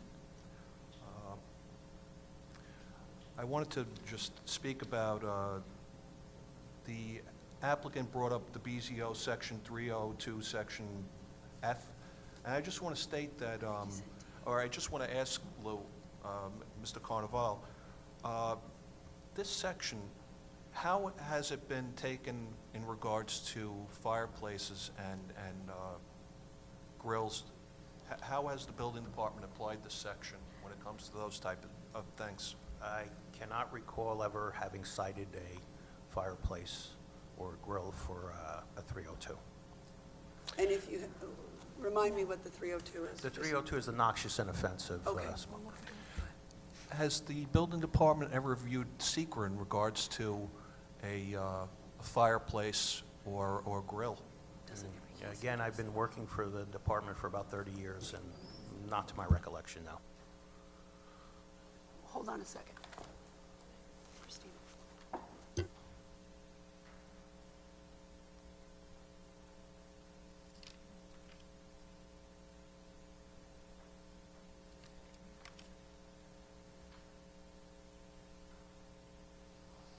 Mr. Jaggers, you may know the answer to this. I know the cases that come before us, we do a CEQA. This would have been likely a type 2 if it was before us. It didn't come before us because it didn't need zoning relief. Does the building department do CEQAs, or is that just left, I don't even know. I believe they do, in not all cases, but certain cases, I believe they do. Here's one of the comments I will make in regards to residential-type applications that are not subdivisions. That's the type Usually it's 2s? a secret review, it's usually a type 2 action, Okay, keep going. coming from my expertise in this regard. Yeah, I know you know that area.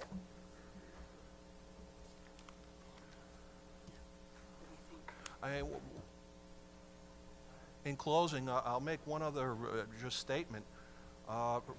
Frankly, this issue could have been addressed properly through enforcement and not through going through the Board of Appeals and requesting removal of structure. There are plenty of examples that I could give of structures that, I'll give you one type of example. A person wants to build a garage, and they instead are going to use it to repair cars. So they put in a hydraulic lift in the garage, and they're going to use it to that effect. The proper way to address that from a neighbor would be going to the building department, to the enforcement division, and saying, complaining in that regards to it. Enforcement isn't going to go out and have the person remove the garage. They're going to have them remove the unit that is, in sense, violating the code. But they're not going to remove the entire structure. In any case, it wasn't there at the time of the application, so the examiner could not have taken it into account, in my mind, and as a reason to preclude the issuance of a permit. These are as-of-right permits. We can't just decide we don't want to issue them, as I understand it, without a legitimate basis in law, I believe. I mean, one other thing that it's not really terribly important, but I'm gonna address it. In the exhibits, the binder that was provided, Exhibit E, I didn't have a time, Exhibit E, it is the 5th picture. And I just want to address this because, right, so there's one that says sidewalk parking, lack of basic safety concerns. I'm going to object to that picture. I didn't have the ability to do that the first time. Sure.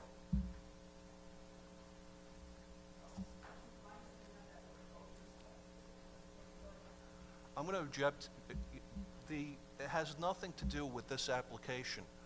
And its, prejudicial effect is greater than its probative value, because it's saying basically like he doesn't have safety concerns in regards to parking. That has nothing to do with this case. You know what, it's already been admitted, we'll take it All out right, of the. I just the want way to, we give it. for the record, I just want to acknowledge my So noted, objection Mr. to it. Jaggers, thank you. And I'm going to close with the fact that I think that the building department was correctly issued the building permit for this fireplace. Thank you. Thank you. Okay. I have been informed that Mr. Argueta and his counsel signed in, and we're here for a portion of the proceedings, but do not wish to testify, so that will end this case. That being said, are there any other questions from the board, or do we have a motion? Can someone please make a motion? I'm waiting. She wants to speak. Oh, hold on. All right. No. She can't speak. What? We don't really keep going back and forth. If you want to have another few words, we'll give you that, and then we're going to close it. No, I just want to know if he is going to testify, his attorney's going to speak at another date, like, does this continue again? No.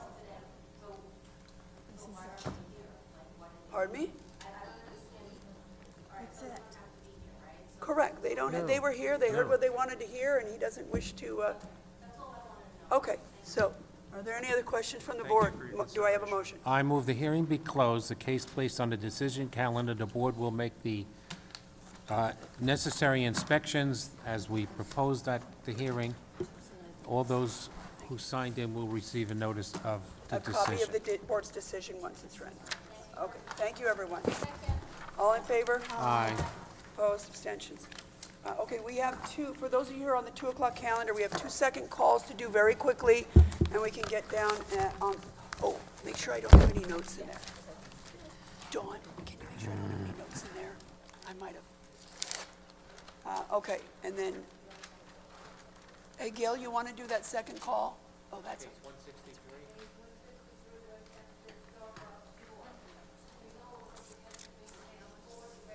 Hold on. Oh, my calendar. Which case is it? I just need to see it. Hold on, I'm sorry, Gail. 163. Let me see. Okay. Anyone present on this case? Hold on. Nobody has signed in. Yes. There being no one signed in on the case, either the applicant or or anyone in opposition, we're going to grant an appearance waiver. The building department inspected the premises on January 3rd of 2024 and found the applicant to be in compliance with all previously imposed conditions. Do I have a motion to close the matter? I move the hearing be closed, the case placed on the decision calendar. The board will notify the applicant when they render its decision. Second? Second. All in favor? Aye. Next one. Next case, 164 of 24, West Hempstead, Aldad and Sons Realty. Renewal of grant to maintain one double-face illuminated ground sign, overall size 640 square feet, overall height 59 feet 6 inches, setback 2 foot from front property line, 484-510 Hempstead Turnpike. Nobody has signed in. Okay, there being no one signed in either as an applicant or in opposition to the matter, we'll grant an appearance waiver. The premises were inspected by the building department on January 3rd, 2024. The applicant was found to be in compliance with all previously imposed conditions. That being the case, do I have a motion? I move the hearing be closed, the case placed on the decision calendar. When the board renders its decision, the applicant will be notified. Second? Second. All in favor? Aye. Opposed, abstentions? Okay. Go ahead, Gail. That concludes the morning calendar. Do I have a motion? Close the morning. Second? Second? Second. All in favor? Aye. All right, let's call the 2 o'clock. I have to just stop the live stream. Okay, give us a moment to stop the live stream and restart it. Has everybody signed in on their respective cases? If not, you can come up and do so.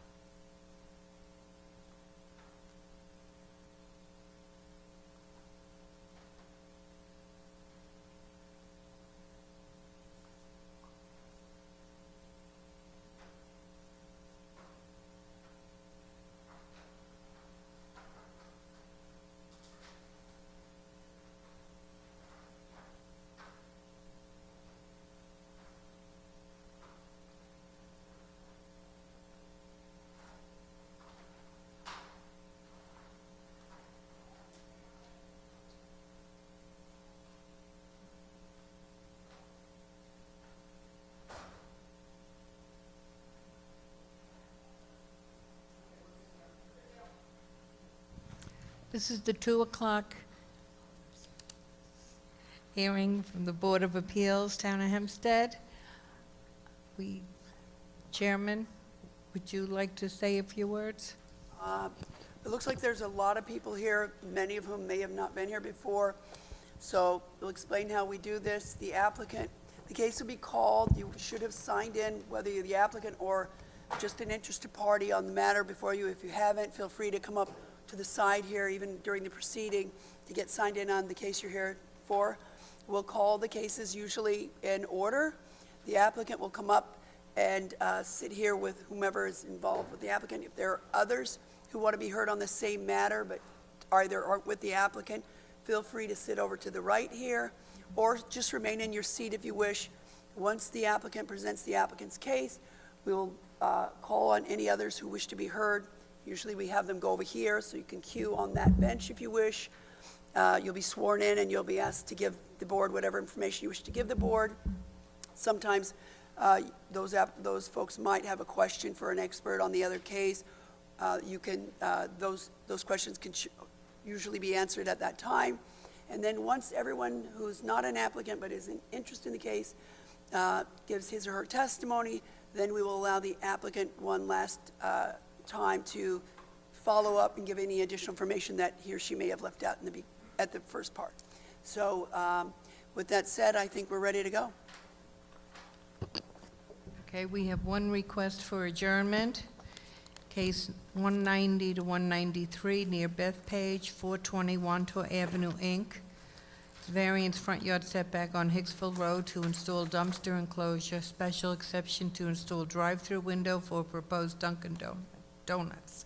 Variance in off-street parking, special exception to maintain 2 storage containers and 3 sheds with rear yard setback variance. Install second detached illuminated animated sign, pre-menu board, with clearance 1.8 inches from grade to bottom of sign in conjunction with proposed drive-through.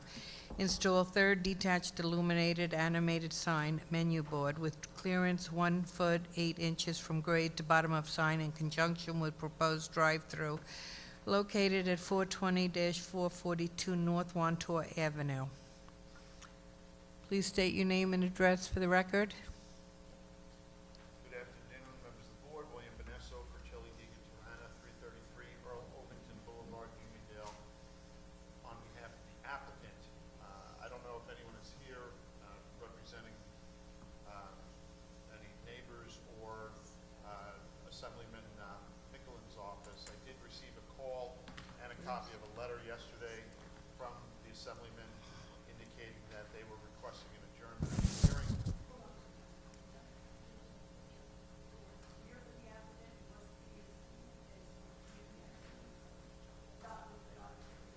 I'm sorry.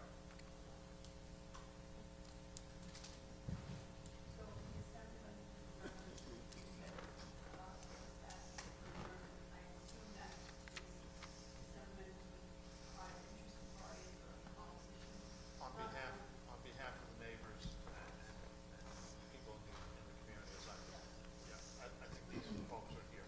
Did you sign in? Yes. Okay, why don't you just step up? Yeah, well, we know the long-standing policy of the board that the first time the case is on, it's going to get adjourned, so we're not objecting to the adjournment. But if it weren't for them asking for it, you wouldn't have asked for it. You were ready. No, we were prepared to go forward, but we're fine with the adjournment. Karen Clissus, 132 Brenner Avenue in Bethpage, one of the neighbors. Renee Vitale, 133 Brenner Avenue, I'm also one of the neighbors. Mrs. Benesso, have you met with the people? Had any This will give us an opportunity. community I spoke with meetings? Assemblyman Mickelin yesterday. I told him we'd be happy to permit the adjournment so that we can set up a meeting and go over the application with the neighbors. And you'll get their names and addresses, or? I also have the letter from legislator John Mickelin here, if you want a I'll copy of accept it. that in. So did we, Mr. Vanessa, did you and he come up with some sort of time frame? No, I was going to ask the secretary what dates are available. So what did he say? I take it the purpose of the request adjournment was to meet with everyone to get together? Yes. So what do we think, 30 days? In other words, there's not, at this point, there's not new submissions to the, I was trying to get time. Yeah, no, I would imagine that 30 days is probably not feasible. I would guess 2 months is something that we might be able to do, and that gives us time, if we are making any amendments, we could also. What do we have? Unfortunately, the closest date that we have is June 5th at 2 o'clock. That's kind of what I thought was going to be the case. What date? June 5th at 2 o'clock. At 2 o'clock. So there won't be further notice going out. So if you know people who weren't here today and who wish to attend, if they can in the future, Mr. Vanessa, you probably have to change the sign, right?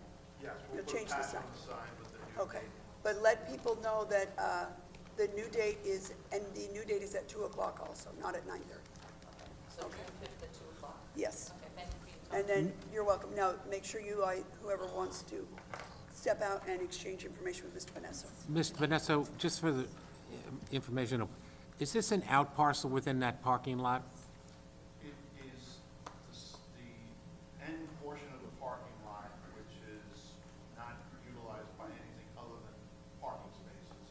And the proposal is to put a drive-through Dunkin' Donuts at that end. Is it strictly a drive-through, or Strictly a drive-through. there's no seating, No seating whatsoever. And the board may recall, approximately 11 or 12 years ago, the board approved a double drive-through Checkers for that very site, that very location, which was also a drive-through, but that did have seating both inside and out. This one has no seating whatsoever. Is it your intention to submit a traffic study Yes. at your application? We have traffic. Would you kindly put that on record and file so that these ladies and any interested party could review that traffic study? It will be the subject on June 5th, whereby you could refute it, agree with it, or do whatever you want with it. Okay, Thank you. thank you, everyone.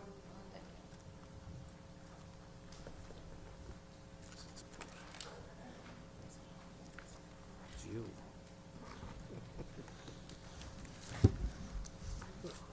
No, I'm not.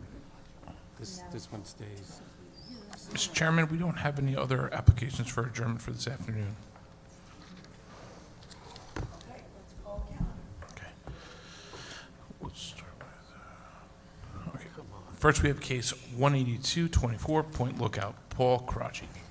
Use variance to maintain garage converted to recreation room with roof over attached to dwelling, also known as 70 Inwood Avenue.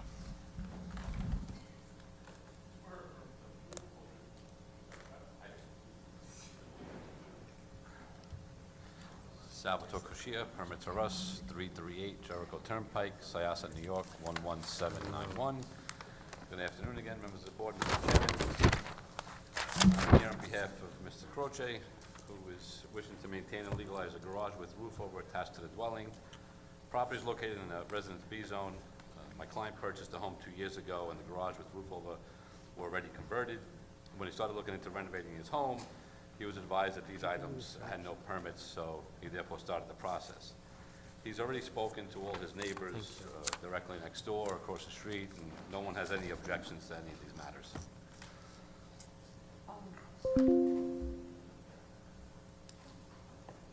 Have you been to the site? Yes, I have. And everything depicted on your plot plan is true and accurate and there? Yes, correct. And also I'd like to note, he does have, I believe, a new building permit because he is renovating his home, so certain things may be going on at the house, but Oh, that's controversial.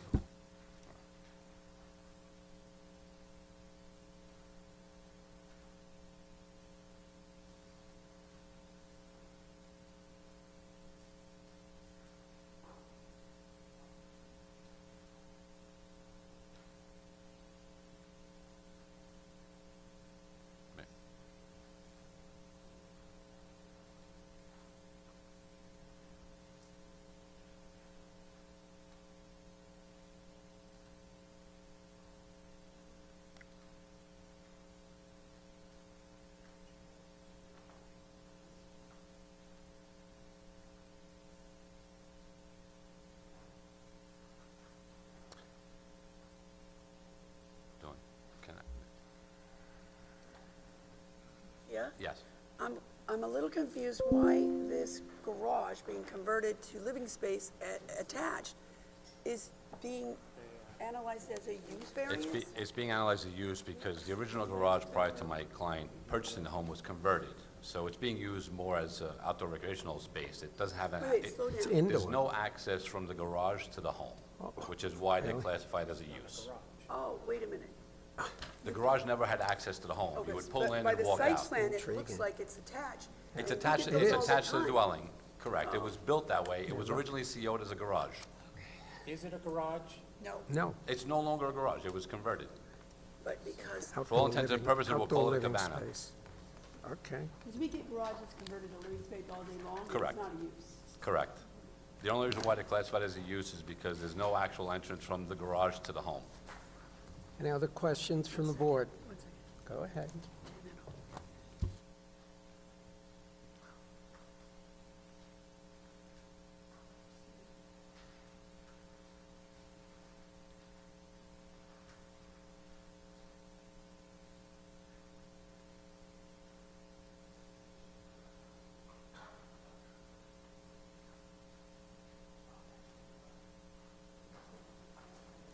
Put this down.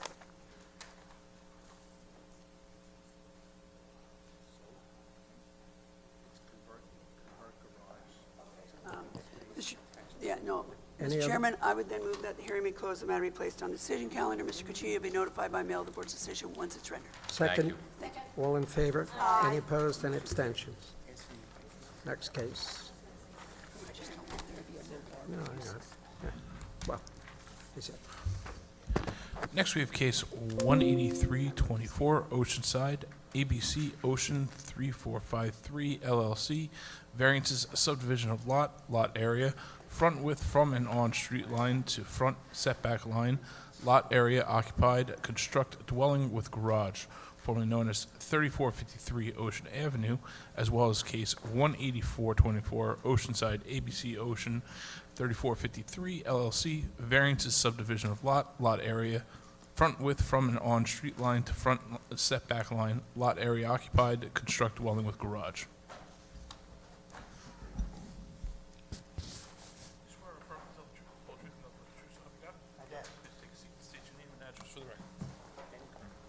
Dominic Minerva, Minerva and D'Agostino, 107 South Central Avenue, Valley Stream, New York, attorney for the applicant. It's Barry Nelson, 220 Pettit Avenue, Belmore, New York, 11710. Good afternoon. It's not evening yet. Good evening. Sue.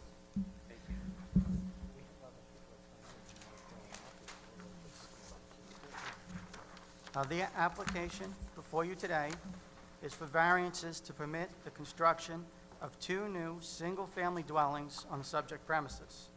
Subject premises is located at 3453 Ocean Avenue in Oceanside. It's known as Section 54, Block 363, tax lots 138 through 142 on the Nassau County Land and Tax Map. Property is located in the Residence B zone. The subject parcel is located on the east side of Ocean Avenue, 1,220 feet south of Wakena Avenue. Subject parcel contains 10,000 square feet, and the proposal is to subdivide the parcel into 2 5,000 square feet parcels for purposes of constructing 2 new single-family dwellings. The premises is currently improved with a single-family dwelling constructed in 1955 that has suffered storm damage on multiple occasions and is proposed to be demolished. The storm damage happened on 3 occasions: Irene, Sandy, and about a year and a half ago, there was rising flood water from the bay that damaged the house. On the search sheet, the town has red zoned this house, and my information from conversations with my client and the previous owner is that the house cannot be rebuilt in its current position and would have to be raised because of the extent of the damage. Currently, no one is inhabiting the house.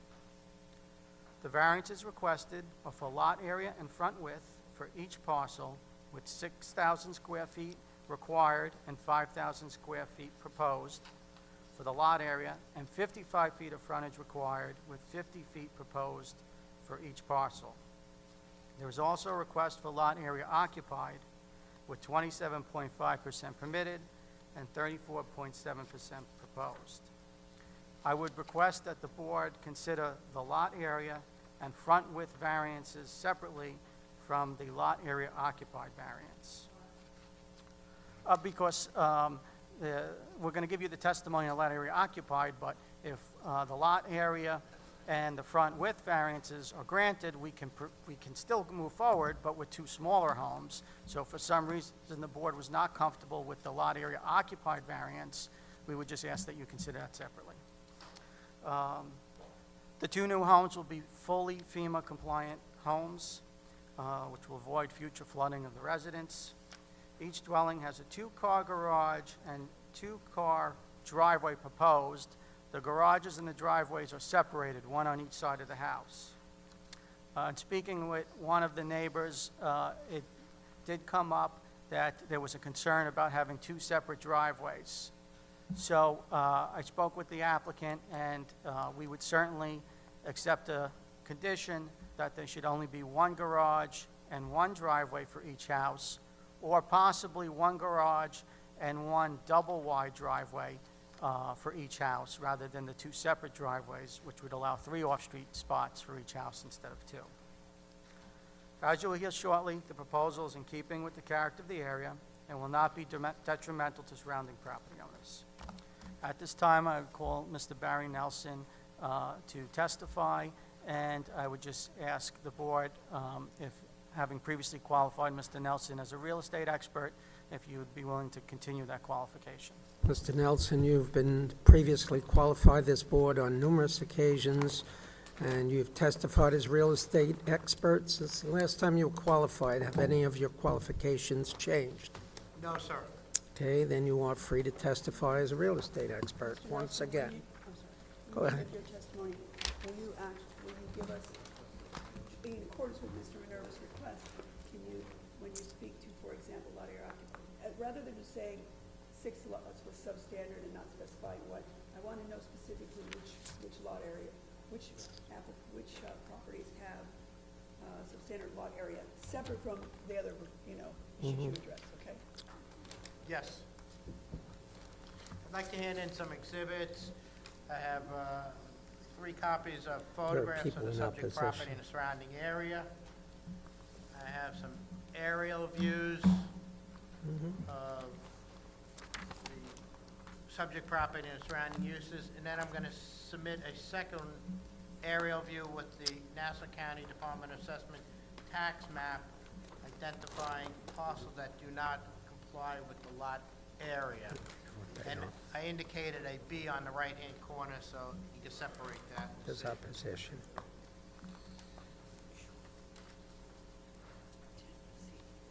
We'll accept those in evidence. Thank you. We have Christina. We have 2 people.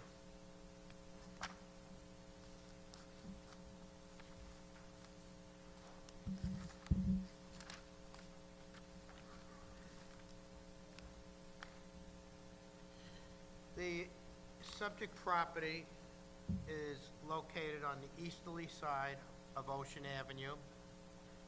It is about a quarter-mile south of Walkener Avenue. As you see it identified, it's the first parcel is 1,220 feet south of Walkener Avenue. It's a tucked-away area surrounded by the Bedell Creek waterfront on the easterly side of the property, and 2 houses to the south, it is the dead end, and the waterfront, Bedell Creek, a canal navigable by boats, etc. The photographs that I've taken will be of the subject property and the surrounding uses, all residential, residential B zone. The application is for the subdivision of the 100 by 110,000 square foot parcel into 2 50 by 100, 5,000 square foot parcels. The subject property is the largest parcel in the area, and because of its circumstances, it has flooded, and I checked the town's website, they have reported it 3 times, that it's flooded out and non-habitable at this time. And it must be raised. The aerial views that I've submitted, you'll see the location which I described. It is tucked away further south off of the main arterial road, and it is a dead-end street. The proposal is for 2 one-family colonials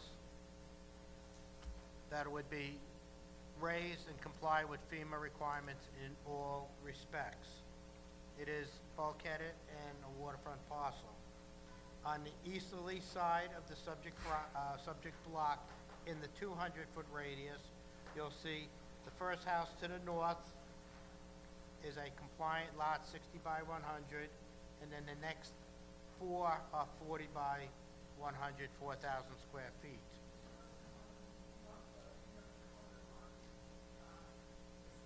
Yes.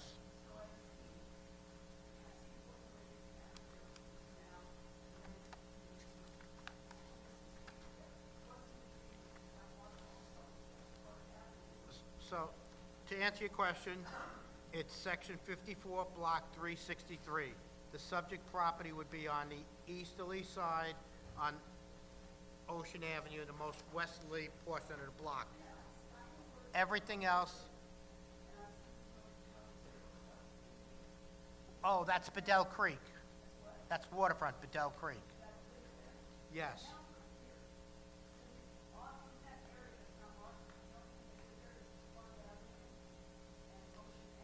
There's a canal in between. Okay, There's a and canal in between. because... And below, there's Bedell Creek, and then there's a canal in between the park and Ocean.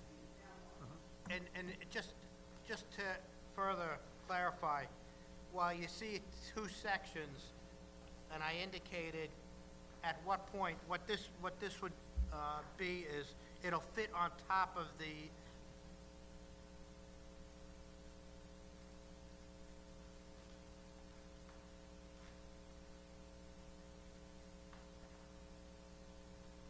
Mrs. D'Amato, what we have here is one block. It's getting late, but I agree. You see, I highlighted Joaquina Avenue on the right side. That'll fit on top of the blocks to the south. I indicated at the bottom A on the right side and the bottom or the top on the left. So what this does is, the way the county laid out this tax map for production purposes on their website, it's all one block going up to Joaquina Avenue. Does that make sense to you? Yeah. If you, on the other aerial view, you'll see the second page.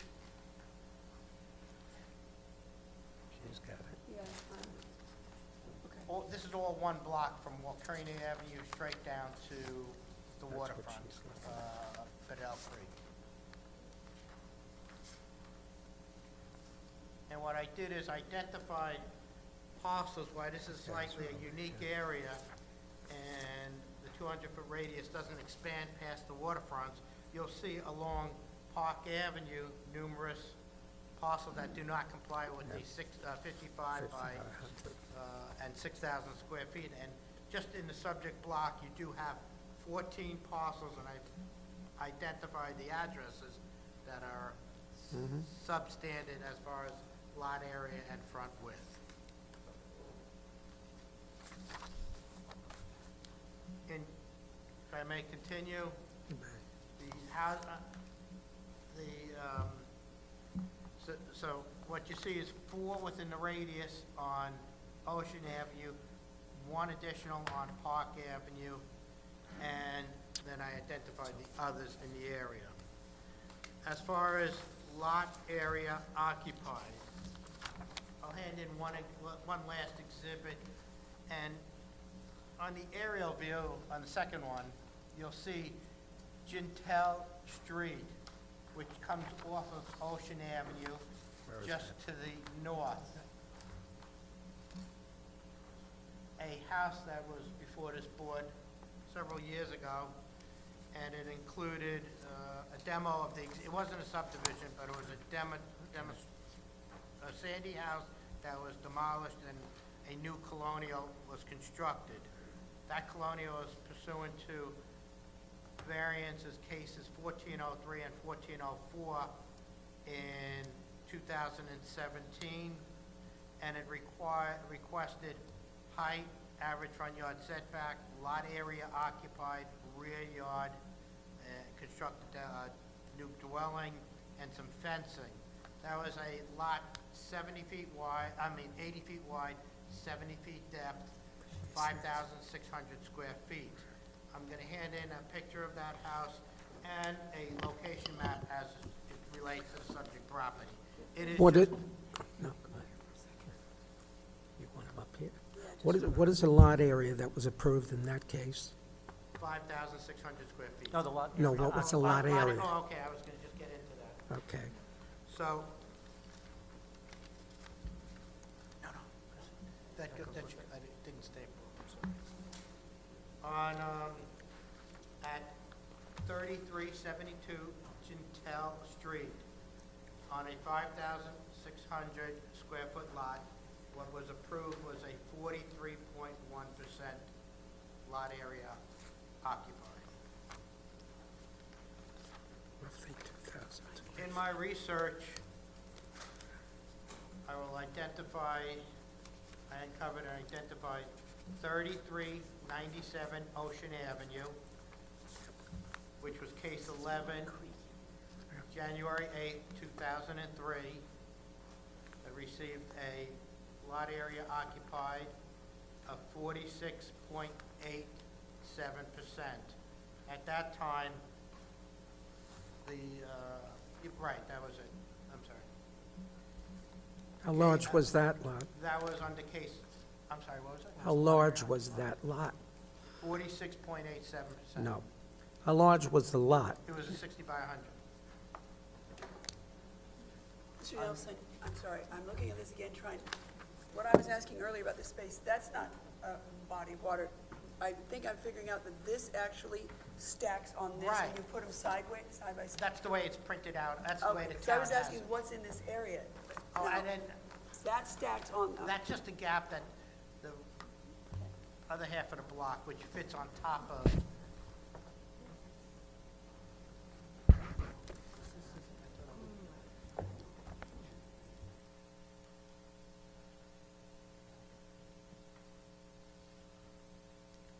Does that make more sense now? Yeah, I understand. There are more houses, right? Uh-huh.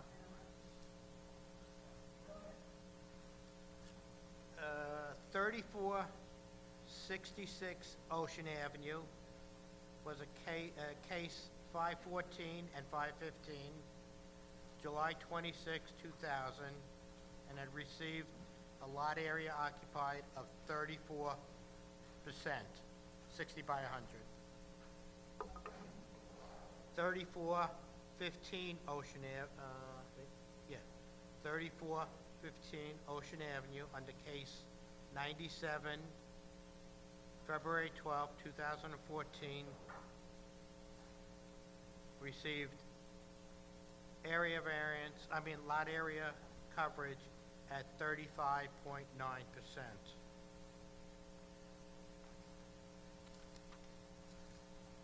Another application, which was 3378 Ocean Avenue,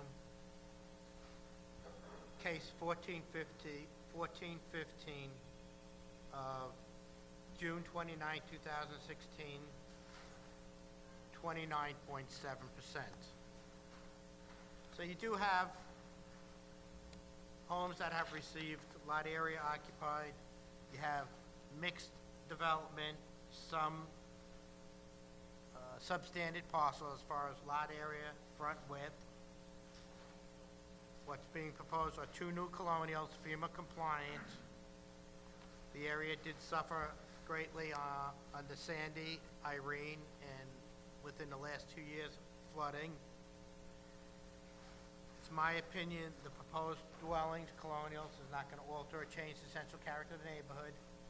Many of the lawful houses in the area, on lawful lots, I should say, have been upgraded and expanded over the years since the floodings. And it's my opinion what's be requested is a substantial improvement to the subject parcel. It would be, there's only 2 other houses further south on the easterly side and similar on the westerly side.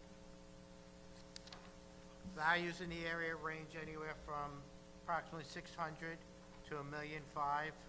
The new homes would sell for anywhere between $1,250,000 to about $1,350,000, without being detrimental to the surrounding residences. All municipal services are available to the subject site, including emergency vehicle access, fire hydrants, concrete sidewalks, and curbs.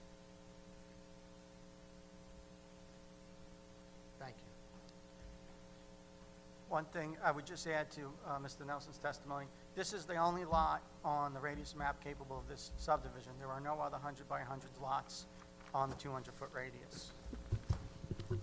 We made note of that. Mr. Nelson, Yes, sir. any of the other properties you alluded to on substandard lots, were any of them built within the last 30, 40 years? Do you know? And I would assume, unless you tell me otherwise, that none of them was subject of subdivisions. No, Is many that of them correct? have been in the community for many years. Yes, sir. Okay.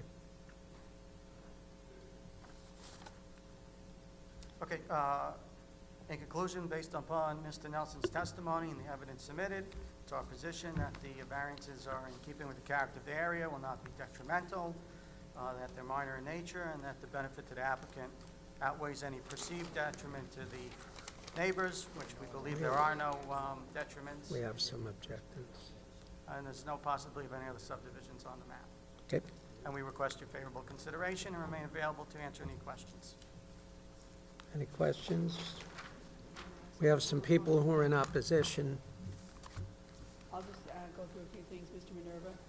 You're familiar with the usual conditions that we like to ask about Subdivisions. owner occupied, once they're constructed and sold.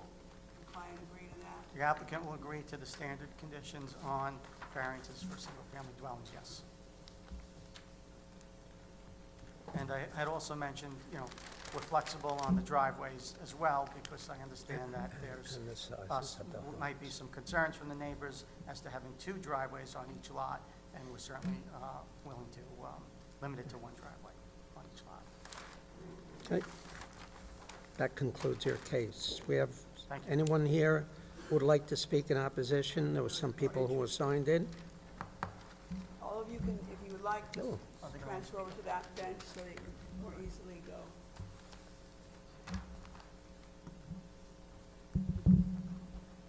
Just one person. Who's got the sheet? Who has the sheet? Joey. No, I don't.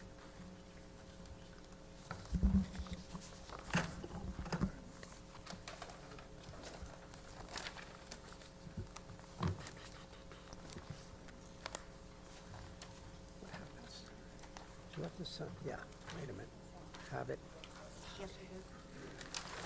David My name is goes Sheila Nigel, and I live at 3424 Ocean Avenue in Oceanside. Can you say your name again, please? I'm sorry, Would you say your name? Your name? Sheila Nigel, N-I-G-L, And what's your address? 3424 Ocean Avenue. Okay, tell us what we need to know Where is about it? that. Go ahead, Joe. I have one comment. When he showed photo number 10, that house was not a flood house. That was rebuilt because it was burnt down. Okay. That's number one. The other thing is, a lot of the little houses that are on that street were built many, many, many years ago. I've been living there for 65 years, and I know which houses have been built. The one that was built next to me is over 120 feet. That is one house on that property, not 2. It could have been subdivided. It wasn't. The street is a dead end. It cannot handle more traffic, nor can we handle more water pressure. As it is, the older homes that were built there, and mine was built in 1954, the water pressure is not good, and it gets worse with more houses. As I said, it is a peninsula, and we can't handle more cars. If there's cars now parked on both sides of the street, you close your eyes when you're going down, because it's narrow. And I am totally against it. The house has been flooded, and I've also noticed building supplies going into the house, like a tub and kitchen appliances going into this house. If it's going to be torn down, why are all these appliances being brought in now? Is it under construction? That's what I have to say.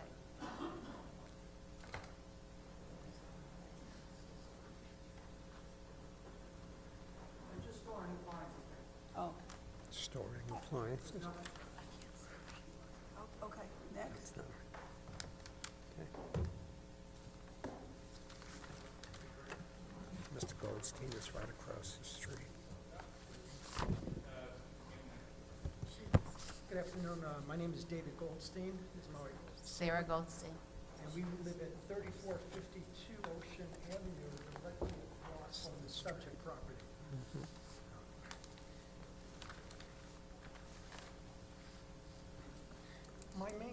Our main concern is the traffic. I have some exhibits here. I kind of made them myself. I'd like to share with the panel. Do you want to show them to Mr.?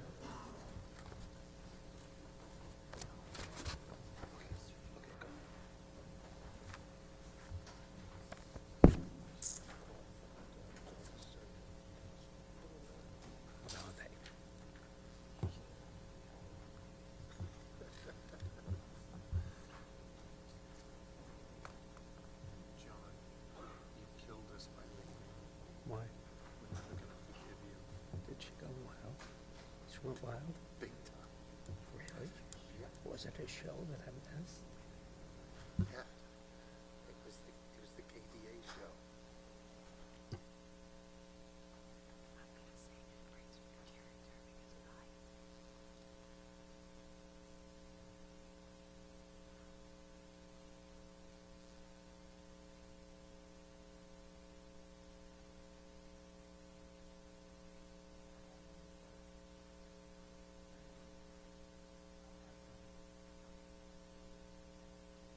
Thank you.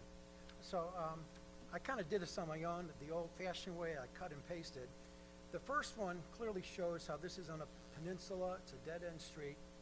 And I zeroed in on the last 6 houses on the block there. On the upper right is the subject property. Our home is directly across. And I inserted these cars there to show that there were only 8 street parking spots in that entire area. So right now, there are 6 homes, 8 parking spots on the street.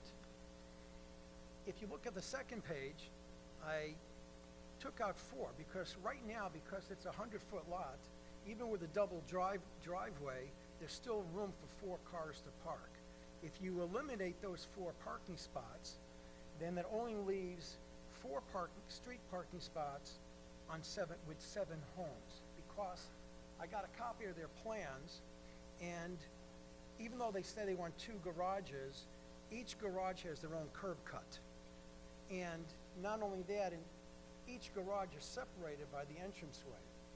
And the way the street is, there's not going to be enough space in between the curb cuts to park any cars on the street. So their proposal is going to eliminate 4 spots from the street. As you heard previously, the street is already congested. There's already too many cars on there. And losing 4 spots and gaining another house and more people it's not going to be a good situation, and I don't think it's a viable situation either. Before today, I spoke to both the applicant as well as their counsel, and we talked about my concern. And they said that they would be willing to eliminate 1 garage and only build 1 garage per home. My concern with that, and I appreciate that offer, but I don't want to go away from this hearing without having something in writing.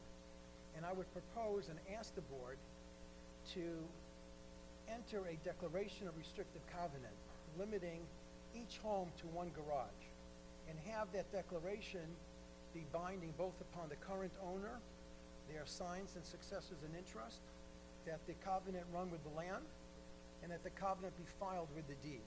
That way we're assured that only 1 garage will be built as the applicant has promised it would be. I also just briefly want to touch upon the character of the neighborhood. Even though there are several homes that might have the same or maybe a little bit less square footage, the majority of the homes on the entire Ocean Avenue from the Bedell Creek all the way to Aquina are much larger, 2, 3, maybe even 4,000 square feet. Building 2 homes, even though I'm sure they'll be beautiful and new, it will be outside the character of most of the homes on that block. and for that reason also, I would object to it.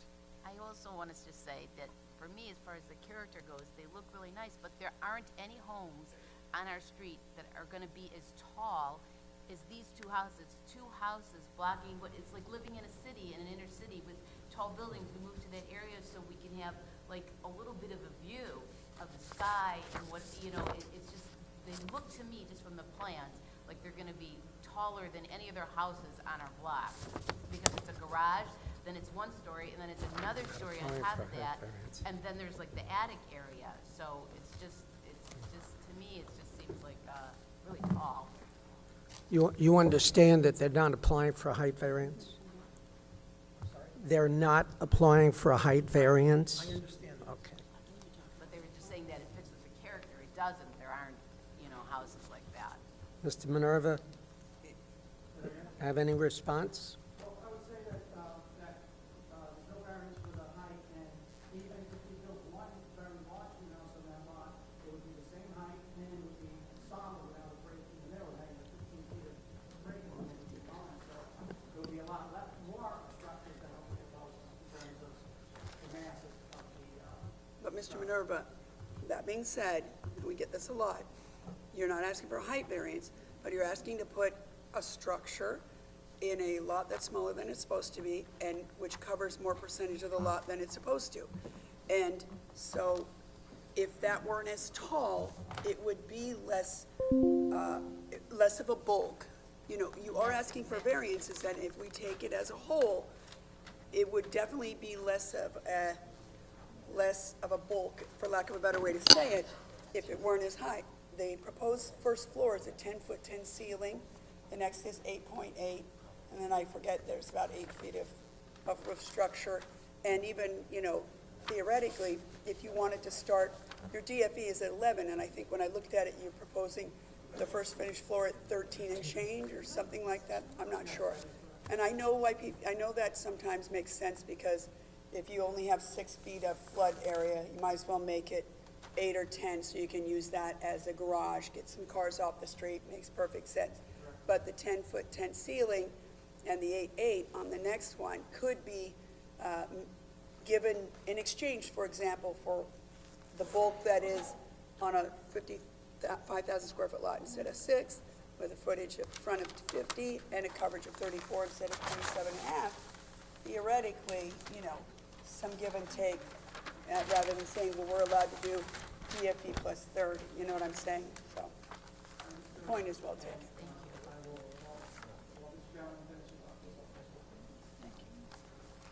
I want to show these. Thank you very much.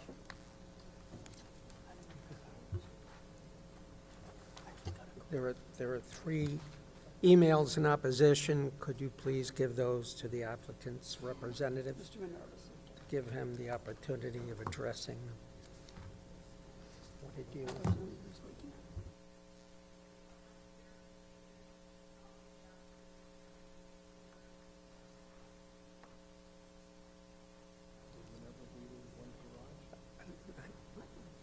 Well.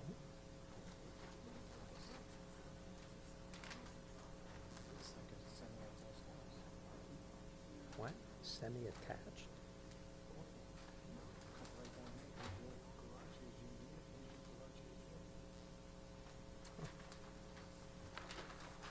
Let me see that. Can I see that?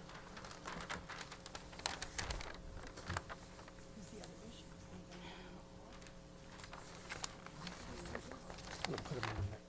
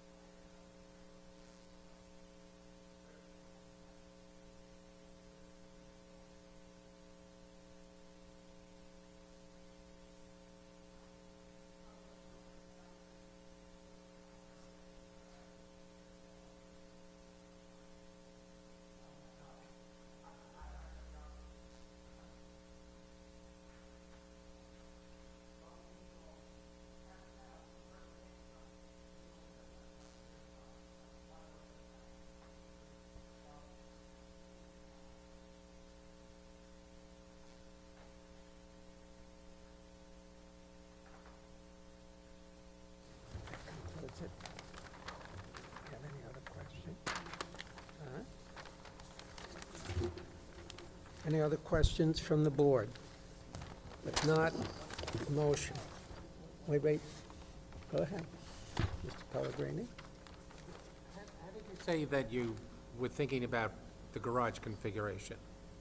So, we were thinking about, right now, there's a one-car garage on each side of the house. Yes. We would eliminate one of the one-car garages, and your floor plan for the foundation level is a garage with storage behind it. So we would take that storage away, and also make that part of the garage, so the two cars would be parked tandem. You just have the storage on the other side. Yeah. You know, space for three parking spaces on each lot, Two in the garage, and one car driving in front. nose to back, or whatever you call it. Yeah. Yeah. And you would then have one curb cut, would that theoretically keep another street spot? Yes, I mean, you do more. Two more. Gives two more. One on each, one on each. Oh, on each unit, Yep. on each proposed house.